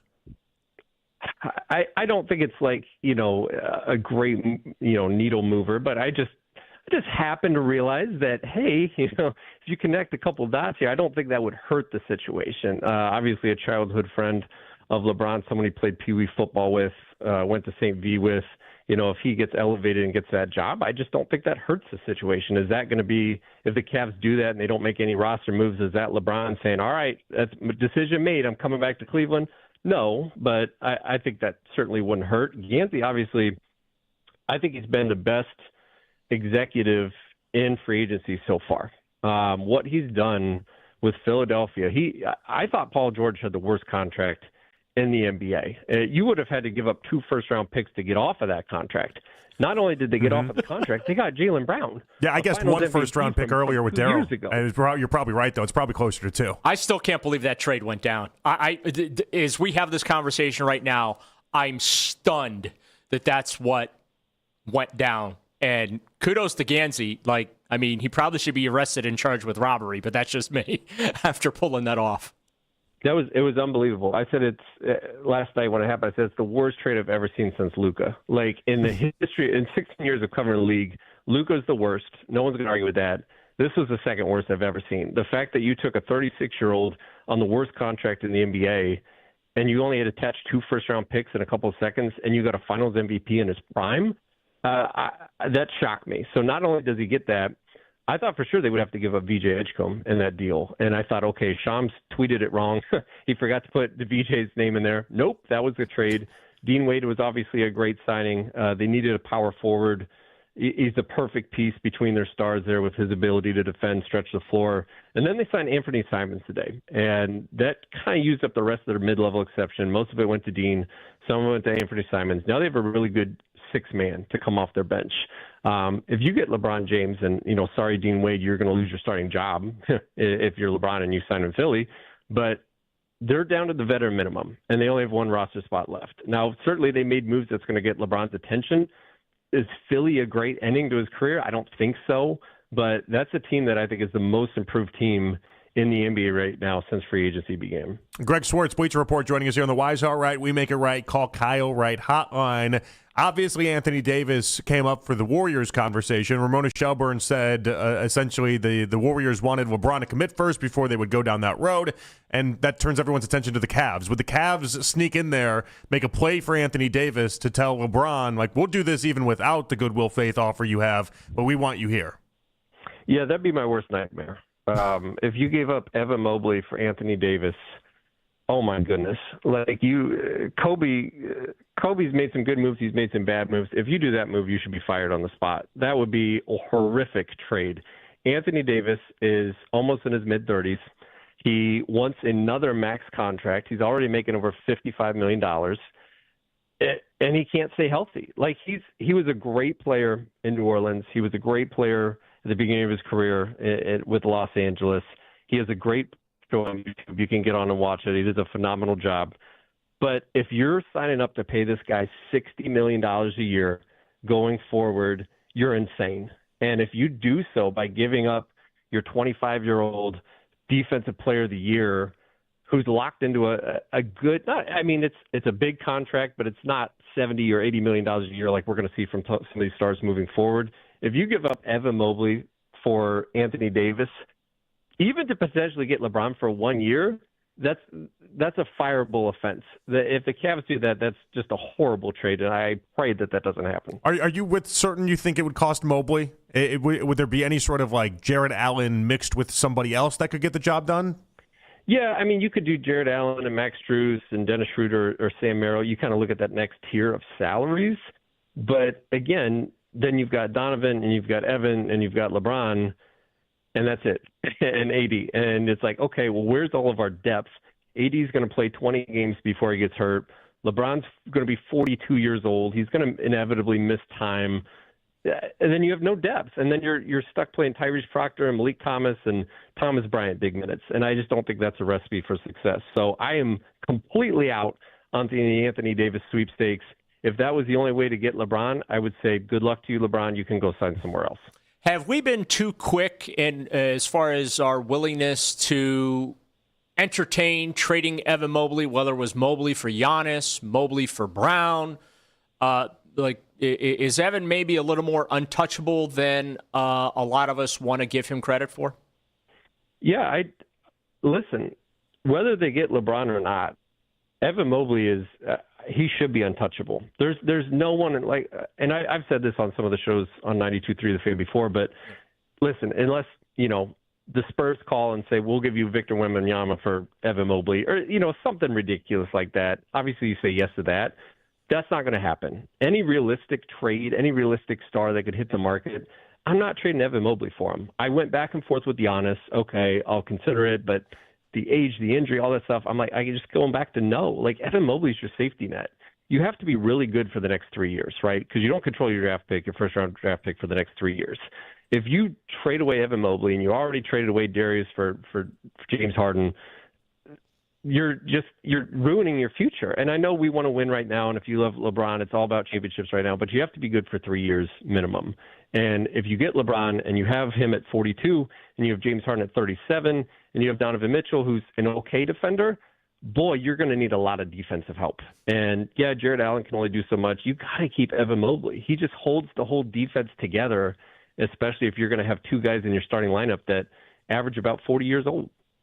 Are Cavs fans unfair to Donovan Mitchell? I saw this point earlier, and I was thinking about it the other day. It's amazing that we've not had one, bit of drama with Donovan Mitchell so far this offseason. He hasn't been in trade talks. We're not worried about the extension yet because we're so focused on LeBron. There's no drama with him. He's just the perfect star in the NBA when it comes to that. There's no off-the-court issues. We've seen what that's done to star players before, like a Ja Morant, and how that's affected their careers. He's just a great dude. We should be thrilled that Donovan Mitchell is a Cavalier. And we can poke and prod, is he a top 10 player? Is he the best player on a championship team? I don't know. A lot of people thought Jalen Brunson wasn't going to be the best player on a championship team, especially when he signed with the Knicks. All I know is he's arguably a top 10 player in the league. He is in the top 10 in MVP conversation every single year. He's a phenomenal player. He's a phenomenal person. And he's the number one reason LeBron would come back to Cleveland. It's not Evan Mobley. It's not James Harden. It's not Jared Allen. It's Donovan, and in his prime superstar. And, yeah, Donovan is – he's arguably the second best player in Cavaliers history. You can make that argument right now. And the Cavs are very lucky to have him, and I hope he signs an extension here very soon. All right, Greg. Appreciate you as always. We're always checking you out over there at the Bleacher Report. You did great work. We'll catch up with you later. Thank you so much. All right, thank you. All right, good stuff right there from Greg Swartz on the Wise Heart Right. We make it right. Call Kyle Wright hotline. Gave us a lot there. And by the way, basketball talk coverage on The Fan, presented by Xfinity. Score the most reliable Wi-Fi, one price, 5 years guaranteed. And Xfinity, imagine that. We come on back. We'll stay with LeBron. Are the Cavs the lowest downside option for LeBron? When you put everything into the pot, do the Cavs ultimately make the most sense because of that? 216-474-0092. Your time to get in now. Matt Underwood joining us at 4 o'clock. It's Afternoon Drive right here on The Fan. Get ready for a day of family fun at Progressive Field. The Guards take on the White Sox on July.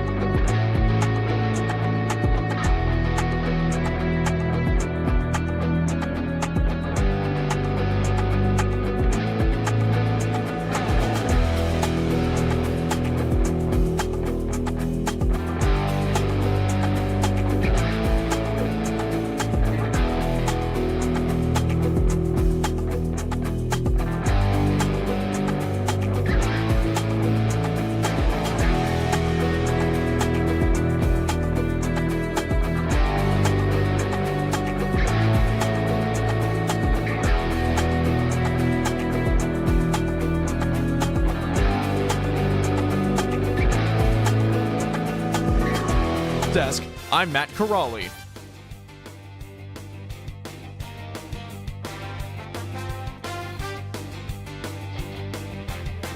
Make the afternoon drive your soundtrack on the way into the Guardians games. And talk about the game on your way home on overtime.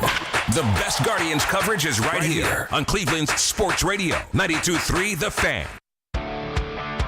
The Cavs have a really good roster right now. It's not like they have to go out and get a Donovan Mitchell. They don't have to go out and get an Evan Mobley, a Jared Allen. Like this is a good roster as is. Yeah, you lost a couple pieces in free agency, but if you plug LeBron on the Cavs, I think they have as good a roster as anybody in the East. So I don't know that they need to make a big move, but certainly not doing anything to this point probably hasn't helped their chances. That was Greg Schwartz, Bleacher Report, joined us last segment talking about the idea that LeBron has to do something. The Cavs have to do something if they want to get LeBron. And LeBron has to do something too. Well, Pick not a team. really. He just has to golf. Pick a team, any team. Let's go. Come on. We've talked about it. He's in the advantageous spot of he goes and golfs, and then Rich Paul at the end of the day just kind of brings him everything that happened in a nice Cliff Notes version and says, this is how this is going down. And then that's it. In fact, you can make a legitimate argument, Daryl, that because we are on the air today and we're talking over the next 5 hours on it, and obviously we did a lot of work leading up to this show as well today, we will spend more time today on LeBron's actual destination than LeBron James himself on his actual destination. This is true. Again, LeBron, favor to me, Sunday, 11 a.m. If we could have this all wrapped up by then, I would be eternally grateful. Yeah, because if you don't get it by the end of your show on Sunday and you're gone for the next 2 weeks, like that decision's going to happen while you're on vacation. Are you a no Twitter guy at all on vacation? No. You go 0 dark 30 on No, it? I don't. No. Why not? Did you yell at Padone? I thought you were texting Padone, being like, get off your phone. Yeah, but he got married. I'm not getting married over my vacation. What's the difference? He has a wife now. He's supposed to be paying attention to his new bride on the honeymoon, not to his Twitter account. She already said yes. No takesy backsies. Yeah, it's called divorce. We did a whole ceremony. The annulment's not going to happen that quickly, Daryl. It's an expensive take backsies. Well, I mean, if you've only been married for like 3 days, again, like the annulment, that's not going to cost you everything. I love that your head's at the place of divorce is wildly expensive, because you're not wrong. But it's expensive for someone like me that's been married for years, not someone that's been married for like 3 days. That's what you think. No, 3 days, you're in the annulment territory. You're in the we can wash our hands clean, go our separate ways territory of divorce. You got the factory reset that you can go ahead. Yeah, there's like a 3 month. Got your receipt. There's like a 3 month buffer. How do you explain all the weddings in Vegas? Wait a minute. You get married in Vegas and then you just annul that, and then all of a sudden it never happened. Are you saying there's a wedding or a marriage probationary period?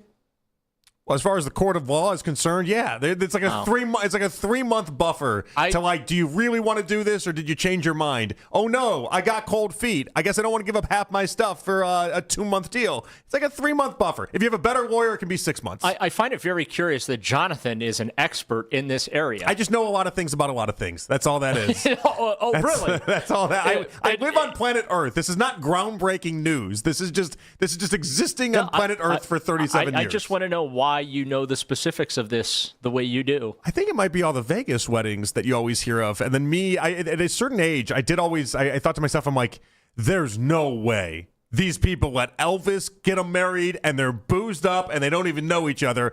And then it's half your stuff 24 hours later? See, that's insane. And then you learn because you go through life and it's like, no, that's not how that works. I thought maybe you did some research before your wedding, which, by the way, was which was a beautiful ceremony. I was happy you were in attendance for that. And maybe you're like, okay, we're 90 days in. I'm home free. She's stuck with me. No, I never crossed my mind in any sort of way. Didn't hit return to sender. No. Wonder if it crossed hers. I don't think it did. Okay. Oddly enough. But the fact that you have these specifics, like, yeah, it's a 90-day thing. If you say oops within 90 days, you're home free. Oddly enough, I'm pretty convinced my wife likes me. Like I'm pretty sure. Like I guess you can never be sure of anything. A little bit of time that might have told you that. You never be sure of anything, but like I'm pretty sure she likes me. You do have a couple of kids, so I would say yes, she does like you.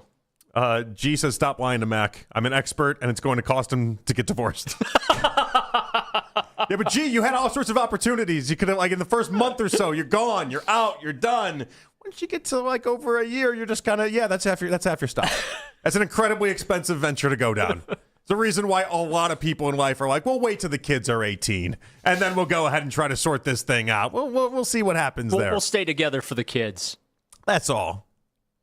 How do we get on Vegas weddings? I have no idea. Zero clue. I'm happy we went down that road, but zero clue. It took a left turn in a hurry. Tom Haberstraw was talking about whether or not this could be the lowest downside option for LeBron, and this is what he had to say on Yahoo Sports. He wants the lowest stakes or the lowest downside to his next destination. You know, when he went to Cleveland, it was all about winning that championship and ending the 50-plus year drought. Mm-hmm. With that option now, I think it's pretty low stakes if he goes back to Cleveland because he's already won a championship for the city. They already have a star-laden roster that is pretty clear that they need an upgrade in order to get past the Knicks. They failed in getting deep into the postseason in 2 straight years where it just feels like they're not even in the championship conversation. If he goes to Miami, now that he's got Giannis there, I feel like there is some downside risk because it just feels like if he's going to team up with Giannis, another superstar after he was with Luka, if they don't win a championship there, I think he will be attached to that.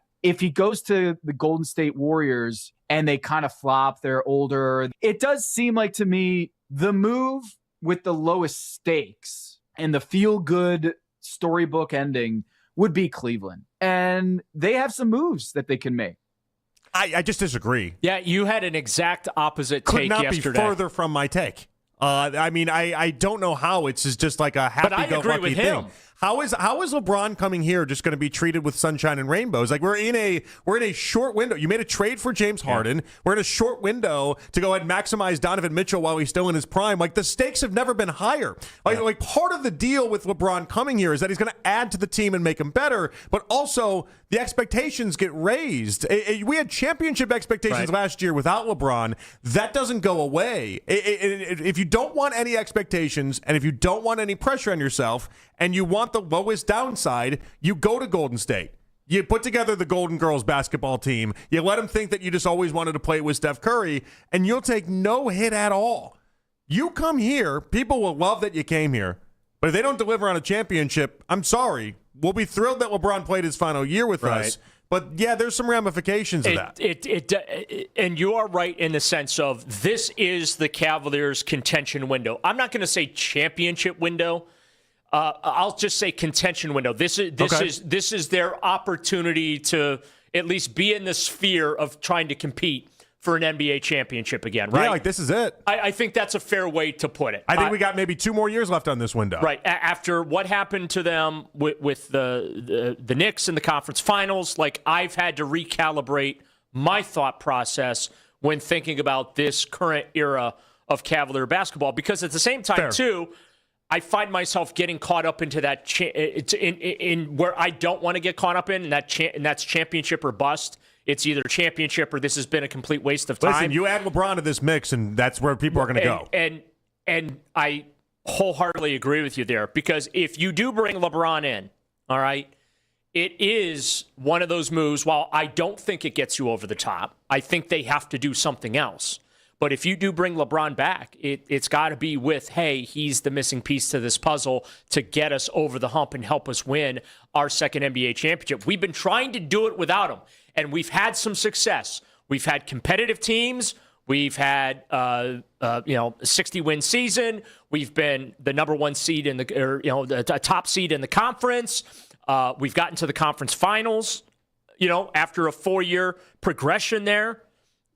We're on the doorstep, but we're not there yet. And this is our window. It took a lot of effort to get this group together and put this team together. It's cost a lot of money to do this as well. Yeah. Organizationally, if I'm Kobe Altman, if I'm Dan Gilbert, just putting myself in their shoes, hey, there's been a lot of investment to try and win another NBA championship here. We haven't been successful. We've been competitive. We put a quality product out there for our fans to get behind. We got a superstar in Donovan Mitchell. We got a young kid in Evan Mobley, whom we expect a lot of. He hasn't ascended to the level that we thought he would yet. But, again, a lot of investment in that young man. And so, yeah, I do think that if LeBron comes back, I am going to agree with you that, yeah, there is a lot of pressure to try and win that second NBA championship because you can't afford to waste a year of Donovan Mitchell. You can't afford to waste a year of James Harden. James Harden's 37, going to be 38, right? So you can't afford to just be like, well, we'll do the retirement tour for LeBron here, and we'll go get him in the 27-28 season. I think my math is right. We're not playing tiddlywinks out here. Like the time is now. You have to try in the next couple years to bring home a title because this is the best opportunity you're going to have. And so adding LeBron to that will only add pressure to that. And I'm sorry, I got this confused. I thought part of this offseason, Kobe Altman was going to have he was going to be big game hunting. He was going to be out there with that gun that goes out there to shoot elephants. He was going big game hunting. As of right now, he's got out a BB gun trying to hunt squirrels in the backyard. Like, I'm going to need a little bit more from Kobe Altman in that respect. But part of that deal was that you're going to push the chips in the middle of the table. You're not just going to settle for the idea that, we'll be decent, and then 3 years from now, 4 years from now, Mobley can have the keys to the kingdom, and then we'll just be decent again. Like, no, the idea is you put a lot of chips in the middle with that Harden trade and trying to make sure this team could be competitive. LeBron, this is not you don't get to go. You go to Golden State, nobody cares if you win at all. Nobody, I'm telling you right now, if you go to Golden State, you can be the first or a second round exit. You get to play with Steph Curry. No pressure attached to that at all. Absolutely. You come here, our expectations didn't change just because you put on the uniform. You would be taking a year away from this group and what they're trying to accomplish if it just becomes about the retirement Exactly tour. Right. That's why I don't understand this lowest downside for LeBron comment from Haberstraw. I do feel like, too, LeBron wants to have his cake and eat it, too. And I think that this is not going to be Club Med, Daryl. That's the difference here. And that's the part that I don't know. I don't know that LeBron's obviously analyzing everything. Yeah, I think he's torn. But if you want this to be a country club, go to Golden State. I think honestly, LeBron's torn. Like, just thinking about the things that Rich Paul has said, on the podcast and whatnot. The happiness quote. Thinking about what's being said from a lot of the NBA insiders about this free agency thing for him. I think LeBron is torn right now. Again, and I maintain this, there's nothing for this man to prove. He has absolutely lived up to everything that was thought and expected of him coming out of high school, St. Vincent St. Mary. Okay? Mm-hmm. Yeah. Now, the ring chaser folks or the ring counter folks will have their say in the GOAT conversation. That's all well and good. I'm not interested in entertaining that right now. Okay? But I think LeBron is torn between, I want to go just have some fun and play out my final season, do my goodbyes to the NBA, and have a good time doing it and be around people that I want to be around. Right. And then there is I think he's also then torn by the competitor inside him. What he went through the last couple years in LA, right? Since winning that bubble championship, okay? And how tough it's been for the Lakers to be an NBA championship contending team, right? They're just basically a playoff team out there, and then that's about it. They're not a legit title contender, and I think that eats away at him because he's also very well aware. I know he says he doesn't pay attention to the media sphere and all that. He does. Okay, he's human, big time. Yeah, he's human, and I really do believe he wants to get one for the thumb walking out the door. I really do, and so I think he's torn between those two things. I want to be able to compete for my 5th NBA championship, but I also want to just enjoy having a good time in my final season. I hope you understand this is not a country club. But I think he can do both here in Cleveland. That's why I think the Cavs fit so well for him because I think he can compete on the level that he desires to. Right? He's got a shot. Now, do I think that but he's got to understand this comes with some stakes. Like the idea that Haberstraw, what I think it is with Haberstraw with this, I think this is just wildly disrespectful to what type of the team the Cavs have. I just don't think Haberstraw is taking this Cavs team serious enough. They were in the conference finals. I know, but I think what this is telling you is that, and he's not the only one with this thought right now. The idea that Cavs aren't going to be competitive enough for a championship. It's not acknowledging the window and everything the Cavs have done to put themselves in just this little 2-year window we have to really make a run for it. It's slapping that idea in the face. This Cavs team reminds me of the late 80s and early 90s Cavs, and I know I've brought them up with you before, but this era really does remind me of that group where you had Mark Price, who was... we went to the conference finals in 92. Right. Yeah. The Mark Price, the Larry Nance, Brad Daugherty, Craig Elo, John Hot Rod Williams, those teams. That's what this group of Cavaliers reminds me of, where they were very competitive. They could play with anybody in the NBA. They just couldn't get over the hump. Mm-hmm. And I feel like this current era, and you know what? That era was a ton of fun. It really was. And this particular Cavalier iteration, okay, this group reminds me of that group a lot. Everybody's likable. They can play with anybody in the NBA on any given night, but they can't get over the hump. And it goes to like some of the conversation we've had in the past about, the enjoyment of this and how fun really was this last season. How fun was the playoff run? It felt like a trip to the dentist every night, right? Because there was so much pressure to get out of that second round and get to the conference finals. And then they really shot themselves in the foot in game 1 against the Knicks. And that was it. I said that night, I remember being on with Jake Volnick. And I said, I don't know how the Cavaliers recover from this. As an aside, by the way, one thing I think about LeBron is that LeBron, in that game 1 that you're describing right there, LeBron doesn't blow double-digit leads in the playoffs. No, he doesn't. He doesn't. He has a way of calming teams down and making sure that doesn't happen. That game they in might particular, win that game by 1, but they win the game. You win the game. If LeBron's on that team, you win that game. He doesn't do that. LeBron doesn't blow double-digit leads in the playoffs. Yeah. And so, like there's little things you can pinpoint and be like, that's what changes. But sorry, go ahead. No, I get caught in a little bit of a nostalgia looking back on, that team and looking at this one.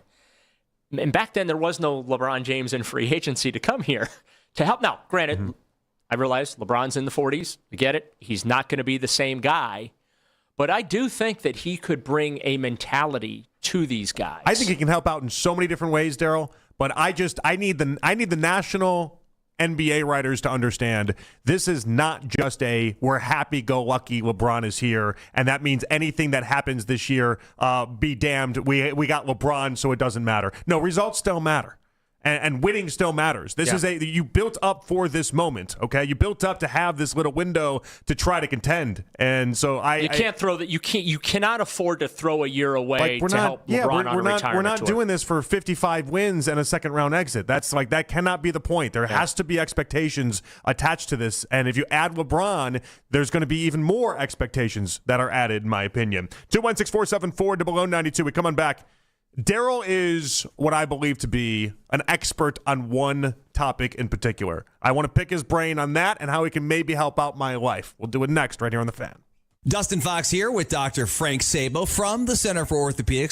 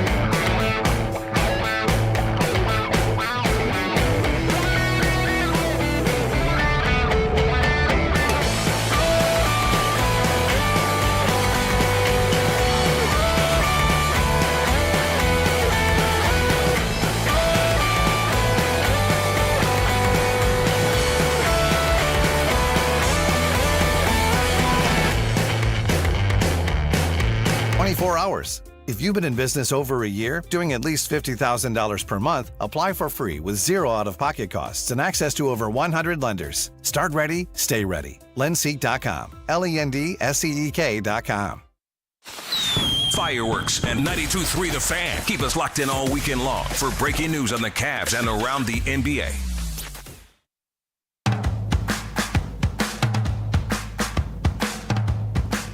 Matt Underwood, Guardians play-by-play, going to join us coming up in about 15 minutes or so. We'll have a heavy baseball hour. Not the whole hour, but a heavy enough baseball hour. Big weekend for the Gardos coming up as they take on the White Sox. One little update that I want to pass along your guys' way before Daryl helps me out in life, which is an interesting concept, by the way. But you're older than me, so that's how I feel like that works. I feel like anyone that's like 10-plus years older than me. I have some mileage on me. Yeah, I know, but after the wedding discussion, I don't know. I don't know about the life experience part of this that I need out of you, but like this, you have experience in. You're an expert in this. Okay. Okay. So we'll get that coming up in a couple minutes. But Mike Scotto covered the NBA for a long time. He's saying the Cavs have discussed sign and trade scenarios surrounding Jonathan Kuminga. So that's the latest. Again, Scotto's been, hoops hype, senior NBA insider. This is not a Shams type. This is not, one of the big dogs. But he's been around long enough for me to say that there's something there. If Jonathan Kuminga is the answer, I don't hate what he would solve in a lot of ways. I don't think it's enough, all things considered. But I think it's enough to get people at least looking like you're doing something different, which is nice. What does he cost? Yeah, I don't know. I don't know what the sign and trade would be. I really don't. I thought he had a really nice couple games against the Knicks, games 4 and 5 in that playoff series. Obviously, the Atlanta series. Those were probably the two best games we've seen him play in the playoffs, and it was weird because they lost both those games and didn't play particularly well. If you're talking sign and trade, it's probably ahead of the mid-level exception. That's around $15 million. So you're probably looking north of that $15 million mark if you're talking Kuminga. At least if you're looking down the sign and trade route. Yeah, and that's what Scotto says they are. So, again, we'll keep monitoring on that. That is not the Anthony Davis discussion we had, by the way. That is not, and we'll have one at 5:40. Is that the one we had with Greg Swartz? It's not the Zion Williamson discussion people were having in the morning as well. But Jonathan Kuminga is an NBA champion. He is a fine basketball player. He solves a lot of the wing issues that you're having. Yeah. It's not horrible. Mark Stein also adding on to this just now, saying that the Lakers obviously face financial constraints, but the league sources say that they continue to explore the feasibility of adding Kuminga to fill a wing need. Cleveland and Milwaukee have also expressed interest in Kuminga, and a return to Atlanta has not been ruled out as well. Yeah, so we'll just keep it up. As we talk about the different options, do I think Kuminga is going to be enough where LeBron's like, oh my goodness, the Cavs are shaking the... No, I don't. No, but it's little things that we have to keep track of here. And it's also the idea that the Cavs, there's so many people, Daryl, that have lived with the idea that the Cavs, in not making any moves or not making anything so far, are positioning themselves for LeBron. And this might be one of those signs that this is not... We don't truthfully know what's happening one way or another, but this is one of those signs that the Cavs are trying to take care of themselves if life without LeBron does, in fact, have to happen. Right. And like I said, I'm curious about the cost, okay? But if the Cavs – look, we finally have a Cavs rumor.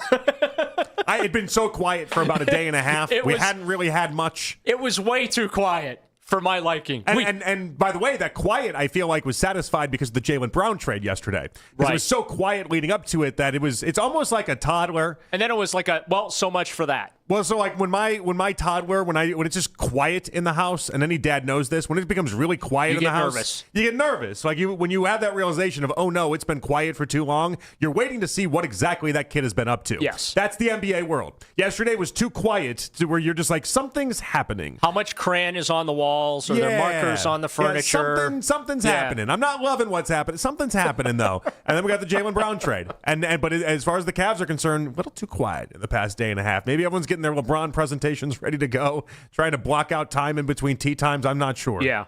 But we'll keep an eye on it. All right. So I feel like you have an expertise when it comes to trophies and championships. Okay. Okay. I feel like you're a trophy guy, mainly because when we had our fantasy football competition, our league, so to speak, you came with trophies at the end of it. I did. Now, did you win that fantasy football championship?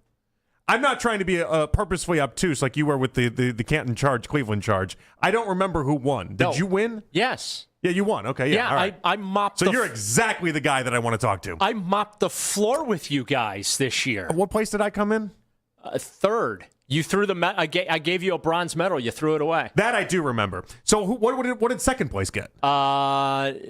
Nothing. Why did I get a bronze medal and second place got nothing? Did Nick finish in second? No. That would imply that I finished in second, would it not? Why did I get a medal but nobody else? Why did second place get nothing? And then I know I was ahead of Nick. I think it was you against Nick for the third place game. Yeah. I don't know the second place winner. The second place winner I didn't know because I got Mac a I stink at fantasy football onesie as a prank.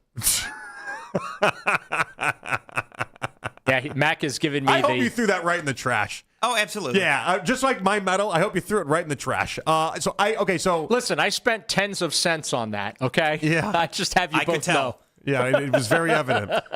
So I have this because I anticipated that's exactly where both of them were going. You know what? I'm not even angry at either one of you.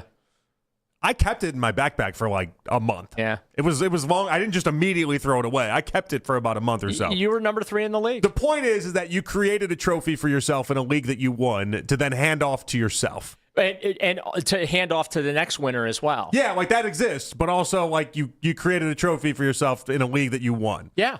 So here's where I have the predicament. Okay. So I'm going to Kansas City in about a month and change. Basically, I just want to be able to rub it in your faces. That's why I did it. Well, so these are the answers I need to hear from you because so in about a month or so, I'm going to go to Kansas City. All my family is in Kansas City except for my sister. Okay. My sister's the only one that's still in Chicago. She passed the bar in Illinois, so she doesn't leave. Everybody else in my family is in Kansas City now. Okay. Yep. Well, my brothers are there. And a couple years ago when I went and visited them for it's my niece's birthday party is why we all go, right? And I didn't go last year because life got busy, but I went 2 years ago, and every one of us are really into golf.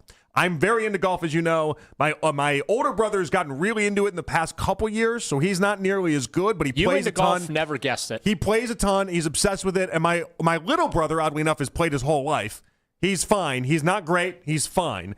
He's just an athlete, so that's why he can just come on there and just do it. He's good. He's just a very good athletic human, but he doesn't put any work into it, doesn't practice or anything like that. Just goes once a week with his buddies, and that's it, right? So anyway, a couple years ago, we played, had a blast, was what it was. This year, I'm like most excited for everything out of the whole entire trip, and might even be the summer, the idea that I'll get to play with my brothers. Like one thing that sucks about me living here, and I love everything that Cleveland offers, but you can't offer my brothers. My brothers don't live here. And so like I love the bonding time I get with them. I've already created and sent off for custom ball markers and divot tools that'll honor the second. It's like, you know, we skipped last year. But it's like the second version of our little trip. The question I have for you, I'm the best golfer in the group, and it's not really particularly close. That doesn't mean I'll always be the best golfer in the group. Can I create a trophy for my brother's tournament? Absolutely. Absolutely. Now, if you're going to do a trophy for your brother's tournament, have some fun with it. Like, so I already got us like custom ball markers and custom divot tools in order to honor the equation, the second biennial tournament that we're having. And I'm calling it a tournament now. We didn't do this 2 years ago. We had no discussion of a tournament. I've just branded it as a tournament, okay?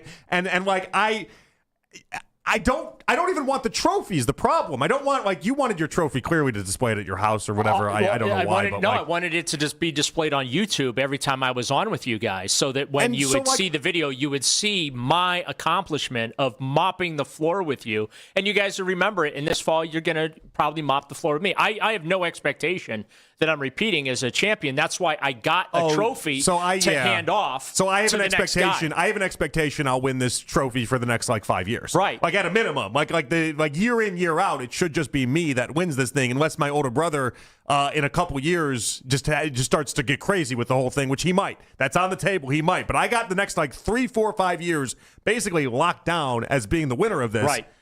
I'm not taking the trophy back on the plane. That I know.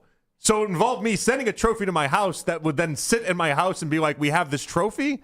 I don't love the sound of that because that makes it seem like I know I'm going to win. I don't love trophies in general anyway, but I'm really tempted to buy one. I think you should. I think this is awful advice. I think you should. Would my brothers look at it horribly if we had this trophy that I was obviously going to be the only winner for the next 3 to 4 or 5 years? Like 25 years from now, if we got a whole trophy and it's got years of scores, and like we're trading off wins, that's a pretty cool thing. That's like 60-year-old me might find that really enjoyable. And you need to do a Stanley Cup style trophy to where you can do this, and every year you put the I'm forgetting the term of it. It's not an putting the plaque. No, there's a term to describe this type of trophy where large and big should be the term. No, but you easy, Mac. You put the winner every year on it. It's a perpetual trophy. Okay. And so you get it. Do the perpetual trophy, so it's got the big base where you can put the winner on each year. Yeah, I think when we're 60, this thing is going to look awesome. Yes. It might also be like 23 years in a row of me winning, and then like at some point that gets a little gratuitous. I think you absolutely should do it.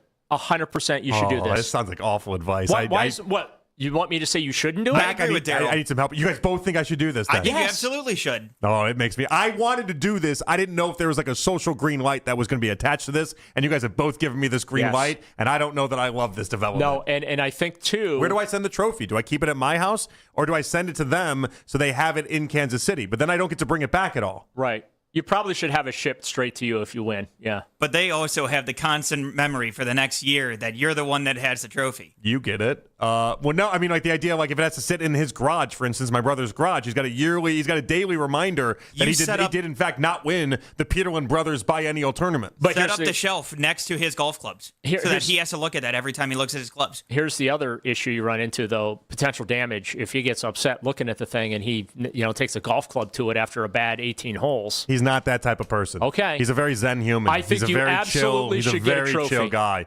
For as often as I'm unchill, he's like the most chill human in the world. I'm making a note in my phone right now so that in 3 weeks I ask you if you got the trophy. All right. I already got the custom divot tools and custom ball markers coming. We'll just add it to the list. I think you should. Matt Underwood. We'll break down the Guardians next right here on The Fan. It's an Odyssey Sports Minute. In 21 of the last 23 NFL seasons, at least one team is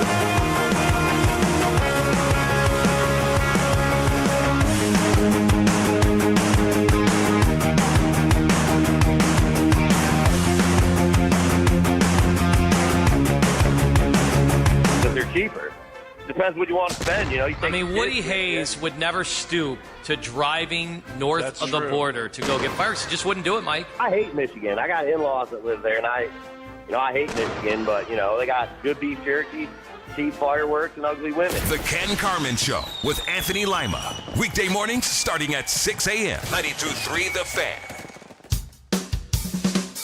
It's the 4 o'clock hour on Afternoon Drive. Oh, boy.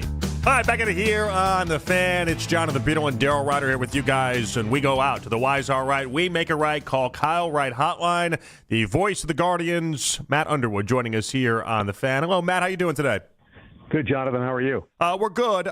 Just trying to figure out just basically how important this White Sox series is. It feels like there's a lot of extra weight added to this series, Matt. Well, I think it is. Anytime you're in the division, anytime you're 1-2, squaring up for a 4-game series, it certainly, I think it adds some importance to the series because if you think about worst and best case scenarios, this thing could swing drastically one way or the other. But at the same time, having said that, if we learned anything from a year ago, it's that you don't want to get caught putting too much importance on one series now because, the schedule is unrelenting. And after this series, they're going to hit the road for 6 more, and then you get a little breather into the All-Star break. So I think it's important, as we said, when the top 3 guys went down in that one game against Detroit, I think we said that somehow, some way, they've got to try to tread water. They just got to try to not get knocked out, and if they can continue to do that, which is kind of what they're doing, then I think they'll at least set themselves up for a chance in the second half. Yeah, Matt, that's kind of been my point since Hosey went down. I think they've won 1 series, though, since that injury. But here, they're only a game back of the White Sox. Chicago, or no one else is running away with this division. It's also a very young team right now for the Guardians. They've gone real young. Travis Bazzana, Chase DeLauter has come back. Just as someone that's around this ball club on a daily basis, your impressions of this new young core that they're trying to build around Jose Ramirez? It feels like we're on a never-ending treadmill, doesn't it? It's like the youngest team in baseball year after year after year. And I don't think that was necessarily the goal or the ideal scenario going into this season, but injuries have had to kind of speed up the process. Injuries and just, poor performance. So, you've had to expedite the process to get Travis Bazzana here. Chase DeLauter came off the injury list, and it looks like he hasn't missed a beat. That's been refreshing. Bazzana's swinging the bat a little better here and there. Cooper Engel, again, we're talking about 11 at-bats, so I think there's still a lot to like about Cooper Engel. We just haven't seen it yet. I think the young guys have done a really good job of overall, collectively, of not allowing the moment to be too big for them or the game to be too big, the series to be too big. There are going to be mistakes. There are going to be growing pains. We all understand that. We've seen that. But I think those guys have handled it okay. And to go back to what I said earlier, when I said try to keep your head above water, try to hang in there, yeah, they haven't played well. You're right.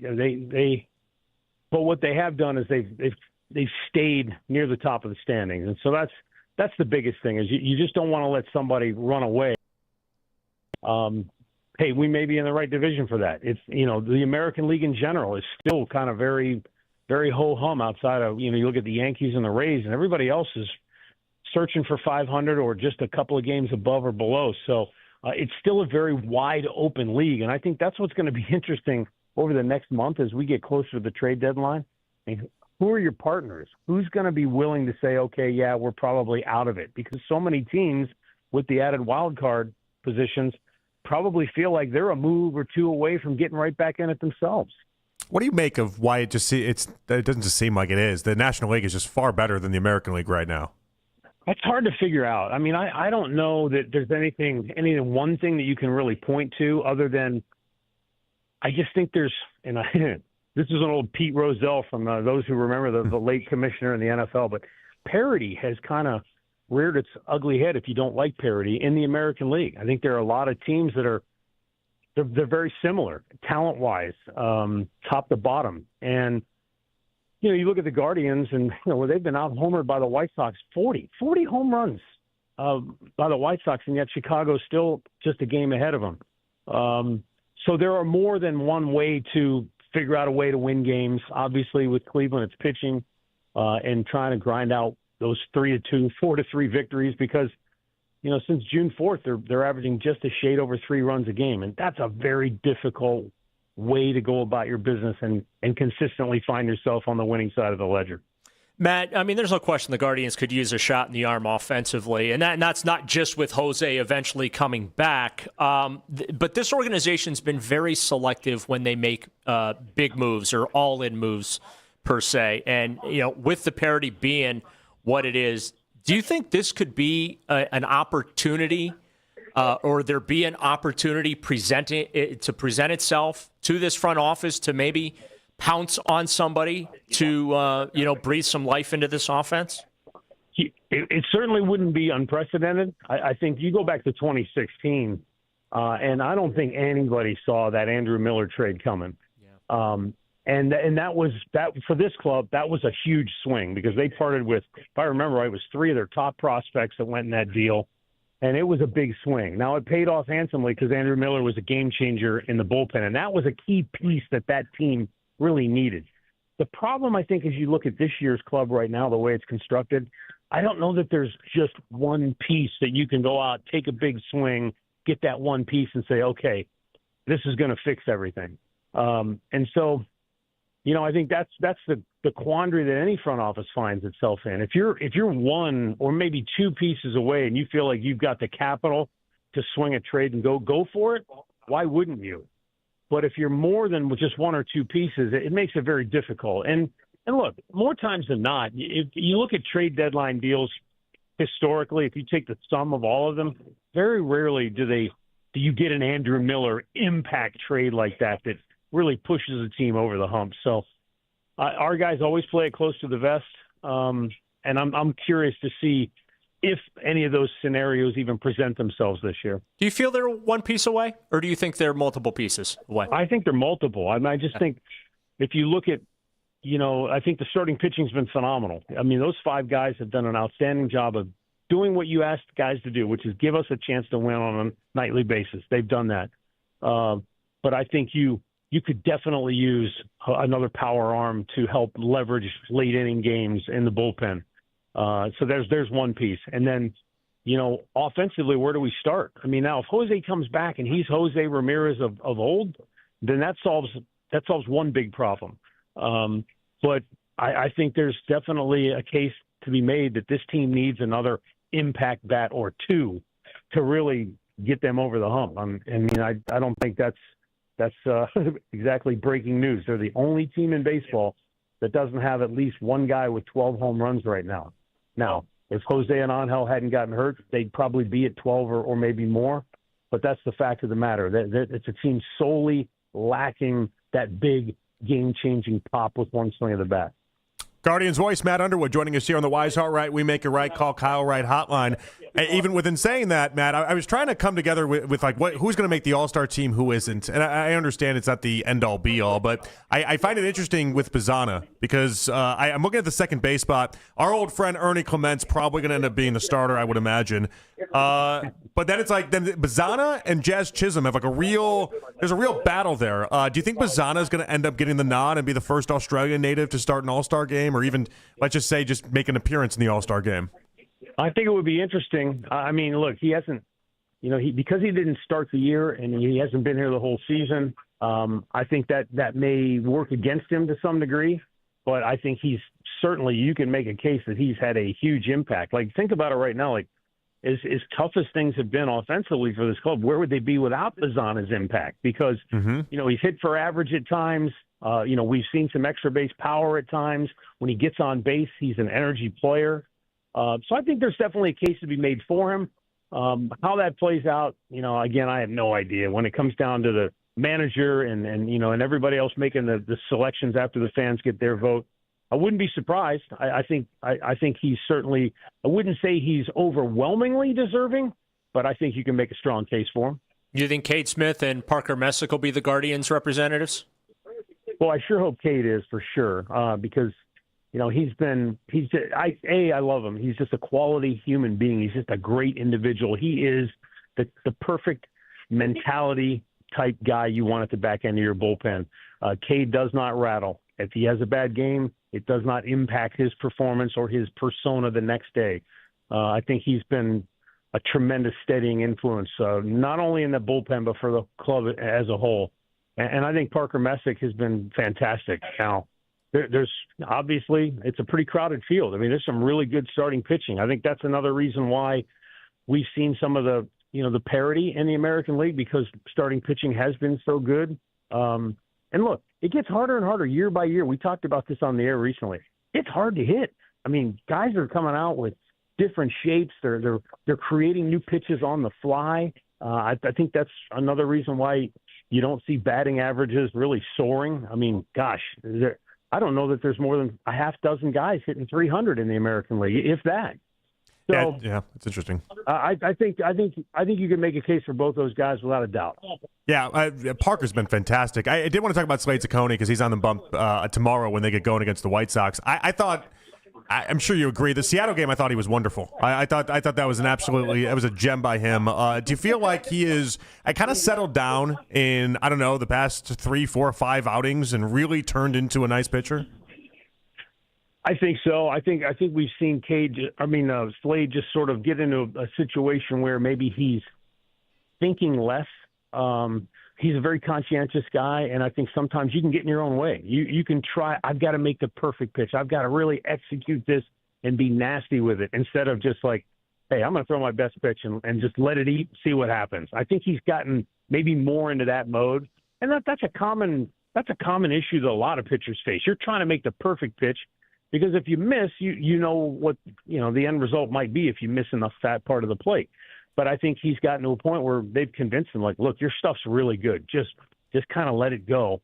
And I think as he's done that, he's been more on the attack. And when you're attacking as a starting pitcher, you put the hitter back on his heels a little bit. It gives you just that slight edge. And we're talking all the time in this game about winning on the margins. And that goes pitch to pitch, at bat to at bat. One of the hardest things in baseball to me, I think, is patience. And especially when you're talking about 162 games over 5-6 months. I want to ask you about Stephen Vogt. I marvel at how lucky the Guardians got going from Terry Francona to Stephen Vogt. I kind of feel like Stephen's Tito Light minus the stories that we can't share on the air. But, just your thoughts on how this team really seems to reflect Stephen's personality. I mean, the Cooper Ingle situation the other day, right? I mean, boneheaded play, let's call it what it was. And nobody killed the kid for it. I loved what Stephen said after the game, but it kind of feels like Stephen's patience, both publicly and behind the scenes, really rubs off in that clubhouse. He's a catcher, right? And I think when you look at how he manages with the same kind of aura that he was when he was behind the plate. Catchers, don't want to show too much emotion. You want to keep that in check because everybody on the diamond is looking to you. They're taking their cues from you. So body language is very important. And I think how the consistency with which you handle yourself on a day-to-day basis is ultimately very important, because these players, they watch like hawks. They're like hawks on their little perch, and they're watching to see any little inconsistency. Oh, see, today he jumped up and down. Oh, today he yelled into his hat or his glove. They're constantly looking and trying to see how you're going to handle all these situations. And I think he's done an excellent job of, very much like Tito, of trying to keep that calm demeanor. You're at the helm of the ship, man. If you start to panic, then everybody else is going to panic too. And he hasn't done that. He would be the first to admit he's not perfect. He's made mistakes here and there, but I think he's good at looking in the mirror and owning it. And I think he's done a really nice job of communicating with his players on a daily basis, so that there's no question about, am I playing today? Am I not going to play? I mean, he uses everybody on this roster. Every single guy is in play. I mean, we might start a game, and if you're sitting on the bench, that doesn't mean anything, because with Stephen Vogt, if the right matchup comes along, he's going to tell you, grab a bat and get ready. And so I think he's done a really good job of just communicating and being consistent and then staying level-headed. And look, you go back to last year. I mean, when you lose 2 pitchers in the middle of the season and everybody's going, uh-oh, he never wavered. And I think that was a good sign. And I think even though they're going through a rough patch right now with the injuries and some of the poor performance, he's maintained that same demeanor. And at the same time, demanding that, hey, when we show up to win. We don't show up to give them a good show. We don't show up to play our best. We show up to try and win the game. Matt, we had former GM Jim Bowden on yesterday, and he tried making the case off the Ingles situation that he would have sent him back to the minors. Do you agree with that sentiment, or do you like the Guardians' approach where he's a young kid and that just it happens? I mean, if we did that with everybody in life, I mean, come on. Now, if it happens repeatedly, if there's a problem, that's a different situation. The kid made a mistake. You could tell right away he felt awful about it, and you take him at his word. He won't let it happen again. And there's probably, depending on the organization, each organization might handle that a little bit differently. But I don't have a problem with what they did with just hey, give the kid a break. He made a mistake. It's not the end of the world. Like Austin Hedges said after the game, we all make mistakes, and the key is learning from it and going forward. You guys remember the movie The Natural? Oh, yeah. Yep. Oh, yeah. With Glenn Close and Robert Redford. There's a key moment late in that movie where Glenn Close says to Robert Redford, I believe we have 2 lives, the life we learn with and the life we live with after that. And I think that's an important lesson to remember, not only in baseball, but in our everyday walk of life. Matt, we love you in the booth. We loved you here. Thank you so much. We appreciate you, and we'll be listening all weekend long. Thank you. Thanks, Jonathan. Darryl, you guys have a great weekend. All right, good stuff right there. Matt Underwood, voice of the Guardians of the Wise Heart Right. We make it right. Call Kyle Wright hotline. React to what he had to say. And also, when he was talking about Bazana in the All-Star game there, I got a real gripe if how it goes down, how it looks like it's going to go down. I'll explain what I mean next right here on The Fan.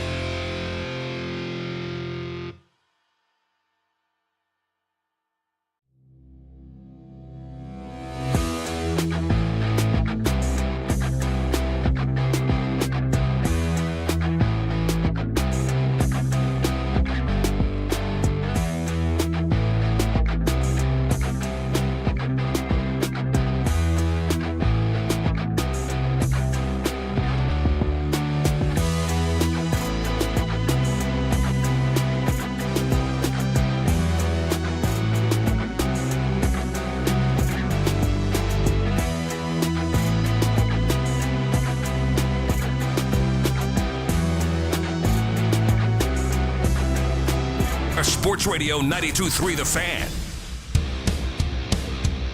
I think it would be interesting. I mean, look, he hasn't, because he didn't start the year and he hasn't been here the whole season, I think that may work against him to some degree, but I think he's certainly, you can make a case that he's had a huge impact. Like, think about it right now. Like, as tough as things have been offensively for this club, where would they be without Bazana's impact? Because, he's hit for average at times. We've seen some extra base power at times. When he gets on base, he's an energy player. So I think there's definitely a case to be made for him. How that plays out, again, I have no idea. When it comes down to the manager and everybody else making the selections after the fans get their vote, I wouldn't be surprised. I wouldn't say he's overwhelmingly deserving, but I think you can make a strong case for him. That was Guardians play-by-play voice Matt Underwood. He joined us last segment. And so what's interesting about this to myself, Daryl, and you have to understand where I come from the All-Star Game voting in general. And we're going to find out the results on Saturday. And so, it's coming up. We're a couple hours, 48 hours away from the results. And like Ken Rosenthal had this big All-Star Game primer today, right? And he came out and he put all the different Guardians in different spots. And he tried to do it with the idea that you'd only get one selection for each team. And then, obviously, that each team would get one selection is the point. And he had 3 Guardians listed. He had Bazana there. He had Cade Smith there. He had Parker Messick there. And no problems with any bit of that, right? Which those would be the 3 I would pick. Yeah, and I guess the problem I have is in the second base slot, he had Ernie Clement getting the start over Travis Bazana. And that's the problem I have. But you have to understand what I believe an all-star game should be like before you can appreciate the take on this. Has Ernie Clement been a better baseball player in totality than Travis Bazana? That's debatable. In fact, if you go by the time that both have started, April 28th on, and both, I mean Travis Bazana starting, and then obviously Ernie Clement will start his dates April 28th as well. Right. Travis Bazana, by wins above replacement, has been a better baseball player. And it's really not even particularly close, if we're being truthful about it. Like, Ernie defensively is an absolute mess of a human, okay? Like, he might be one of the worst defensive second basemen we've ever seen. He's that bad defensively so far this year, and the metrics have dinged up and gotten him horribly for it. And for that reason alone, he should not be an all-star. But I think a couple people are going to go back to like, Bazana's only been playing since April 28th. And it's like, well, hold on. The argument I'd have against this, you can't use limited starts and limited time against Bazana in this instance when last year Jacob Mizorowski had 5 starts and made the All-Star game, and 2 years ago Paul Skeens had 11 starts and made the All-Star game. Why did both players make the All-Star game, Daryl? Because they're stars. Yeah, they're stars. Because they're awesome to watch play the game. Because they're fun. With all due respect to Ernie Clement, and I liked him when he was here, Ernie Clement's not a star.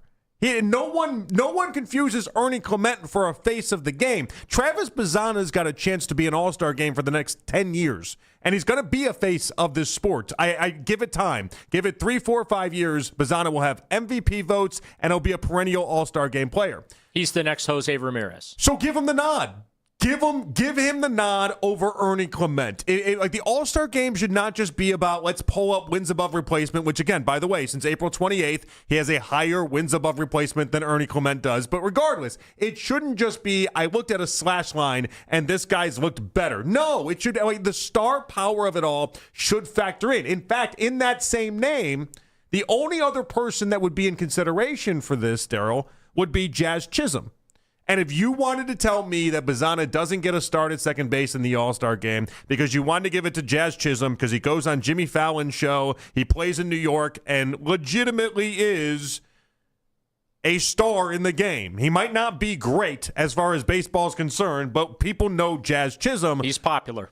I'll accept that. I'll accept it because my case can't be based on star quality has to matter, making a case for Travis Bazana one day being a star because he's so great at baseball, but also because there's a lot to Travis Bazana. Number 1 overall pick.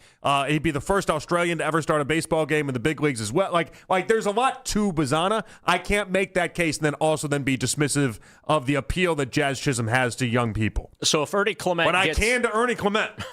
If Ernie Clement's not a star. If Ernie Clement gets the nod, I look forward to listening to you Monday at 2. I might be extremely agitated. And like again, the Ken Rosenthal piece has it basically laid out that it would go to Ernie Clement, while acknowledging that Ernie has been a disaster defensively and gets dinged for it in So an then what's appropriate way. okay? So if he acknowledges the warts that come with Ernie Clement, then why is he giving him the nod? I think it's because he's already been a starter in the All-Star game. He's already been the top vote getter, and I think that's kind of what he would go off of. What do you got in this, Mac? I was going to say, I feel like if you're Ken Rosenthal and you're giving your ballot for it, the fan voting shouldn't play a part in that. No, fan voting shouldn't. Fan voting, I think, is the dumbest thing in the world in this. But why?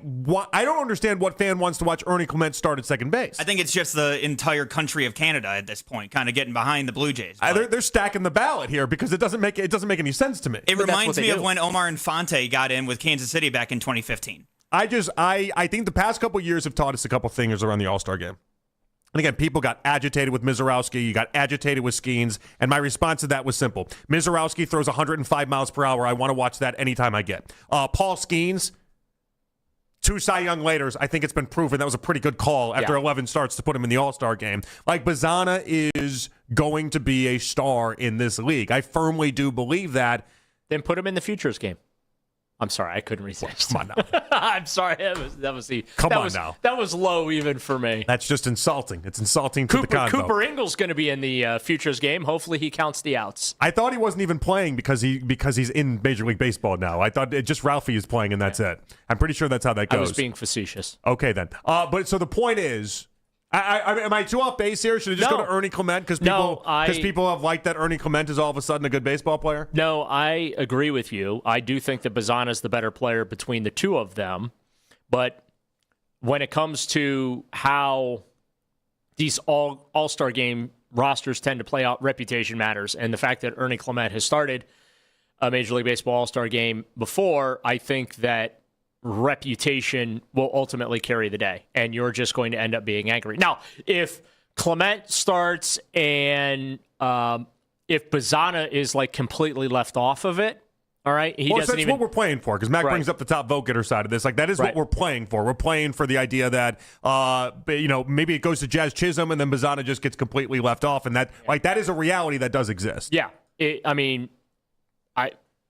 I do think that there's a real chance Bazana gets left off and that it just ends up being Cade Smith and Parker Messick is the lone representatives for the Guardians. I mean, let's be honest about it. I mean, the Guardians aren't exactly, beating anyone's door down right now. They're staying afloat. We might end up being a one player guy. You might get Cade Smith, and that's it. I know. I'm thinking it might be Parker Messick, and that's it. Because there's a real world. I think Latz is already starting for the Rangers. That's already. But Aroldis Chapman should probably get it over Cade Smith. I think Cade Smith will get it, but even that can be neck and neck if you want to call it. Yeah. There's other options is the point. It's not a guarantee. I think Cade Smith he's been really good. But they could easily lose that. I think Messick's an all but guarantee. I think he'll have it. I don't think anybody else from the starting rotation will, and that's fine. But there's a world that exists where it's just one. I think this stuff with Bazana, I find the whole thing incredible. I love the idea of pushing forward people that'll be in this game for years to come, and people that'll be in this game and have the long-standing nature of it all.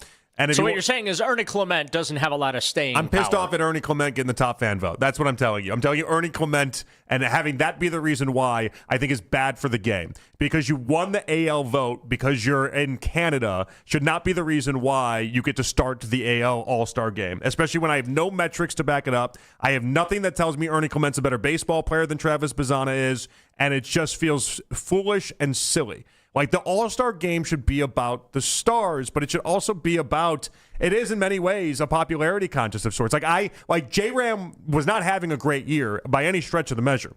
If J-Ram had just consistently, if he'd been able to be healthy this entire stretch, I would have given it to J-Ram over any other third baseman. Why? Because he's earned it on top of it, but he's also a draw at this point. Yeah. People love watching Jose Ramirez play baseball, not just here locally. On a national level, you want to watch Jose Ramirez play baseball. That is much better than putting some other third baseman in there. Obviously, he got injured, so it was what it was. But if he had been healthy, I would have given him the nod 11 times out of 10, even if he hadn't necessarily earned it because a half of a baseball season shouldn't account for all of this. The Major League Baseball All-Star Game is the lone remaining legitimate All-Star game in my view. I'm to a point now with the NBA. They ought to get rid of the All-Star weekend. It's become a joke. The NFL should be done with the Pro Bowl because that's become a joke. I mean, no disrespect to Shedeur Sanders, but he was not a Pro Bowl quarterback as a rookie, okay? Johnny Manziel put up better stats. I got a Pro Football Reference page thing that differs, and I have a board over here. Oh no, they erased it. They did erase it. Why did they erase it? Did Baskin erase it? I think they gave up the count. But my point is, people stopped bringing it up. Yeah. Is that what happened? They went like 2 months without someone saying Pro Bowl quarterback Shedeur Sanders, and so they stopped. The count got stopped. Yeah, it was stuck on 52 for what felt like 3 months. Yeah, yeah. But like that's tough. That's tough for the bit when you're like, we're going to create a whole bit around this being the reality, and then nobody brings it up ever. And then people stop participating. Nobody does bring it up. Why does nobody ever bring it up? Because I think we know it's a joke. Yeah, it's a complete joke, right? So the Pro Bowl's become a farce as well, and they're going to have to find a way to adjust their Hall of Fame metrics now, right? Because when you talk about Pro Football Hall of Famers, one of the things they bring up how many times they made the Pro Bowl. And it's one of the things that helped Joe Thomas get in the Hall of Fame, the fact that he made the Pro Bowl every year. Well, now it's shifted, though. Like, the people that actually do this, it's now all pros. Right. You go by all pros. 100%. So, and so Major League Baseball, a lot of it does have to do with reputation. You just acknowledged with Jose Ramirez, right? It was not having one of his better seasons, but he's still an electrifying player. He's the heart and soul of the Guardians. And if he was healthy, you would have, on reputation alone, because he has earned that right, been there. I honestly don't know what Ernie Clement has done to earn this reputation other than just Blue Jay fans being bored and wanting to stuff ballot boxes. How did he become the most popular Blue Jay? What have I missed going on north of the border where Ernie Clement is all of a sudden the face of the Toronto Blue Jays and he's like the popular player? He's not the face of it, but I mean the World Series helps. I'm being a little facetious here, but I'm having some fun with it. The World Series helps, but it's been a wild turn because we watched a lot of Ernie Clement baseball. We did to have that turn around and be the reality. But and listen, I'm not just being. I mean, I'm being a little homerish in this. I understand that. You guys know I love Bazana. That is part of this deal. But it does a direct line through to the idea that I think the guys that are going to be in the game and the guys that are better baseball players should be put up and propped up into the most important spots. And so, to even showcase this, Bobby Witt Jr. is going to start at shortstop. Nobody would debate that. That's exactly who should start at shortstop. But Kevin McGonigal is probably going to get the second call on there, right? I would choose McGonigal in a toss-up over Rocchio. Rocchio will be, a close, notable omission, and even Rosenthal has in there as a notable omission Rocchio. McGonigal is an absolute superstar in the making, though. Like, I put him in the game over someone like Rocchio that at this point has had a really nice half of a baseball season, but I don't know that there's staying power there. Right. And I certainly know there's not the draw that McGonigal has in Detroit with Rocchio nationwide. Right.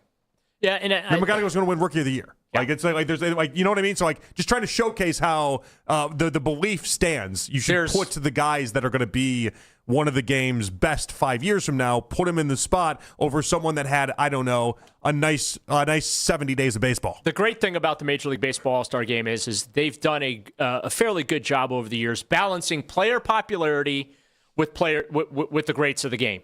Okay, it's the one of the three All-Star games that they do a really good job balancing player popularity and in stardom with actual greats in the game. And so that's why it's the one All-Star game I watch every year. I'm glued to the television to watch not so much the day you're before. glued to the television for it. I love the Major League Baseball All-Star game. I really do. I'm not as glued as I used to be. I watch it obviously because I love it, but I'm not as. It's mid-July. There ain't anything else going on either, right? That's how I ended up watching the soccer game last night. Right. Well, I didn't even watch that, but good for USA. What did you watch instead? Huh? There was nothing on TV last night. I watched a movie. You watched a movie? Yeah. Now's the time. Yeah. 'Tis the season. Watch as many movies as you want. Exactly. Because people like me won't shame you for it because it's like there's nothing else going on. Yeah. Seriously, I watched that game yesterday. Just nothing else was happening. I can't bring. I will watch the reels of the fans on my phone. It's great. Still watching those. Oh, my sister who lives in Seattle, she got caught up in the FIFA crowd yesterday. She was sending me some texts and some videos. It was just absolutely bananas in Seattle. And now, of course, Team USA is going to go up there for the round of 16 and play. Was it on Monday, I think, is when that game's going to be? So I told her she needs to get out and get in the scrum again for that. But, yeah, I enjoy watching it, but I had no interest in actually watching the games. I debated putting on Dodgers A's and then was like, all right, you know fine. what? I'll put on soccer instead. I saw the red card play. I saw the penalty kick that went in. I saw everything I needed to see from that game. And guess what? I saved myself about 2.5 hours because it took 30 seconds to watch it on my social media feeds. Saved myself 2.5 hours. I know exactly what happened in the game. There you go. Do you have hot red card takes for us? No, I really don't. No. My father-in-law, I go to drop off my kid today, right? I dropped Chloe off at her grandparents' house because they watch her when I go to work, right? And so I go to drop her off, and my father-in-law goes, "Man, your station just spent the past half hour talking World Cup." And I go, one thing I promise you is you will not hear a half hour of soccer talk for this show from 2 to 7. I can't speak for Baskin and Phelps. And I have to tell you, you've not had a red card worthy take today either. Oh, thank you very much. 216-474 below 92. Yeah, hey, listen, we gave him the dad joke, even though he's not a dad. Sometimes we just have to let that happen. 216-474 below 92. Is this too extreme for the NBA? Explain what we mean next, right here on The Fan.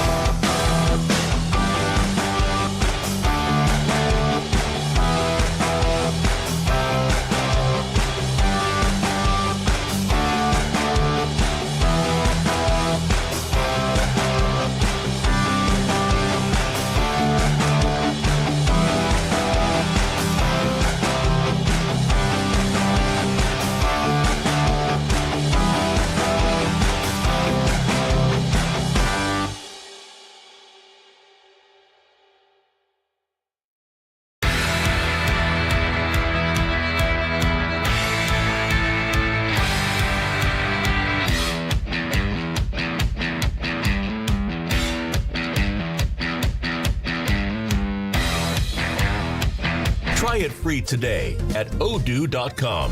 That's ODOO.com.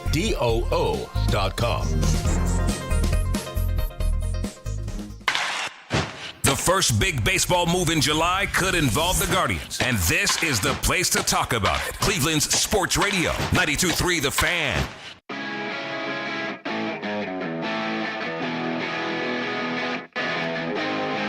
All right, back at it here on The Fan. It's Daryl Ryder, Jonathan Peterlin here with you guys. Daryl chugging along.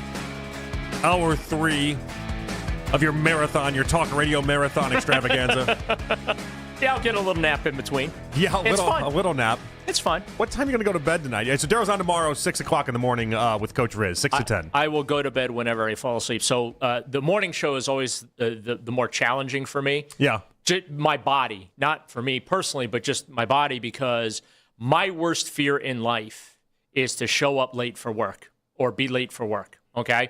So what's going to happen tonight is I'll go to bed. I'll probably around 9 o'clock is when I'll try and wind down. Yeah. Okay. With the intent of hopefully falling asleep by midnight, because it's tough for me to go to sleep. I struggle with that. And so I will then probably wake up at 1, 2, 3, and 4 a.m. Just out of complete, like I don't want to miss it. It just naturally happens all the time. I get that on me, and it doesn't happen to me because I don't care enough about things at this point in life. But like I get that. Well, the show starts at 2. Like if I miss that one, I got a real problem on my hands. Also, the other side of this, the kids wake me up anyway. Like so, like I have no sense of, oh my gosh, I'm gonna oversleep and miss this.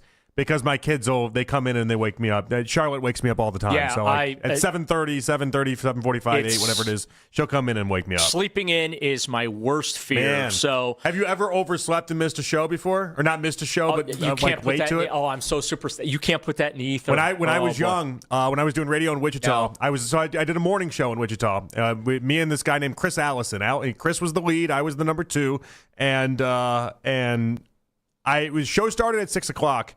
And one day, my alarm and everything, I got up at like 6:10, and I've never had a more freaked out moment in my life. Yeah. I mean, the show had already started. Like, Chris was like convinced I was on the side of a highway, like a ditch or something. You should have totally lied and played that up. Oh, I remember getting in the car and just going and being like, "This sucks. I'm so sorry." I had one instance I almost was late. It actually resulted in me getting a speeding ticket on 71 because I put the pedal to the metal because I missed the alarm and I needed to be at the station at 4:30 to get everything going. I woke up late, 4 a.m. and we started at 4:30 and I tried flying up I-71. I got pulled over, and did you tell the cop you were doing radio? I just explained to the cop I needed to be work at 4:30 a.m. I'm super, super late. That's why I was speeding. I apologize. Not only did he give me a ticket, but he bumped up the charges. I had to go to court. I ended up having to go to court for this. He's like, you obviously told me that you did do it, so okay. So. What a mean guy. Look, I mean, there was no question I was speeding, okay? I mean, I know, but it's still mean. But yeah, he tried to bump me with Did you think you were trying to like pull one over on him or something? I don't know. I don't know why he added on. He threw a reckless driving charge on it, and I'm like, I wasn't even changing lanes. I was straight shot up. Like, what's reckless about being in one lane? There's nobody on the freeway. It's just me. Well, now you. and so, yeah, he decided to throw a reckless driving charge on there, which meant I had to go to court. And I don't think I've ever heard of, by the way, I don't think Ken or Anthony's ever been, I don't think they've ever missed one. And, yeah, so I ended up going to court. The judge was furious because, so I go to court, and, they're pulling up guys with murder charges and other very, very serious crime accusations, and then they call my case. The judge looks and sees that it's for a speeding ticket, and he looks at the prosecutor and just basically yelled at the prosecutor for bringing this into the courtroom. Wow, really? Yeah, and basically I just paid my fine, and the judge yelled at me for speeding, and that was that. But yeah, no, I did have one instance, and I walked into the station at 4:28 a.m. ready to go ready to go at 4:30. There's a lot of people in radio that do that on a consistent basis. That is as close as I have come, thankfully. And I gotta knock on some wood. I gotta burn some incense or whatever. I feel like you just put the No, I didn't do anything. You did. No, I didn't do anything. I feel like you've done this. You are an adult. You're responsible for yourself. I feel like you've just put this into the air now. There's no radio gods. I didn't put any voodoo on you. You are an adult. Keith, you're responsible for yourself. I will not carry any weight attached to this in the slightest if bit. I'm late tomorrow, blame Jonathan. It'll be his fault. You don't get a get out of jail free card because we spoke and had this conversation. If you're late, this is on you tomorrow. Nope, this is not my fault. And I know, I was thinking about this as we were talking. I'm like, I know how both your brains work between Daryl and Mac, and both you guys are like, Jonathan, what are you doing? And he's going to be late tomorrow. It's going to be all your fault, and it's going to be on you. You know what's going to happen now? chance. I'm not going to get any sleep tonight. I'm not going to be able to sleep tonight. And it's going to be your fault. I'm going to blame you. I'll be sleeping like a baby. I know you will. I'll say this. Your takes tomorrow are going to be hilarious then. If you're running on zero sleep whatsoever, we're going to get delirious Daryl at 6 a.m. Yeah. Let's go. You might. Meanwhile, Coach Riz lives life like he's going to run a 26 mile marathon. Could not get it out for the life of me. You okay over there? Just a little brain cramp. No big deal. That's what you get for putting the kibosh on me. I didn't do anything. I swear to you, I didn't do anything. You put the bad stuff in the ether. You're not going to let me think that I did anything. Absolutely. No, if you're late, it's because you're an adult and you couldn't wake up. First rule of Fight Club: you don't talk about Fight Club. And there you go. How many alarms do you set? How many alarms do you set in front of? Well, now I'm gonna set an extra 2 or 3 of them. Yeah, you give me. I'll call you. I will do you need me that to call now. you? I'll call you. No, because you're not going to be up. Do you do the alarms every 5 minutes? Yeah, I'm the same way. Yeah. Yeah, Like I again, said, one thing about kids, I stopped setting the alarms. That's the. It's been like a beautiful thing about it because I just know they're going to wake me up. Like, yeah, I mean, now the less than beautiful part about it is that my kid always comes into the room at like 4:30 in the morning, screaming her head off, being like, "I'm ready to sleep with you guys now." That's not great. I'm not saying it's great, but like that's one advantage I got. Yeah, if I'm late tomorrow, I'm blaming you. All right, I want to blame you for the 3-point rule or the free throw rule that could be happening. Because you're the one that brought it to my attention, and everyone in the NBA world is talking about it. Lay it out for me. Lay it out for the people really quickly. So what they want to do, they're already doing this in the G League right now, and they're going to test this at Summer League, and that is outside of the last 2 minutes of the fourth quarter and overtime, you're going to get, if there's a shooting foul, you're going to get 1 free throw. And that free throw is going to be worth whatever the points from the shooting foul, whether it's 1, 2, or 3 points. So if you get fouled shooting a 3, instead of shooting 3 free throws, you'll shoot 1 of them, and it's worth 3 points. Yeah. So I like this. I think the game needs to get rid of everything that seems to be a little bit boring and a little bit maybe not the greatest. And I'm not saying you have to turn this into the Royal Rumble. The game itself is great. Free throws aren't great. End of games take forever.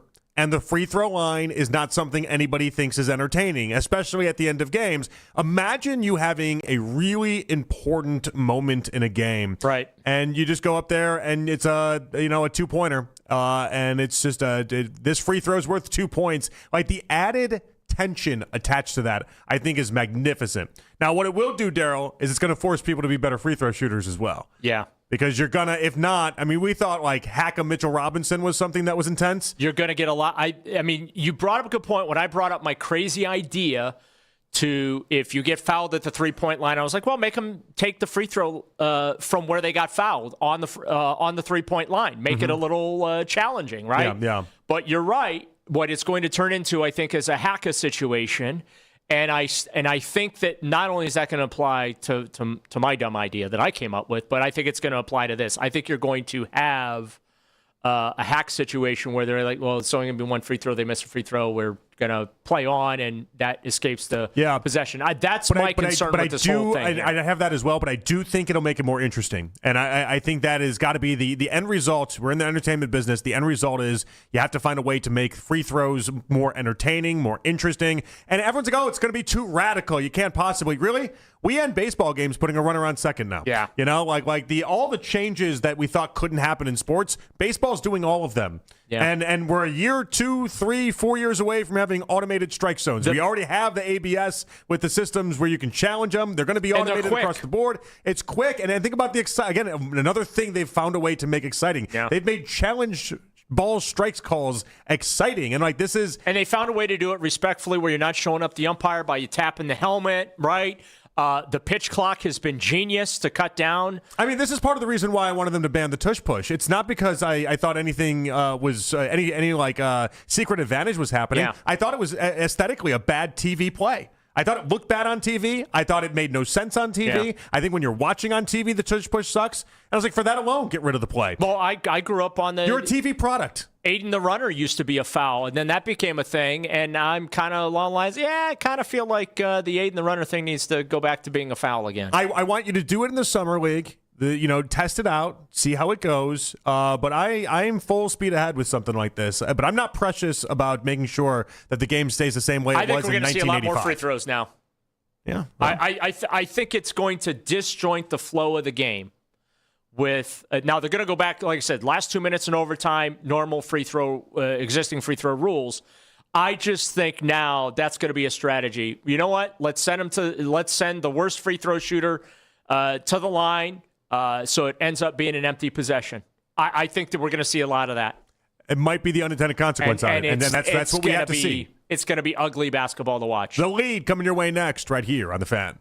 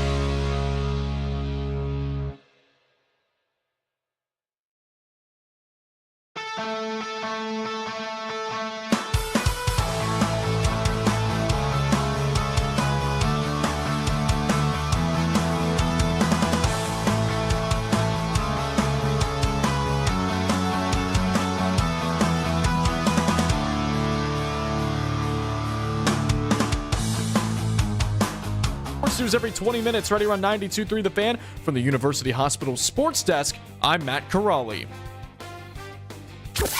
Count down the days until training camp and the trading deadline with the only show dedicated to Cleveland sports every morning. The Ken Carman Show with Anthony Lima. Weekday mornings starting at 6 a.m. 92.3 The Fan. It's 5 o'clock on The Fan, and it's time for The Lead with Nick Wilson and Jonathan Peterlin on Afternoon Drive. Hey, it's Jonathan Peterlin, Daryl Router here with you guys. We start The Lead with Kendrick Perkins on ESPN saying that he believes LeBron James wants to return to Cleveland, but is waiting for the Cavs to make a move. Want to be here. I'm playing golf here. I done took a photo with me rubbing my feet together by the poolside. My family is down here. Now, Rich is going to do his job. Rich Paul is going to do his job of searching the market and seeing. But I feel like in my heart, LeBron James want to be home. But he's not going to be home if this roster is put together the way that it is and what we saw last year. This is my own personal opinion. I really feel this in my soul that LeBron James is waiting to see if the Cavs are really going to do something so that he can say, I'm coming home. I think he's right. It'll be interesting to see if the Cavs do nothing, and then if LeBron does come back, how these comments just would not have mattered. And in fact, he would have just came back regardless. But I think he's taking these other meetings for a reason. He's putting pressure on the Cavs to do something with this roster. Well, the bad news for the Cavs are the two big fish have been spoken for. Giannis is in Miami, and Jaylen Brown is now in Philadelphia. And guess who all of a sudden now is in the running for LeBron's services in this free agency period? Miami Heat. Philadelphia 76ers. And I don't think that's by accident because they both made seismic moves this offseason. And I do feel like LeBron wants to have his cake and eat it too.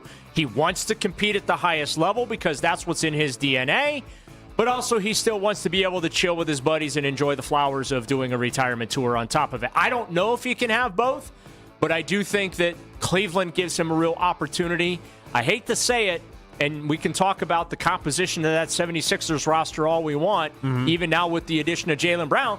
But I kind of feel like Philadelphia provides some pretty stiff competition as well. I don't put Golden State in there, okay? I think that's the AARP team, okay? I still have Golden State in there. We got a clip coming up on that. But Shams, by the way, is backing you up. Shams has now thrown the 76ers in there. It was reported last night, obviously. But Shams is saying they're going to get a chance. They're going to get a real chance. If you were to tell me, and obviously not all these names fit, obviously, but Giannis, LaMelo, Ja, Kawhi, and then Jaylen Brown all traded in the previous 10 days, I would have said, wow, blockbuster NBA for the past 10 days. And it has been. But I also would have thought the Cavs would have been a part of this in some way.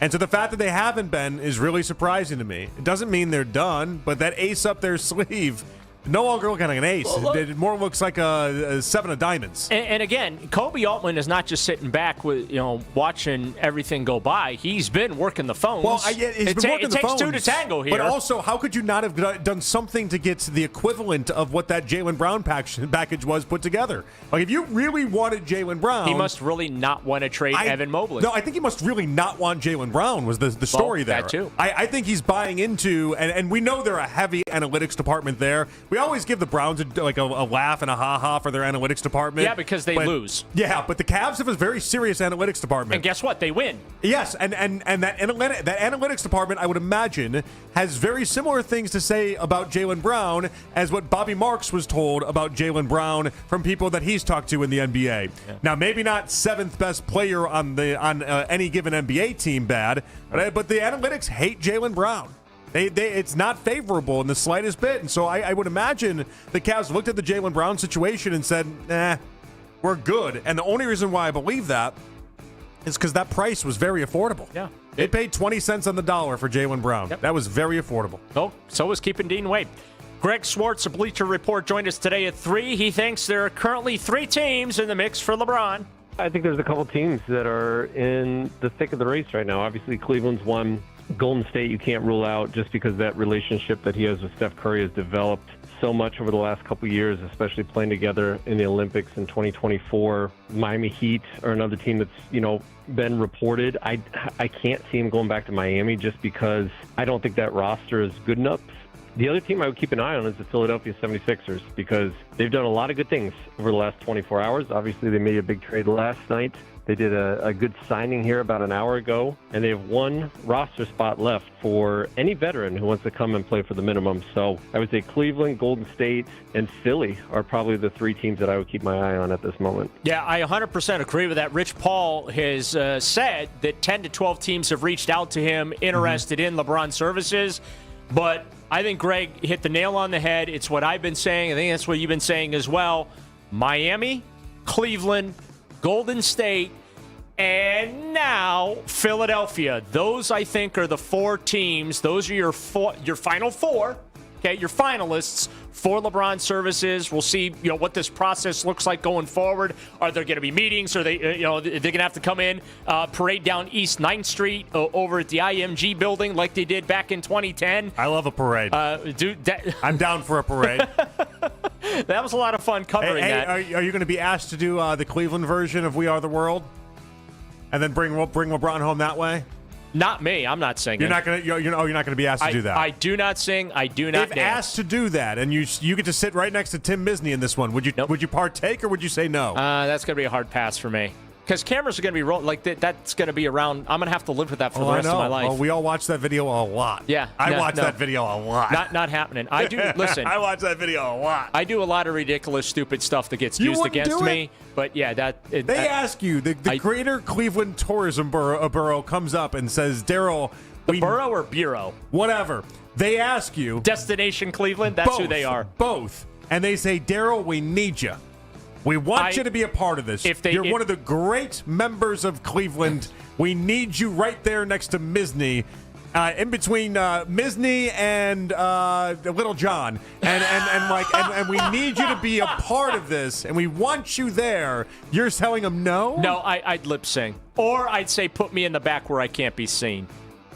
Yeah, you can you just mouth the words. Yeah, you don't have to actually sing. I mean, yeah, you just kind of again, LeBron, come home. You just just a little bit version of it. It'll be easy. I hope they reenact that. I hope somebody's already got the wheels in motion, and we can do an updated version of that. And then I hope you're asked to do it. No, I can't carry a tune, so that'd be used against me for the rest of my life, and that'd be just awful for me. But you know what? Ken's going to be asked. Of course. Oh, of course. He'll be front and center. What are you talking about? I know. He'd be cheesing. It'd be great.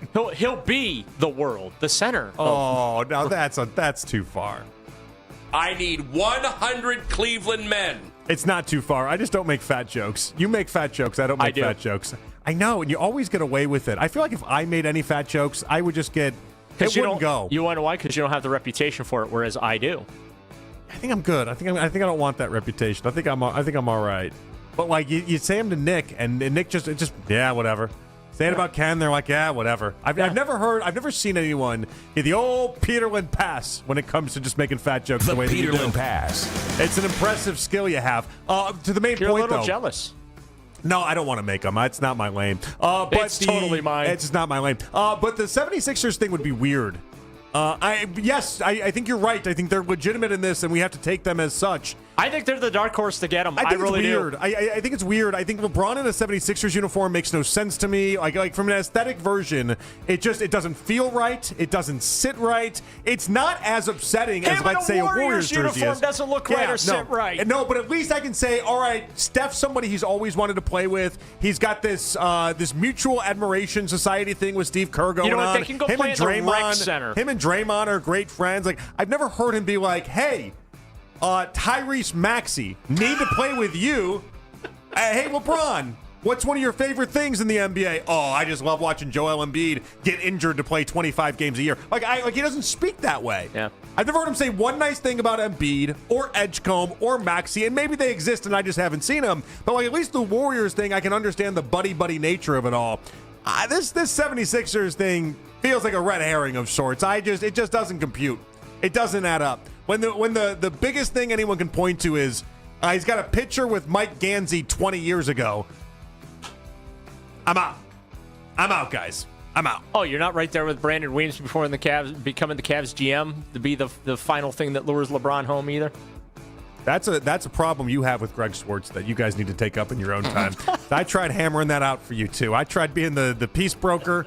I'm like the United Nations over here. I tried brokering some peace. That was some pretty weak peace brokering, and you guys that's both, for sure. You guys both ran. You guys both ran as far as you could from that convo.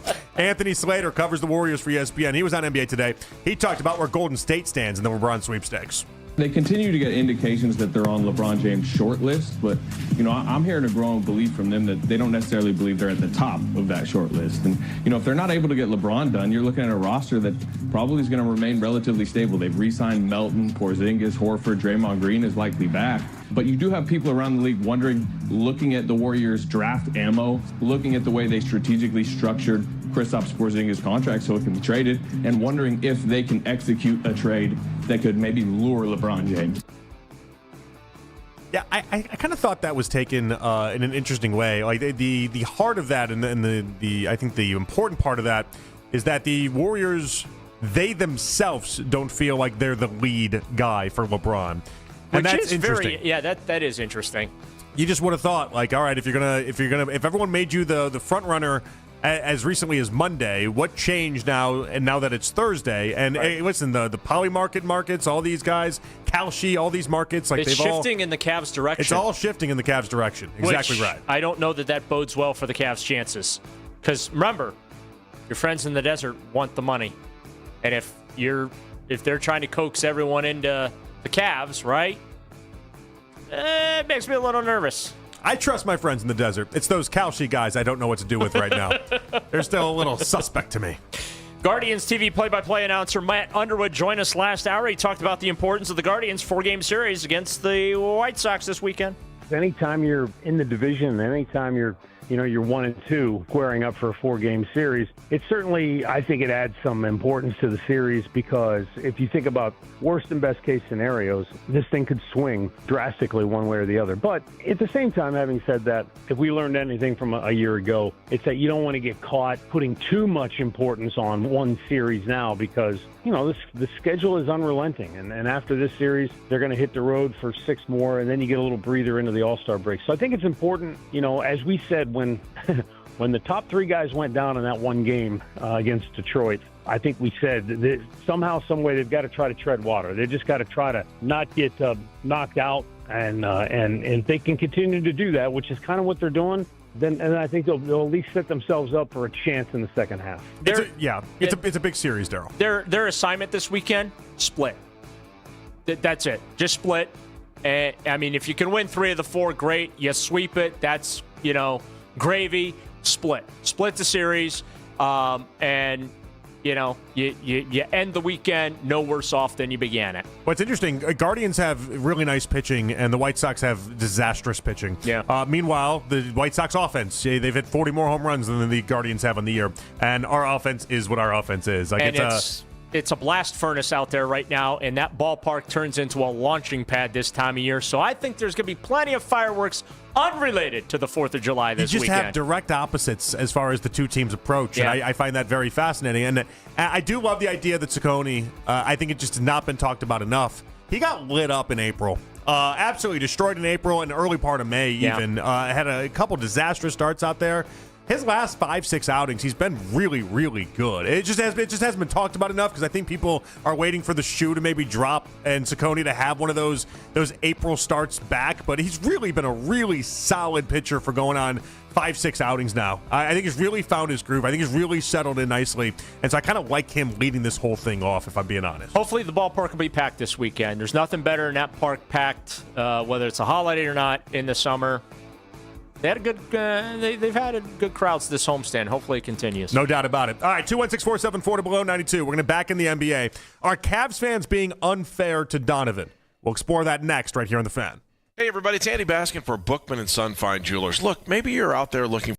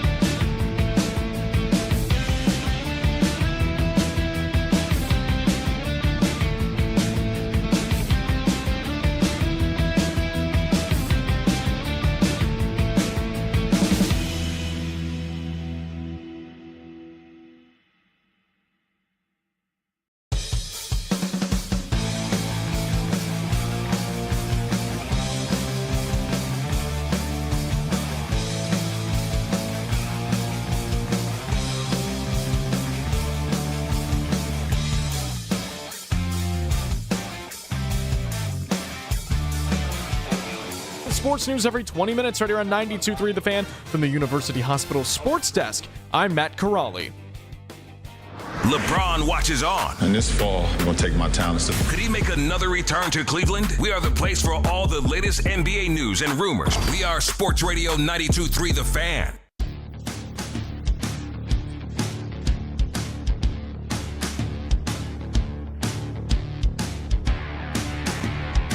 All right, back at it here on The Fan. It is Afternoon Drive. Jonathan Peterlin and Daryl Ryder here with you guys. All right, so I want to set this up properly. Anthony Lima in the morning. He laid out a case that Cavs fans are just being unfair to Donovan. And Mac was telling us in between the break, Fedor had very similar thoughts last week, I guess. I was out. I wasn't here. Him and Nick got into it in a strong way, which is what you would expect, right? Like, Nick has been very much in the Donovan is underperformed camp. If there's been anything over the previous couple months that my mind and my viewpoint has been changed on, the most, I would say, is Donovan Mitchell and where he fits here. I was of the belief 3 months ago that Donovan Mitchell can win you an NBA title. I watched that postseason. I no longer have that belief. I feel like he needs a Batman and a Batman, not a Batman and Robin, if that's going to happen. Like, say he needs a Batman and a Batman? He needs a Batman and a Batman. He gets to be one Batman, and then we're going to have another Batman, and that's how that's going to work. It's like that Spider-Man show where there's like 3 different Spider-Mans. There's Ghost Spider. My little kid loves it, okay? That's what we need. I think back to Chris Fedor calling Evan Mobley not even Robin, he was Alfred. He's Alfred, yeah. I feel like that's kind of where Donovan has gotten to in my mind. And that's where I go. Like, he needs... He called Evan Mobley Alfred? Yeah, he didn't call him even Robin. Yeah. Which, again, and not something I even disagree with. I think what's funny about it is, as much as Fedor has defended Donovan, he's not defended Evan Mobley, and I'm right there with him in not defending Evan Mobley. So, I'm in a weird space right now because I don't really think much of Donovan Mitchell at this point, and I don't really think that much of Evan Mobley at this point. You're really going to love that $70 million contract he's about to get in a year. So here we are. But I also do have respect for what Donovan Mitchell has done for this team, all things considered. Like, I don't love that he can't close. Okay, the one thing Jalen Brunson does at an elite level while being under 6'3" is he's the best fourth quarter player in the NBA. I would say Donovan can't close consistently. He does it on occasion. He doesn't do it anywhere close to the rate that we just watched Jalen Brunson do it in the playoffs. And I agree with that. Like, fourth quarters for the Knicks, that was everything. He's not a stone cold killer. He's not a stone cold killer. No, he's not. And so he's going to need something else was always the point, right? At least that's what I've learned now throughout this stretch. He was always going to need something else. And that's just a revelation that I had. And I understand, in one respect, I want to give him his flowers. All right, in one respect, I want to acknowledge the fact that he has been top 7 in league MVP in 3 out of the last 4 years. I want to acknowledge that he is one of the game's best players. He is not the game's best player, but he is legitimately, in the time he's been in a Cavs uniform, been top 10. That's nothing to sneeze at, okay? That's nothing there's an accomplishment to that. There's also stuff that comes with being fringe top 10 and being around there and getting the all-NBA team nods the way that he has, but it's been more second teams than it's been first teams, right? Right. Lima today posed just what we thought was an interesting question. It wasn't anything more than that, and I think there's something valid about the question. It doesn't mean that Donovan is less than or more than. It's just something to ponder. Here was Lima today. I have to say, it seems like Clevelanders are being the most unfair that I can remember them being towards an athlete. But Donovan? Yes, and here's what I mean by that. Like, the general malaise over the basketball team that we felt this year for, again, yet another year where he was a top 10, top 12, whatever you want to call it, player in the NBA. He's been that good. He's completely raised the floor of a Cleveland sports team. You're not going to have a bad Cleveland team that involves Donovan Mitchell, at least as long as he's close to his prime. It's not going to happen. He guarantees you all these exciting moments, even during the malaise. He still has these incredible moments. Then, come playoff time, has he not had some of the biggest playoff moments? Right. And he had 39 points in a half, did he not? That just doesn't happen. You can't just create guys like that in a lab. And yet, seems to me, nobody really seems to care all that much. He's been drama-free. He has been drama-free. We have to give him He's tried to be.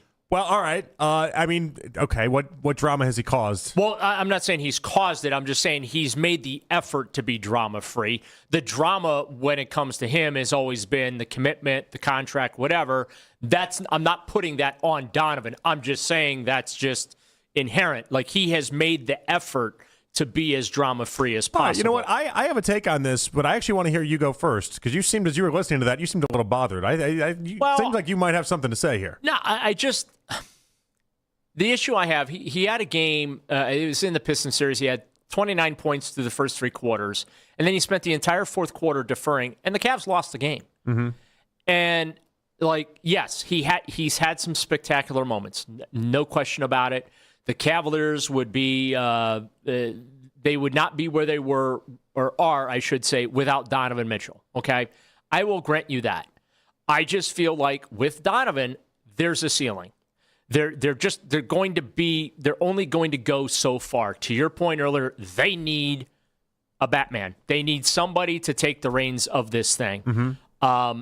And that's not me throwing shade at Donovan. I feel like anytime you criticize anybody, whether it's not, just in general, it's perceived as, oh, you're a hater, you're throwing shade, you don't respect or appreciate or what.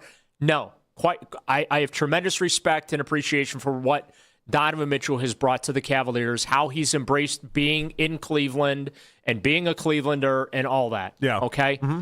That doesn't mean I can't be critical of certain things. I'm critical of how he does finish games. Sometimes he finishes them, and then sometimes he defers. That's not a stone cold killer. And when you're talking about reaching a certain economic level when it comes to player, it's not my money. It's Dan Gilbert's money. I'm all for spending billionaires' money, okay? I don't care. I'm not pocket watching anyone. I'm just saying I don't know that $70 million is a great value for a guy who's not a stone cold killer. He's a great player. Undeniable. He's not a stone cold killer. He's not Jalen Brunson, okay? No, he's not. And so, look at the end of game one. That 39-point game that Lima brought up. What did Donovan do in game 6 after that? Nothing. He was gassed. He wasn't able to recover. And I realized they were in that stretch of they're playing every other day, but hey, that's the situation you put yourself in by playing the 2 game 7s that you did. You have to suck it up, deal with it. That's your job. Mm-hmm. So, that's the thing where I struggle with Donovan sometimes. I acknowledge his greatness and that he's a tremendous person, and he has really embraced being in Cleveland and has pushed this Cavalier post-LeBron 2.0 rebuild. He pushed it into overdrive and accelerated that timeline. And I'm happy that the Cavaliers are a perennial playoff team, and I'm happy that we're sitting here arguing and debating what it's going to take to bring, what's the next piece they can bring in to help Donovan and the Cavs get to where the Knicks got, right? Get to where they were with LeBron. I will take that over the conversations we always have about the Cleveland Browns, okay? I will take that all the time. Yeah. But that doesn't mean that I can't be critical. You know what I mean? And that doesn't mean I'm hating on Donovan. He's not above criticism. I get that. Yeah, but when you get to a certain level, for me, when you make that kind of money, there are just expectations that come with it. And I just feel like if he would come and say, you know what, give me $60 million, take that $10 million, put it back in the team. I mean, so part of the reason why I always felt like it was, and this is, again, I've changed my opinion on Donovan in the past couple months or so because of the playoff series. Oh, you're pulling a me, huh? When I used to defend Donovan, the idea is that you'd be Portland without him. You're basically nothing without Donovan Mitchell, and so you have to respect. You're not the team. You're not currently Portland. Are. You know what you are? You're a play-in team because Evan's a good player, but that's fine. You're probably closer to basketball hell than anything, though. You're probably on that fringe play-in team, but ultimately you're on a straight march to nothing. Okay, having Donovan does Charlotte. give you. Yeah, great, Charlotte. And so you're Orlando. Yeah, but again, teams stuck in basketball hell in many ways, and Orlando might even be too much of a compliment. Basketball, to me, basketball hell is you're stuck in the lottery every year. You're in purgatory. You're not good enough I think to be. I think it's that in between. I think that's like you're in that play-in year some years, but you're right around there. Either way, the point is you're not a team that people are having on their TV screen being like, hey, championship bubble, these teams are in there. You're not one of them, and like Donovan puts you in that. Like Donovan is really great. Again, top 7 in MVP 3 out of the last 4 years. And so part of that I respect and I like, but here's the part I just can't, there's no great answer and I can't explain it. I don't know why certain people in this city we latch on to and certain people we don't. And I wish I had a great answer for it. I don't. I'll never understand 100% completely why so many people just never got along with Myles Garrett. You know, like, and it's not that I got along great with Myles Garrett. That's not what I'm saying. As a collective, as a whole, more people than not you didn't love Myles Garrett. You just didn't. I don't know. You just didn't. Shane Bieber. Shane Bieber won a Cy Young. You won all sorts of games with Shane Bieber. When it came down to a race between Jose Ramirez and Shane Bieber, not even close. I can't explain why certain players we love and latch onto, and certain players we just don't. Oh, Jose Ramirez took like a 60% pay cut to stay here. No, but I get it. You're never gonna compete with Jose. But like certain players, it's just like they have that with us. Like they should build a Jose statue now. Nick Chubb. Everyone loves Nick Chubb until the end of time. Like, and there's certain qualities that these people possess that give them this, right? Yeah. But then there's also this other group of people, the Myles Garretts, the Shane Biebers, where you're like, well, we like them. And they had every bit of the reason from a playing standpoint for why we should have loved them beyond loved them. And we just it was what it was. And Donovan's falling into that second category. And I can't explain it. I wish I had an answer. I can't explain why that is. Yeah, I mean, I think the Myles thing was just because he wasn't fully bought in per se. But you can't tell me it's all accomplishment based. No, it's not. Because it isn't. It's more than just that. I think what he did at the Super Bowl really damaged his relationship. For how we all think about it. But this was before the Super Bowl. Okay. This was before that. You know that. He'd been here for 9 years, and in that entire time, people liked him. People never loved him, though. People never embraced Myles that same way. Well, yeah. I mean, he's not Bernie Kosar. He's not Bernie Kosar, and I think that's the heart of this conversation: is why are some people Bernie Kosar and why are some people Donovan Mitchell? Where Bernie is, beloved beyond beloved. I think fans love Donovan. I don't know that they do. I think there are fans that love him the same way there are fans that love Shane Bieber, for instance. There are fans that love him. But I don't know that he's not beloved. Well, I think like Donovan's not beloved. I think beloved is nobody on this radio station saying anything bad about him the way we do Jose Ramirez. That's beloved. Right. Okay, that's fair. Beloved is Nick Chubb. Give me the radio host that says anything bad about Nick Chubb. Nobody will say a thing wrong about Nick Chubb. Well, there's nothing there are wrong plenty to say of radio about hosts that are lining up to say bad things about Donovan Mitchell. Mac is at the forefront of the I don't like Donovan Mitchell campaign. I feel like at this point, I do think Donovan is beloved by fans, but I also think that you should be able to criticize certain players because of their play. And maybe that's the difference. There are people in this city that are above criticism, and there are people that aren't. Donovan clearly is not above criticism. The other people we have mentioned in this, J-Ram, above criticism. Nick Chubb was above criticism. Okay, let me ask you this. Let me pause. Can I pause you for a second? It's not unfair. Why is it that he has not gotten to above criticism is the question we would ask you. What is there to criticize about Jose Ramirez? What is there to criticize about Nick Chubb? If the argument for Donovan Mitchell is that he hasn't won a championship, I guess you could make the same argument for Jose Ramirez, could you not? No, when Jose hit 230 that's not the argument I'm making about Donovan, though. When Jose hit you asked the question. When Jose hit 230 for the previous 2.5 months, nobody said a word. Why? He's above criticism. We shouldn't criticize him. We shouldn't. J-Ram's earned the benefit of the doubt. J-Ram has played in a World Series. J-Ram has done enough to earn this. And like with Nick Chubb won one playoff game. Nick Chubb wasn't above criticism necessarily from an on-play standpoint, but he was above criticism as far as sports radio is concerned. Not a person that said a bad word about Nick Chubb the entire time he was here, and nobody would say it even when he went to Houston. Okay, what should have been said about Nick Chubb? Why are certain players above criticism and some aren't? That's the heart of this question. Because there have been times where Donovan Mitchell has faded. That's why. Like, he is as great of a player as he is. There have been times where it hasn't felt like he has performed at his ultimate capability when it was needed most. And I'm with you. And we can make the same argument for Chubb, we can make the same thing for J-Ram in certain spots. But that's not really, I'm on your side at the heart of it. The heart of this discussion, I'm agreeing with you. He deserves criticism. He should not be above criticism. Right. The heart of this, though, and what I'm fascinated by is why is it, even when there is room for criticism, and there was with Nick Chubb the last year he was here, and there was for Nick Chubb even in his time in Texas, right. And there was criticism there that I could have lobbed at Jose Ramirez if I wanted to as well. 10 years, never won a World Series, playoff bust in some capacities, and in the previous 2.5 months of baseball before the injury, wasn't hitting anything. Some guys get it and some guys don't. Donovan, what I'm telling everyone, though, is Donovan has fallen in that line of players in this city that is not above it. And that is interesting to me because he has accomplished a lot. Yeah. He has been one of the game's greats. Yeah, and he's been a legitimate superstar in this city. He signed the extension already, even before this most recent one that he's probably going to sign as well. Like he's already indicated he's going to do it. It's just the timing. He's gone through the steps. He's avoided us of being one of the NBA's bad teams stuck in basketball hell, but he is not above criticism in this city. Yeah.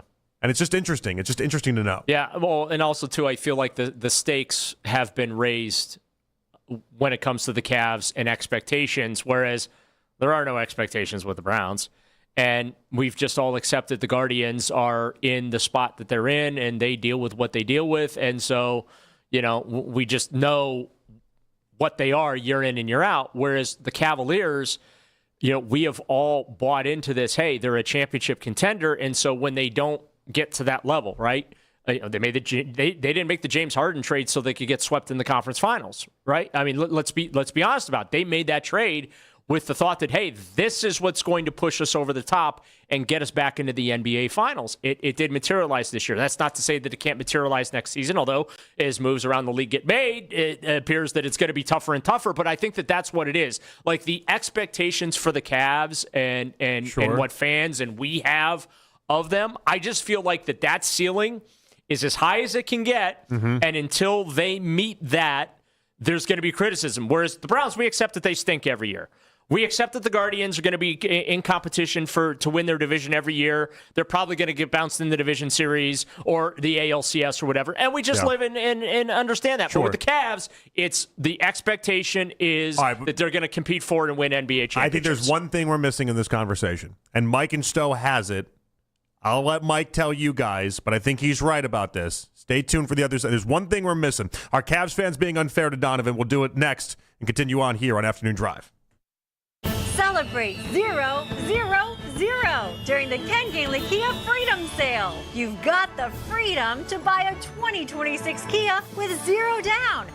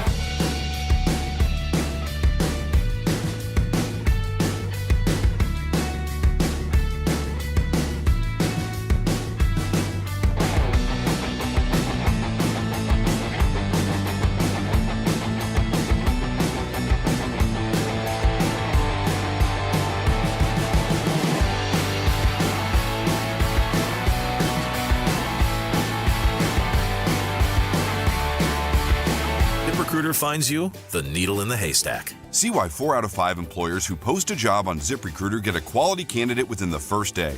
Try ZipRecruiter for free at ZipRecruiter.com/team. That's ZipRecruiter.com/team. ZipRecruiter. In your weeknight with the best segments of the day. The Fan Rewind. Weeknights at 11. I have to say, it seems like Clevelanders are being the most unfair that I can remember them being towards an athlete. But Donovan? Yes, and here's what I mean by that. Like, the general malaise over the basketball team that we felt this year for, again, yet another year where he was a top 10, top 12, whatever you want to call it, player in the NBA. He's been that good. He's completely raised the floor of a Cleveland sports team. You're not going to have a bad Cleveland team that involves Donovan Mitchell, at least as long as he's close to his prime. It's not going to happen. He guarantees you all these exciting moments. Even during the malaise, he still has these incredible moments. Then, come playoff time, has he not had some of the biggest playoff moments? And he had 39 points in a half, did he not?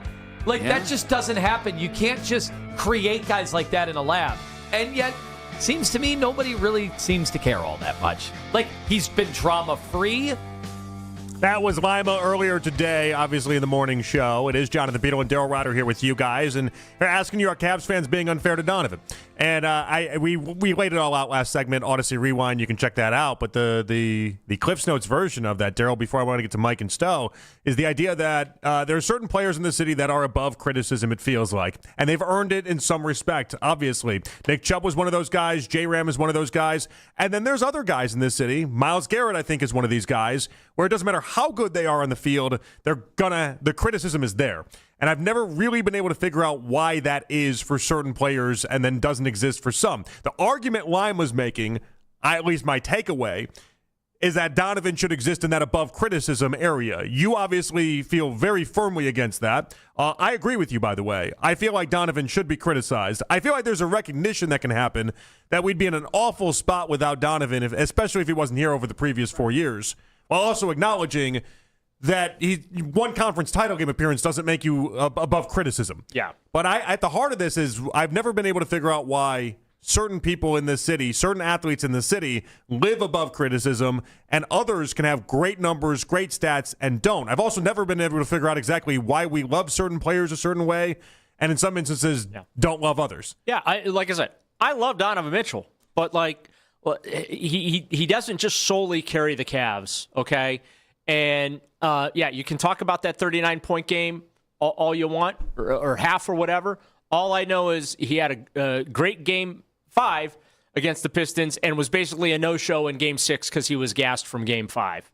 There's not. I mean, he runs out of gas at times, and And I'm sorry, and I understand he's a human being. There's only so much he can do, but if you want to be in that untouchable area. Yeah, the above criticism area that J-Ram lives in, that Nick Chubb lived in, where it feels like you can go stretches and we won't doubt you, we won't question you. Can't run out of gas when things are on the line. All right, Mike and Stowe has a thought, and I wish I had this thought myself, but I want you to explain it. Go ahead.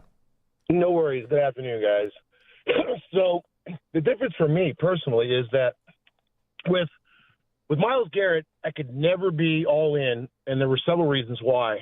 When it came to the offseason, he took it for Myles. It wasn't about the team. It was never at voluntaries. The things that you need to do to build a better team, he wasn't really willing to do. He was willing to go out in the field and put everything out there. I loved him as a player. And then when it came to the offseason, he put us over the barrel how many times? I need to be the top paid. I want to see what you're going to do with the roster. I need to see more of what you're going to do. Well, J-Ram never done that. He's always taken less, like Daryl said. He's taken 6, 7, maybe 5 cents or $5 on the 10, right? Half the money he should take. But he's always rushed back from injury. He's always at the workouts. He's never holding out the team saying, hey, I'm going to wait to re-sign. I want to see what you're going to do with the pitching staff. I need to see more. He's never done that, unselfishly. Now, Donovan is kind of on the edge now, guys. I really think he could go the other way. It's as simple as this. He needs to work on his conditioning in the offseason. I don't know what it is about him getting gassed, but any athlete can fix that. There's no reason that he's tired like that. He needs to fix that. The second thing is take less. Take less money. Don't take the full. Leave a little on the table. Show that you're willing to do something for the team. Fall on the sword a little bit, and then you'll fall into that group, Donovan, that where J-Ram's at. You don't have to win it all like LeBron did to be there, but you just have to show that you're more about the team than you are yourself in the very end. And I think that's the difference between those three players for me. All right. Nick Chubb did the same thing. He was always at Daryl was But Nick Chubb's position helped that too, though. You know what I mean, Mike? Like just as a running back, naturally he was always going to get paid less. But I understand what you're saying, and I want to elaborate on that. Thank you, Mike. I appreciate you. Basically, what he's preaching is the idea that with the instances of J-Ram and Chubb, it just felt like they were always selfless, and it felt like they always were putting the team first. Now, I would make an argument back on this, Daryl. I haven't seen Donovan be truly selfish yet. There's CBA reasons attached to why he's not going to be able to take a $30 million pay cut and play for $30 million next year. Right. Like that doesn't exist. The new CBA doesn't allow that. That's not a thing for him. Okay. But he's also going to maximize, and I get it. So is that what this is? Is the new contract what's going to piss people off? If they look up and say you're making $71 million, $72 million a year, you damn well better be Superman. I'm sorry. Well, but you're making that kind of money. And again, I am pro, because of sports entertainment. What's interesting about that is Evan Mobley makes max money, and nobody ever holds that against him. Like Evan Mobley makes Evan Mobley's made the same. He's got the same contract as far as millions per year right now for this last year and for this upcoming year as Donovan Mitchell does, and nobody ever brings that to his table. I wish we did. I bring it up, but like nobody else does. Right. It's interesting. It can't just be taking a discount. It's got to be more to the idea that you just, at the heart of it, Cavs fans, there's something about Cavs fans right now. Not all of them, obviously. There's some people that love Donovan and will always love Donovan. Right. There's enough Cavs fans out there, and you tell me if you fall into this bucket or not, that just don't buy the act. You don't buy the bit. You don't buy that Donovan is truly putting the team first and foremost at all costs. Because if cracking this case to getting Cleveland fans to love you comes down to the idea they have to actually believe that you want more for the team than yourself, where is Donovan fallen short there? Yeah, I don't believe. I know you. I know where you're going with the act. I don't believe that Donovan has put on an act. Okay, I want to be very, very clear about that. I do believe he's been sincere, and that. But again, you're getting into pay scales that just are unheard of. And I guess that's where my trepidation comes in, is that $70 million a year is a lot of money, and you better be an NBA MVP player for that. Now, he's the MVP of the Cavaliers, no question about it, not disputing that. But like, is he an NBA MVP? No. Is he Wemby? No. Is he LeBron? No. Do I expect him to be? No. But I'm just saying, like, that to me, I feel like that Supermax money, which obviously comes with 10 years of experience, all that, right? Mm-hmm. I just feel like Supermax money should be for, like, the unicorns. And that's just me. Yeah, but we're having this discussion before he's gotten that Supermax money yet. But he's going to get it. I know, but it's not as if, like, the realization that he was going to get it is what's turned people on Donovan. They were doing this before that. Yeah, and again, I think it's... I can't hide from the money component. I think you make it's a decent point. Like, there's something about this city that we do. Clearly we did, because it's one of the more beloved things about J-Ram, as we bring up, is the idea that he took pennies on the dollar, all things considered. You know who should make $70 million a year in this city? It's Jose Ramirez. I know, and it's like one of the greatest things he can do for himself as far as will be beloved forever is 25 years from now, when me and you are talking about J-Ram's legacy together, we'll be bringing up, nobody ever took a pay cut the way he did. Lindor went to New York and took every last dollar he possibly could. J-Ram didn't do that. And look how it turned out for both of them. One guy's going into the Hall of Fame, and the other guy struggled and limped to the finish of his career. We do love that. I would also add on to that, too, that at least for J-Ram, it's, helping to try to build the roster construction, everything like that. In the NBA now, especially with the way that the aprons work, taking a discount is even more beloved, should be more beloved in my opinion, because it helps out the way that you're able to pay the rest of your roster. And again, if Donovan is, hey, you know what, I'm going to wait for another year so I can get that extra $10 million per season. Meanwhile, and again, not to completely compare the two, but Jalen Brunson next year is making $37 million.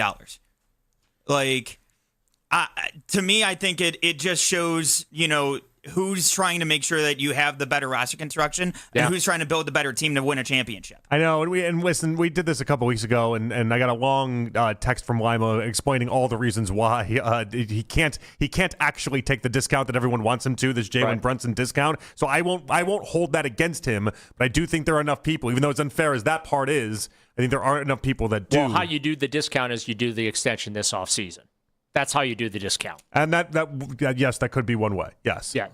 That's how you legally do it in the terms of the CBA, but he's not going to do it. He's going to wait so he can maximize to get to the 70.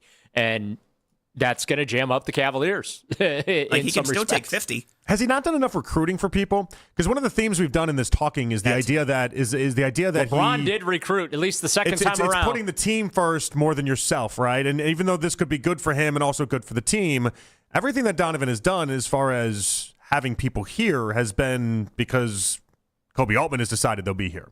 It hasn't been because Donovan was out there, hey, I need you on this team. Yeah, but there's some people that aren't here because Donovan was like, yeah, we're good. That happens too, and maybe that's playing against him as well. All right, 216-474-0092. If you're hang tight, we'll get your final thoughts on this. And also, does Deshaun returning early mean this is a fight for the starting job? And more to come. It's Afternoon Drive right here on The Fan.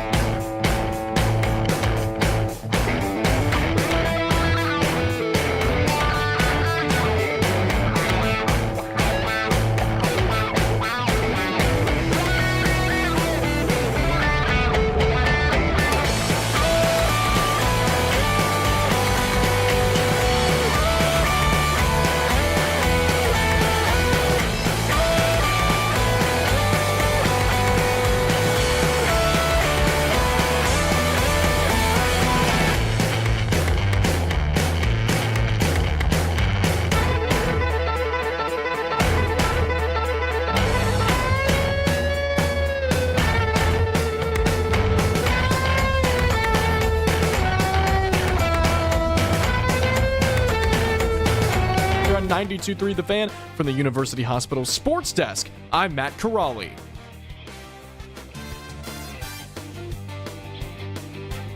Hear the big moves from around the NBA every 20 minutes. Your source for sports is Cleveland Sports Radio. 92.3 The Fan. It's the 6 o'clock hour. Someone step on a duck. On Afternoon Drive. All right, back at it here on The Fan. It is Afternoon Drive. It's been discussing basically why Donovan isn't as beloved in the city more than anything else. And I think that the end result is he's not above criticism. I do think on the last point we were making, the idea that if he had recruited the roster himself and had done what a lot of NBA superstars at this point in the previous 20 years had done, where it's like, I got this team and I'm assembling my own super team, I think you get a lot more credit, especially when you have success. I really do. And the idea that he just kind of went with the flow. He just kind of, I think at first people thought it was very endearing, right? Because he wasn't demanding much, he wasn't commanding much, and we'd come from LeBron, where everything down to what color Gatorade is demanded by LeBron. You know, right. I mean, that's who LeBron is. I think people thought it was refreshing. Are people upset? I'm not upset, but are people upset that he never kind of took the reins and took control? Well, I think that also too, there was the thought of, you know, he had the leverage on the Cavs, right? Because right from the moment that trade happened, what were all the national people talking about? Oh, well, he's just going to play out the string and then leverage his way to go home to play to New York, right? Yeah. Mm-hmm. Okay.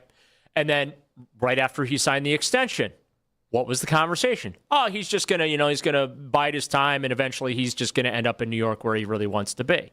Well, that's where I thought Mike and Stowe was really going, Daryl. Right. And then, Donovan said it himself at the end of the season during the Game 4 post game that ended up being his season-ending press conference. Harden did the same thing. Both those guys talked for close to 30 minutes separately. And Donovan said, listen, I don't know how many different ways I can say I love being in Cleveland. I love being a Cavalier. No, but people don't believe him. I know, and he knows that. That's the heart of it. People don't believe him, and I think that's where the lack of love from everybody comes from. And I think that, too, is what frustrates him, is because he's never given anyone reason to not believe him. I get it, and I think it's a very fair. I'll just tell you from my own standpoint. Obviously, I'm not from here, and for the first maybe 5-6 years of doing shows here and being here, I would always get responses back, and it would be something to the effect of well, hey, I really enjoy you. I love what you're doing, but I'm just going to enjoy you while you're here type mentality. Like people would say that. They'd be like, I'm just going to appreciate the fact that you're here, and I know you're going to leave us, but I love that you're here, and that's it. You know what I mean? And I always thought it was very odd. And it wasn't until I just started expressing to people how I married a girl from Solon. I have kids now in Solon. I have a house in Solon. I'm not leaving here. And I had to almost not hit people over the head with it, but it was like a routine thing I had to vocalize to everyone of if I didn't work this job tomorrow, I'm still living here. I'm going to die in this city, okay? This is where I want to be, and it's where I'm going to be. But it took a really, really long time before that extra little love the show, but also we're just gonna kind of I'm happy you're here, but I know you're gonna leave me mentality kind of went away. And maybe with Donovan, it's just something. Maybe that's the treatment he's getting. Yeah, and it might be it. And I really do believe there's something about here that makes that hard for people, because there has been enough people that have come in and then have just left, and they come in in a very fleeting way. And that goes for broadcasters the same way it goes for athletes as well, where there's been enough people that have just come in, use the city for what the city's very good for, which is propping people up and giving them a spotlight and doing everything, and then leaving to a different city. And then there's as many people that are like you that have been here your whole entire life and love it here, and everyone knows you're going to be here. There's just as many that have come here and gone. And maybe Donovan just falls in that other bucket, even though we've had athletes like J-Ram, for instance, that is beloved. But part of that difference is that you knew J-Ram is going to be here forever. Right. And it was established, and it got there, and there was an understanding attached to that. And I think maybe the fleeting part of Donovan is what exists there still. Yeah, I would agree with that, and I think that's a fair way to look at it. But again, I mean, I don't know how many different ways Donovan can say that he loves being here and wants to be here, and he plans to be here, even if I don't maybe should have just married a girl from Solon. Even maybe had some kids and bought a house in Solon. That's all. Yeah, but apparently she likes being around here. And people don't believe that when you say it either. That's the sad part about it, is that like you can tell me these things, and I know there's someone listening out there being like, Coco really loves Cuyahoga National Park, doesn't she? There have been some Kelsey Swift sightings. I can tell you how here. great the metro parks are, but I don't know that Coco Jones knows that. I don't know that she does. Just saying, you might see some Kelsey and Swift sightings here. What are you saying? What are you trying to say? They're taking their honeymoon at Edgewater. I mean, hey. Yeah, that'd be great. Padone goes to the west coast of Oregon for his on the beach. Yeah. And the Kelsey and Swift family would go to Edgewater. Remember LeBron's line in Trainwreck? Have you ever seen a Cuyahoga sunset? That's it. That's all some people need in life, Daryl. I gotta say, you know what? LeBron absolutely killed it in that movie. I'm glad you said that. He's the one that made that movie watchable. I'm glad you say that because people hated that movie, and I liked that movie. I liked LeBron in that movie. He totally poked fun at his cheapness. Forgetting the check. Yep. Oh, you got. I forgot my wallet. It's so good. I won't pay my part. You pay your part. 216-474-0092.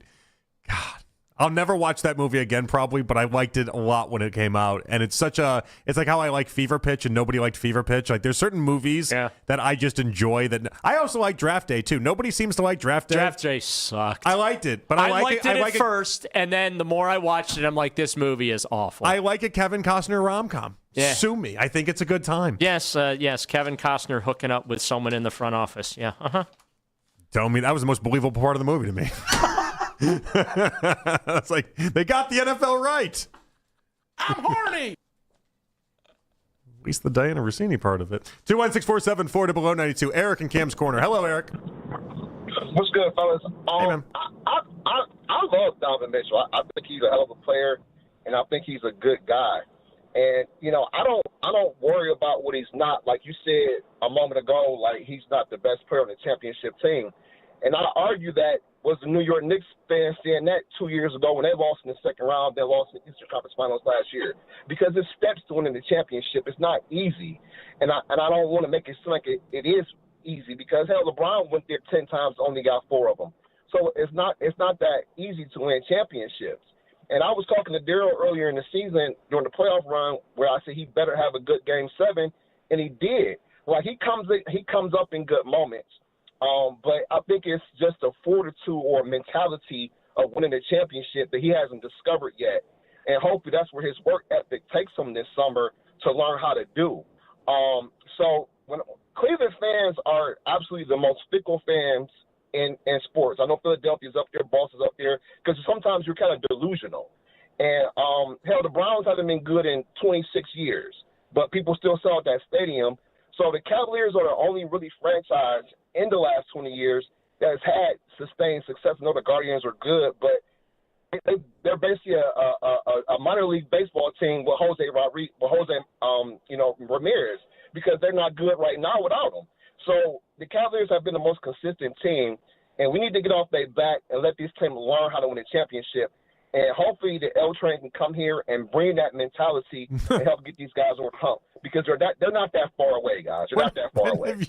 Who calls them the L Train? Austin Carr. Oh, that's right. Okay, I was just thinking of myself. I thought that was your own thing. You're absolutely right. But I loved it when you said it. Carr calls the L Train. You're right. No, you're 100% right. All right, thank you, Eric. I appreciate you. That brain fart for a second. I was thinking to myself, I'm like, could we just keep that going? I liked it when he said it. Of course, I liked it when he said it. I have heard AC say it a ton. All right, Thomas in Shaker Heights. Well, okay, Daryl. No, that was Mac. That was Mac. That was a drop. Choo choo. Oh my gosh. I got a Nick Choo Choo drop in here. Save it for a rainy day. All right. We've hit the dumb portion of this. Thomas and Shaker. Hello, Thomas. Hey, JP, you call me Thomas the Train because L Train is coming back to Cleveland. Choo choo. Choo choo. This is going to be the entire 6 o'clock hour now. All right. Yeah, Thomas, thanks for the help in getting us back on the rails. Straight to the NBA Finals, baby. Yo, look, let me say this, though. Two quick things.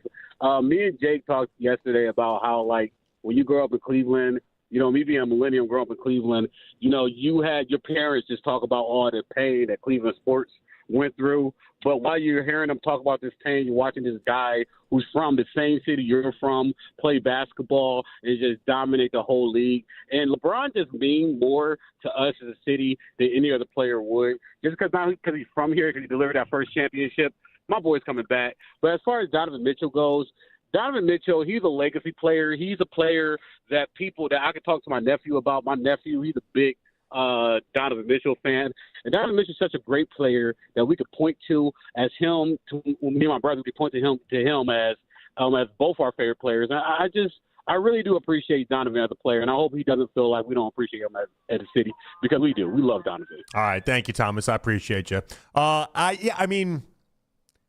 think that the city as a whole loves Donovan, but he's not beloved, if that makes any sense. Like, I think, how about a strong like? Does a strong like make sense? You just feel like he's not as untouchable. Well, if he was untouchable, he would get the Nick Chubb treatment where no one would say anything bad about him. Right. He would get the Jose Ramirez treatment where no one says anything bad about him. J-Rams has all sorts of miserable postseasons. We don't ever bring it up. We don't discuss it. It's like you can't do it. Like, there's certain players that are just above the criticism in this town. It's just how this town works. And there are other players, and I brought up a few examples now. Myles Garrett being one of them, Shane Bieber being another one, where it's like, yeah, they get criticized a lot and often, even when they have a bunch of success. It just kind of is a thing that happens. And I don't know. It's the heart of this conversation is, why do some people get zero criticism and why do some people constantly get criticism? What I know with Donovan is that he gets a lot of criticism, and there's no shortage of hosts at this radio station in particular that won't line up to go ahead and lob it in his direction. And I don't blame any host that does that. I don't. Like, that part of your job is lining up and saying what's wrong and doing these type of things. I just find it fascinating. I find it fascinating why Donovan, in being the player that he has been, hasn't risen above that, Daryl. Because if he won a championship tomorrow, he would. That's the thing. If he got the Cavs across the finish line. But it almost feels like that's the only thing that will ever completely change the theme on Donovan for everyone. Win the title, and then you can have the Jalen Brunson treatment. That's what that is. You win the title, and then people look at you differently. People talk about you differently. But until he gets to that spot, he's just always going to have the criticism that we're currently lobbing at him. And the Cavs fading in the playoffs with him, like every year. You look at every series the Cavaliers have been eliminated in the postseason, they have been non-competitive in that series. Jim in Strongsville. Hello, Jim. So what I've taken from all this is that Jonathan thinks he's the Donovan Mitchell of the radio station. Is that what I think? Is that what I'm hearing? Jonathan? Yeah. Just never truly beloved. I know that's what I think about all the time. I'm like, man, this guy is so good, and I love him so much. He's definitely going to get gobbled up by one of the big networks. There's no doubt about it. Or gobbled up by like Portland or something. You know, that too. You're going to leave North Solon with all the other wonderful people. And anyways, to my point with Donovan Mitchell, I was going to say there for a second, I thought Jim was your neighbor, the way he was talking. We're close, but not that close. Do you know who my neighbor actually is? Well, Jim's neighbor is Bill Cowher. Do you know who my actual, like, 2 doors down neighbor is? No. Little John. No kidding. Yeah, 2 doors down. Oh, that's very good. Good for you, John. Yep. See, look at you. You're a legacy already around here. See? So does that make you Big John? I'm a big boy, but no, I'm not Big John. Listen. No. He's talking to me, not you, Jim. I'm trying to be part of the conversation. I know. Go ahead. You're fine. Listen, here's the problem with Donovan Mitchell, and guys, take it for what it's worth, is he seems to shrink in the playoffs. Look, I don't know if he expends so much energy during the regular season that he loses some of his explosiveness in the playoffs. But you guys have watched over the last 3 years. Has he looked as explosive or as dominant in the playoffs as he has been in the regular season? I would say no. I would say there were games when you need him to put you on his back and carry you through, or even series, and he just hasn't been able to do it. And I think maybe part of it's we're spoiled from LeBron when LeBron was that player. But, I just look across the spectrum of things, and Brunson's always kind of been able to do that. I just look across the face of things, and I just don't know that Donovan Mitchell's – he's a really good player, but I don't know that he's that guy that's going to get you over a hump or anything like that. And that's the disappointing part. That's all I got to say. Thanks, and we feel the same way. Thank you, Jim. I appreciate you. We feel the same way. Again, the theme of since they got eliminated this postseason for myself has been he can't do it on his own. Donovan's not going to be the Batman on a championship team. Unless he gets, I think I said earlier, a Batman with a Batman, it's not going to happen for him. And I think that's where some Cavs fans are. He's obviously liked across the city, but there is that gap between people we'll talk about 30 years from now and where Donovan currently lies for a lot of people. That's the reality here. Chris in Mayfield. Hello, Chris. Hey, fellas, how you doing? Happy 4th. Happy 4th to you. I love the show, by the way. But just to start off, I love Donovan Mitchell. When we got him, I told all my friends we got the closest thing to LeBron James that we're going to get here in Cleveland. None of them even knew who Donovan Mitchell was because they didn't follow the Jazz. And after a month of him being here, they're like, damn, Chris, you were right. I think it's unfair to Donovan to compare him to Jose Ramirez, Myles Garrett, Shane Bieber. When you talk about the history of the Cavaliers, give me the 5 best players that have ever been on the Cavs, and I think Donovan is in that top 5. I love the guy. I have respect for him. He's a baller, and when you want him to take over games and lead you through the playoffs, listen, the fact of the matter is I don't even think he wants to do it because he wants to get his team involved or see what his teammates can actually do. Nobody can do it for a 7-game series. When you get into the NBA playoffs, these are the best of the best. They're throwing their best guys out there every minute, every second of the game.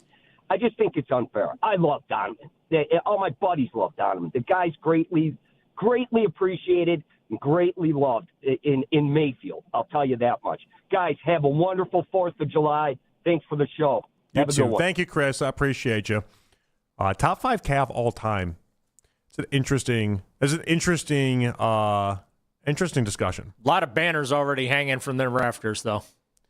I know, but if you, but I think that there's a conversation to be had because LeBron. Yeah, I don't think it's crazy. Kyrie. In a Cavs uniform, he is second in team history as far as points per game. I think Donovan would probably be number 3. Yeah, he's definitely top 5.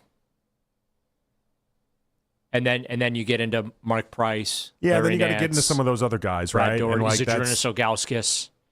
Yeah. You have Kyrie second all time, huh? I'm not disputing it. I just find that interesting. I probably have to think about it, but right now, just I think like so. off, I think just if we did the list, like off the top of my head, just shooting from the hip without taking time to really do a spreadsheet on it. Yeah, I'd probably say yeah too. All right, 216-474-0092. Does Deshaun returning early mean this is a fight for the starting job? We'll do that next right here on The Fan. 92.3 The Fan, 2020 Sports. The Guardians and the Whites.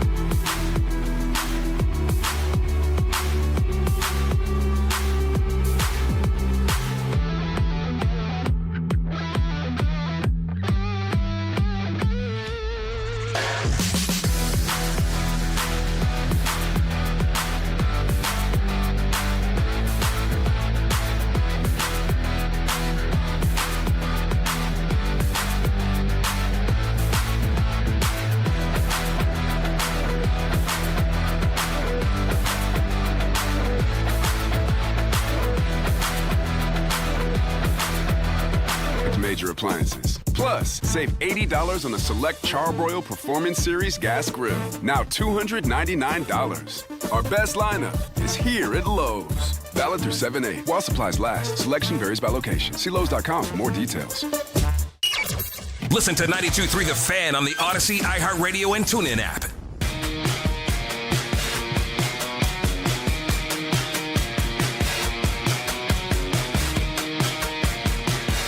Missed a moment in your show? Use the Rewind feature on the Odyssey app, powered by Integrated Restoration, your local experts in water, fire, and storm disaster restoration. Of course, I'm in for all 5 hours today, brought to you by Scheib Jewelers, Cleveland's premier jewelry store. All right, that is Daryl Ryder. I'm Jonathan Peterlin. A couple segments left to play with you guys before we get you off to overtime with Jake Volnick. Daryl, as a reminder, is going to be on tomorrow with Coach Riz. You guys start at 6 o'clock. Chris Fedor joining you guys at 9 is what I hear as well, right? Yeah, well, I wonder what we're going to talk to Chris about. I'm sure we'll come up with something before 9 a.m. tomorrow. Probably the Taylor Swift wedding.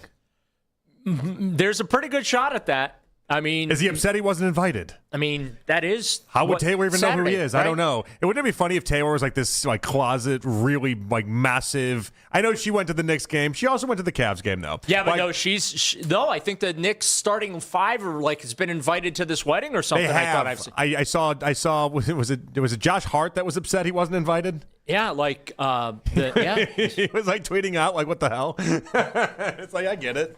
I don't know get it. The whole why she recognizes a role player. Yeah, why'd she stop? And she just did the starting five. Why'd she stop there? You know? Oh, it's Jeremy Sochan. That's who it was. That makes more sense. The one-handed free throw artist, Jeremy Sochan. Yeah, you're not getting invited if you're Jeremy Sochan. Josh Hart's definitely invited. What am I talking about? One of her exes is supposedly invited to this thing too. Okay, that's a complete no-go, by the way. Yeah, I would think so. I don't love that. I think that's awful. If I was Travis Kelce, I'd be like, what the hell are you doing? Now, I get it. Her ex is Harry Styles. Yeah. So that's a big name. I understand that. But I guess Taylor doesn't treat exes the way I treat exes. In how I worked in life, and this was just across the board, it wasn't personal to any one person or anything like that. It was just how I operated, was if we broke up, you now died. That's how you're dead to me now. And so, I'd unfriend you on all the social media platforms. I'd block the number, and now you don't exist in life anymore. Because what do I need you around for? I needed you for what you were offering, not a friendship. I have friends. But here's the thing, though. If it's in MSG, she could put him in the very top row. You can just go the ultimate petty move and put him all the way in the top row in the top corner. All these A-listers. And he's in the way back with Travis's high school football friends, the guys that are just kind of happy to be there. The third string center from his high school team. Yeah, this is a pretty big to do. They have staked out Madison Square Garden. If they bring in a plate of food, it's the lead story on TMZ. They're blocking off streets. TMZ had an exclusive with Donna Kelce arriving in New York City ahead of the wedding, and it's huh? We're stalking Donna Kelce at the airport ahead of the wedding? What are we doing? We've lost our minds. She is a star. She has become a celebrity herself. I know. I think it's insane. And that's fine. No disrespect to Donna. Just that idea that it's we gotta find out what Donna Kelce is doing at the airport. Well, you know what that means? Ed Kelce better get some of the same love from TMZ. Did TMZ borrow Baskin for the weekend? Is that where Baskin's going? Was that? Well, so this is obviously a well-to-do invite, Michael Rubin's white party that has been for years in the Hamptons and gets every person that's a who's who goes to this, right? Right. He had to move it he moved it to yesterday to not conflict with people over this weekend. That's how big this is. I just at the end of the day, don't people realize you're still just going to a wedding? You know what the point? As great as this is, it's still just a wedding. There's a big part of me that hopes the Madison Square Garden thing is just a whole big charade, and they've either already had the wedding. Well, so that's one thing. Polymarket already says they had the wedding. That they're already married. They've already had the wedding. I'm rooting for that. Or the wedding is not taking place at MSG. They're just doing that to mess with the tabloids and all the interested parties, and it's going to be somewhere completely different. So wait, in this theory, I'm playing with you here. I want to know where you're going. I'm not saying it's a theory. I'm saying this is what I kind of hope. All right, so in this hope, yes, they would then do they the wedding is somewhere else but not in Madison Square. Do the people that are invited, do they know this, or do they then like all get on air conditioned buses and get like just shuttled out there, or is this like this is happening in Italy and they already know to go to Italy? Yeah, like Donna Kelsey's already in New York. Yeah, I thought I read somewhere that the guests have had to sign NDAs or something, like the phones are going to be confiscated or whatever. So Madison Square Garden. And all the money spent on renting out Madison Square Garden. That'd be the greatest troll ever. Is if you rented out Madison Square Garden just to kind of. I mean, they got enough money. Yeah, money's not an option for them. They could afford it. It'd be an incredible waste of resources, time, and everything else in between. All right. But you know what? It'd be a great bid. Maybe this is why they donated $26 million to different charities ahead of this wedding. 100%. Maybe this is part of the reason why. Which, by the way, I appreciate that they donated to the one Cleveland charity out of $26 million. But we only got one Cleveland charity that was impacted by that. I don't know. I'm gonna get a little greedy here. I could have, used a couple more Cleveland charities in there. Like yourself? Not me. Not me. We have food banks around here. We have a lot of nice things that it could have gone to. I just say, there was 75 different New York charities that got a slice of this pie. Why did we get one? It was it was one charity here, and then Mercyhurst Hospital in Kansas City, and then all New York charities. And it was you couldn't sprinkle that around a little bit. Bill Gates' wife gave to 7 different charities in this city. Just spread some of the love to the local side here. Taylor, Travis, maybe we took care of you once in a playoff game. Maybe it's not going to happen. I guess. So you interested? Are you actually interested, or is it just taking over your timeline? No, I mean, I am of the belief that, good for them. I still think it's a wonderful story, and I think the obsession over it fascinates me a little bit. But also at the same time, I do feel bad for them because they are human beings. Too rich? What are you the guy my lobster's too buttery, my steak's too juicy? No. From a privacy standpoint, right? Everything that they're going to do for the rest of their lives is going to make headlines and be a spectacle, this, that, and the other. And I just hope that they're able to enjoy the same thing as husband and wife, like you and your wife enjoy. They're really missing out. Well, I'm talking about the privacy. Nobody's staking out your house to see what you're up to. Those type of things. They build bushes and have gates and security that they don't. No one's going to have a chance anyway. I just hope that they're able to enjoy some privacy. Their house is so many hundreds of yards away from actual civilization to begin with anyway. I get what you're saying. It's like how LeBron complains about not being able to go to a Walmart. Right. That part does suck for them. I understand it. I just, it's not something I've ever really felt compassionate or empathetic towards a celebrity for. It's kind of that is part of the deal. And for some people, it gets being rich, you have to be famous. Yeah, and also in this, I just want the rich part. I don't need the fame part. I just want the rich part. Well, in that setup, they are one of the few, and Travis can go anywhere. Travis can still go to any country or anything like that that's not America, and Travis can go. He can blend in. He can go easily. Taylor can't blend in. Taylor's got a problem. She doesn't blend in. She's the one person on the planet. It's her and Beyonce that can't just go anywhere. And it's all right, fine. You can do a lot of other really cool things. I won't feel that bad about it. I am definitely going to. That will be one of my guilty pleasures this weekend, though, is checking the timeline and seeing all the tabloid coverage. And I'm sure that there's going to be leaks from the ceremony or something like that. So. You think it's Harry Styles? I'll show you for putting me up here in the rafters, Taylor. And you get really grainy Harry Styles video of the wedding. That or actually give him the second last row.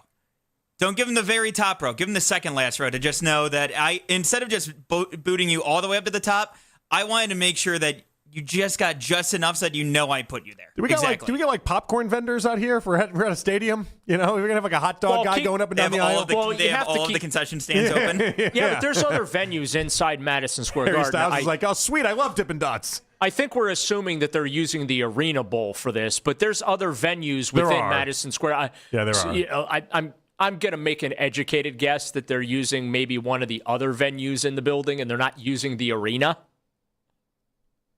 I don't know. Travis made them change one of the concession stands at Swenson's.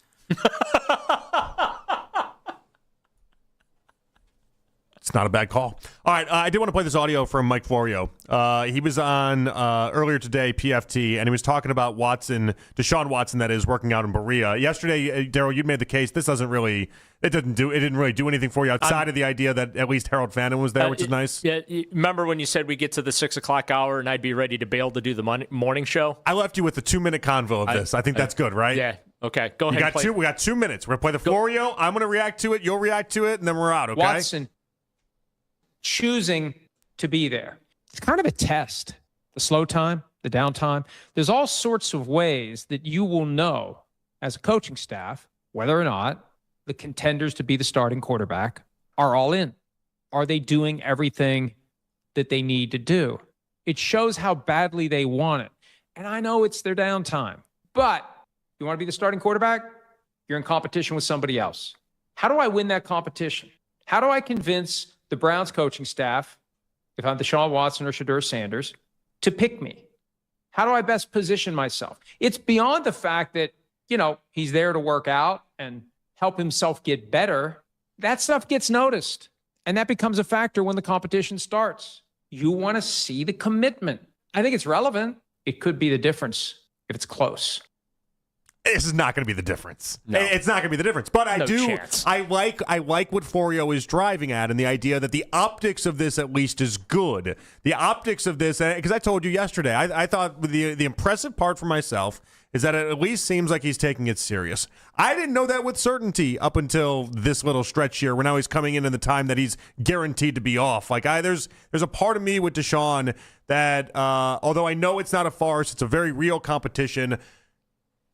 He believes he needs to do work in order to get out ahead of Shedeur Sanders. That's what this tells me more than anything. He knows he's got to put in the work. He can't just show up and beat Shedeur. And so I think there's a serious nature to this that I think he's starting to take this with, and I do respect it. I don't think it's going to matter in the long run, and I don't think he's going to win the job in the long run, but I do like that. I think that he realizes he's not the same player he used to be. Yes. And so he has to... Again, no one has ever questioned his work ethic or putting in the work, all those type of things when it comes to Deshaun Watson. Right. All right. The easy thing, he could have easily pocketed the 230, and that's that. Right. So I will give him his credit in that regard.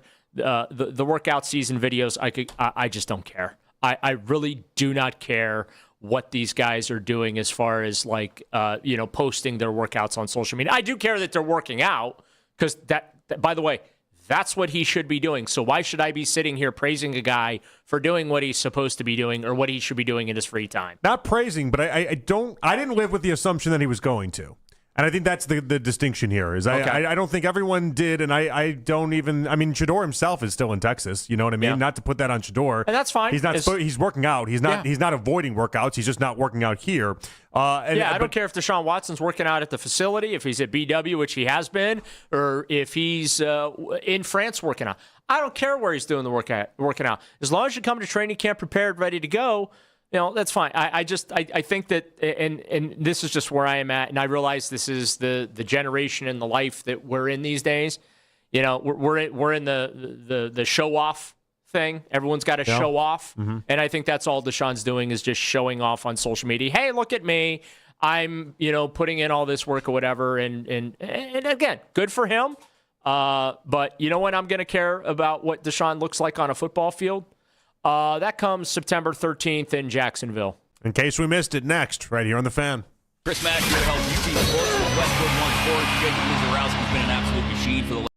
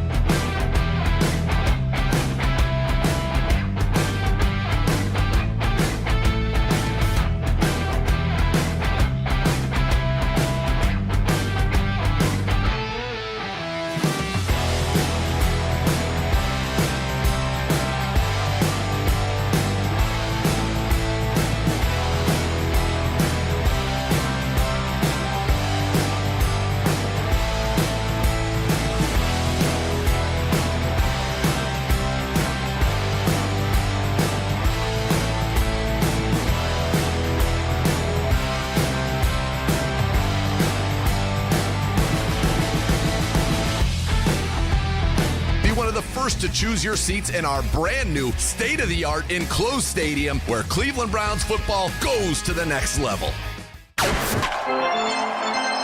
Whether you're at the ballpark, on the golf course, or doing nothing at all, get the Cleveland sports news at 923thefan.com or use the Odyssey app.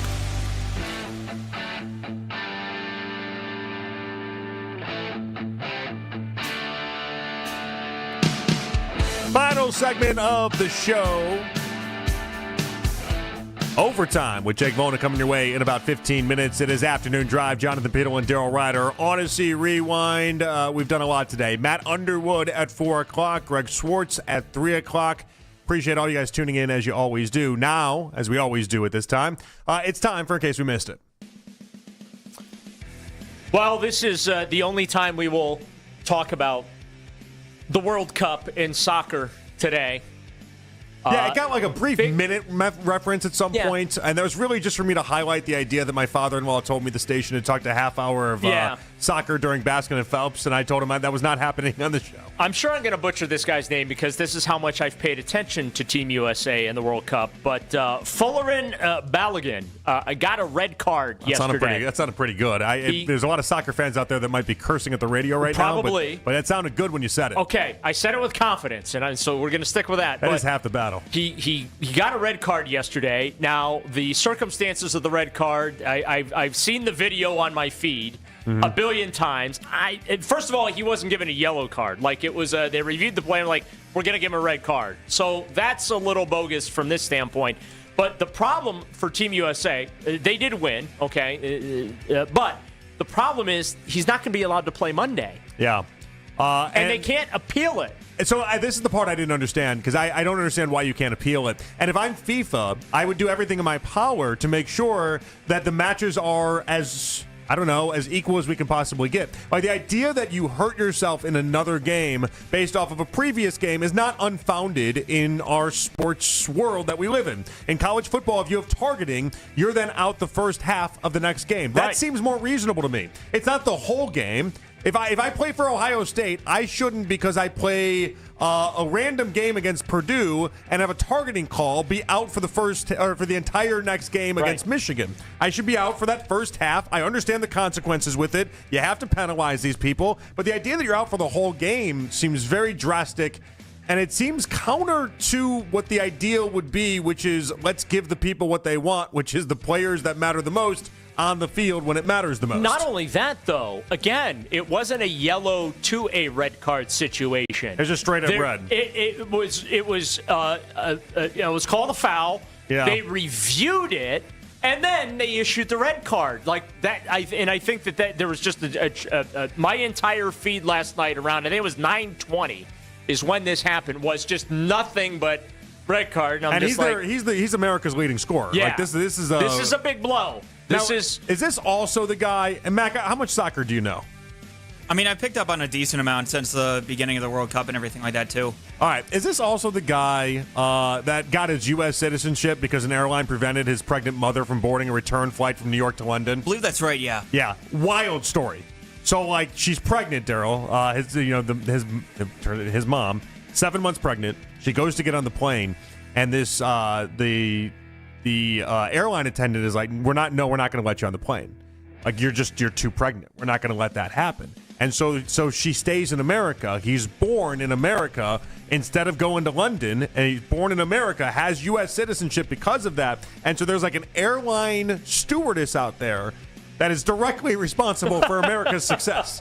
Because so many years ago, they stepped in and was like, nope, can't have it. You can't fly that pregnant. And that's the only reason why this guy has U.S. citizenship. Yeah. So can we make her an honorary captain? I mean, might as well be. She's contributed way more to this success than, like, a lot of people in U.S. soccer history, okay? A lot of people. That's just a wild story. So no Folarin Balogun in Monday's round of 16 when Team USA heads up to Seattle to play Belgium. That sucks. Is your sister going to the game? She will not go to the game, but I am trying to talk her into joining the masses on the waterfront. She was hanging out the other day, was sending me all kinds of photos and videos of the madness. Just it's a sea of humanity everywhere. for the World Cup. And I told her, because she's not a sports fan, doesn't care what I do for a living, knows nothing about what I have to talk about when it comes to Cleveland sports or anything. It's a people event, though. Right, and that's what I told her. I said it's all about the people. I mean, I was just flooding her DMs with Tartan Army videos from Boston and Miami and stuff, and yeah, that'll be a good time. So she's been sending me stuff from the things going on in Seattle, whether other people are posting, or like I said the other day, she got caught up in she couldn't believe the sea humanity, and I said, hey, you got to go Monday for Team USA. You got to go Monday, get in the mix, and hang out with the folks and have a good time. Only other thing off this that I'll say. I'm watching last night's game, and I obviously have thoughts on the red card. You did more than me. I did. I watched it. Nothing else was going on. I watched it. Clearly. And I watched the penalty kick that the USA had to go up 2-0. That's a pretty good shot, too. It was. That's the thing. It's an incredible shot. Over the wall. They formed the wall. But I also then could acknowledge the idea that it felt like the goalie left a lot of room there on the right side. Yep. And it felt like, although I can acknowledge what a great kick it was and the placement on the kick, I can also acknowledge it probably should have been stopped. Yeah, the goalie tried to use the wall to his advantage and thought that wall being there was going to allow him to leave all that room, and it bit him. But the part that bothers me is the people that, in having that discussion and then also having the discussion about the VAR use and everything within the red card, right? Soccer purists were like, no, you can't possibly think that. And it's like, no, just because I don't know the sport doesn't mean I no longer have eyes, okay? Just because I don't know the sport doesn't mean I no longer am just not watching what I'm seeing. Like, right. Yes, I can take in, and this goes for everybody that's just kind of like a soccer novice. When you're watching these games... Have you figured out the offsides thing, by the way? It's the same as if you know offsides in hockey, you know offsides in this. And so, it's not, we're not breaking some sort of nuclear codes here. Like, you're still watching what you're watching. And so if you can watch sports at any level, you can watch this and also have a thought on it. You don't have to have 75 years of soccer watching in order to take this all down. Yeah. That's all. And wildly infuriating. The gatekeeping that's happening from some of these soccer purists. Come on. You for so many years, they welcomed anybody that would pay attention to their sport, and now they want to gatekeep? I get it. I'd be mad a little bit if I were you guys too.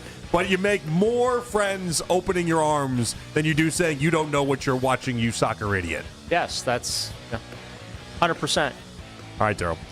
Thank you, too. Mac Robinson on the board. Yes. Thank you to Jake Murrin producing today's show. Thank you to Matt Corrali, your guy on the updates. I like how much you like Matt Corrali. We all like Matt Corrali, but I like how much you like Matt Corrali. Thank you for hanging out. Appreciate you, Daryl. Yep. I'll be back tomorrow morning, 6 to 10 with Coach Riz. I'll be listening. Chris Fedor at 9 o'clock. I'll be checking that one out as well. Jake Volnick comes your way next. Enjoy the 4th. Enjoy your weekend. I'll talk to you guys on Monday right here on The Fan. Keep it spicy, baby. Let's go. I love you. Have a great day. Take care, Nick. Take care of him. He needs help. Is that too rough on you today?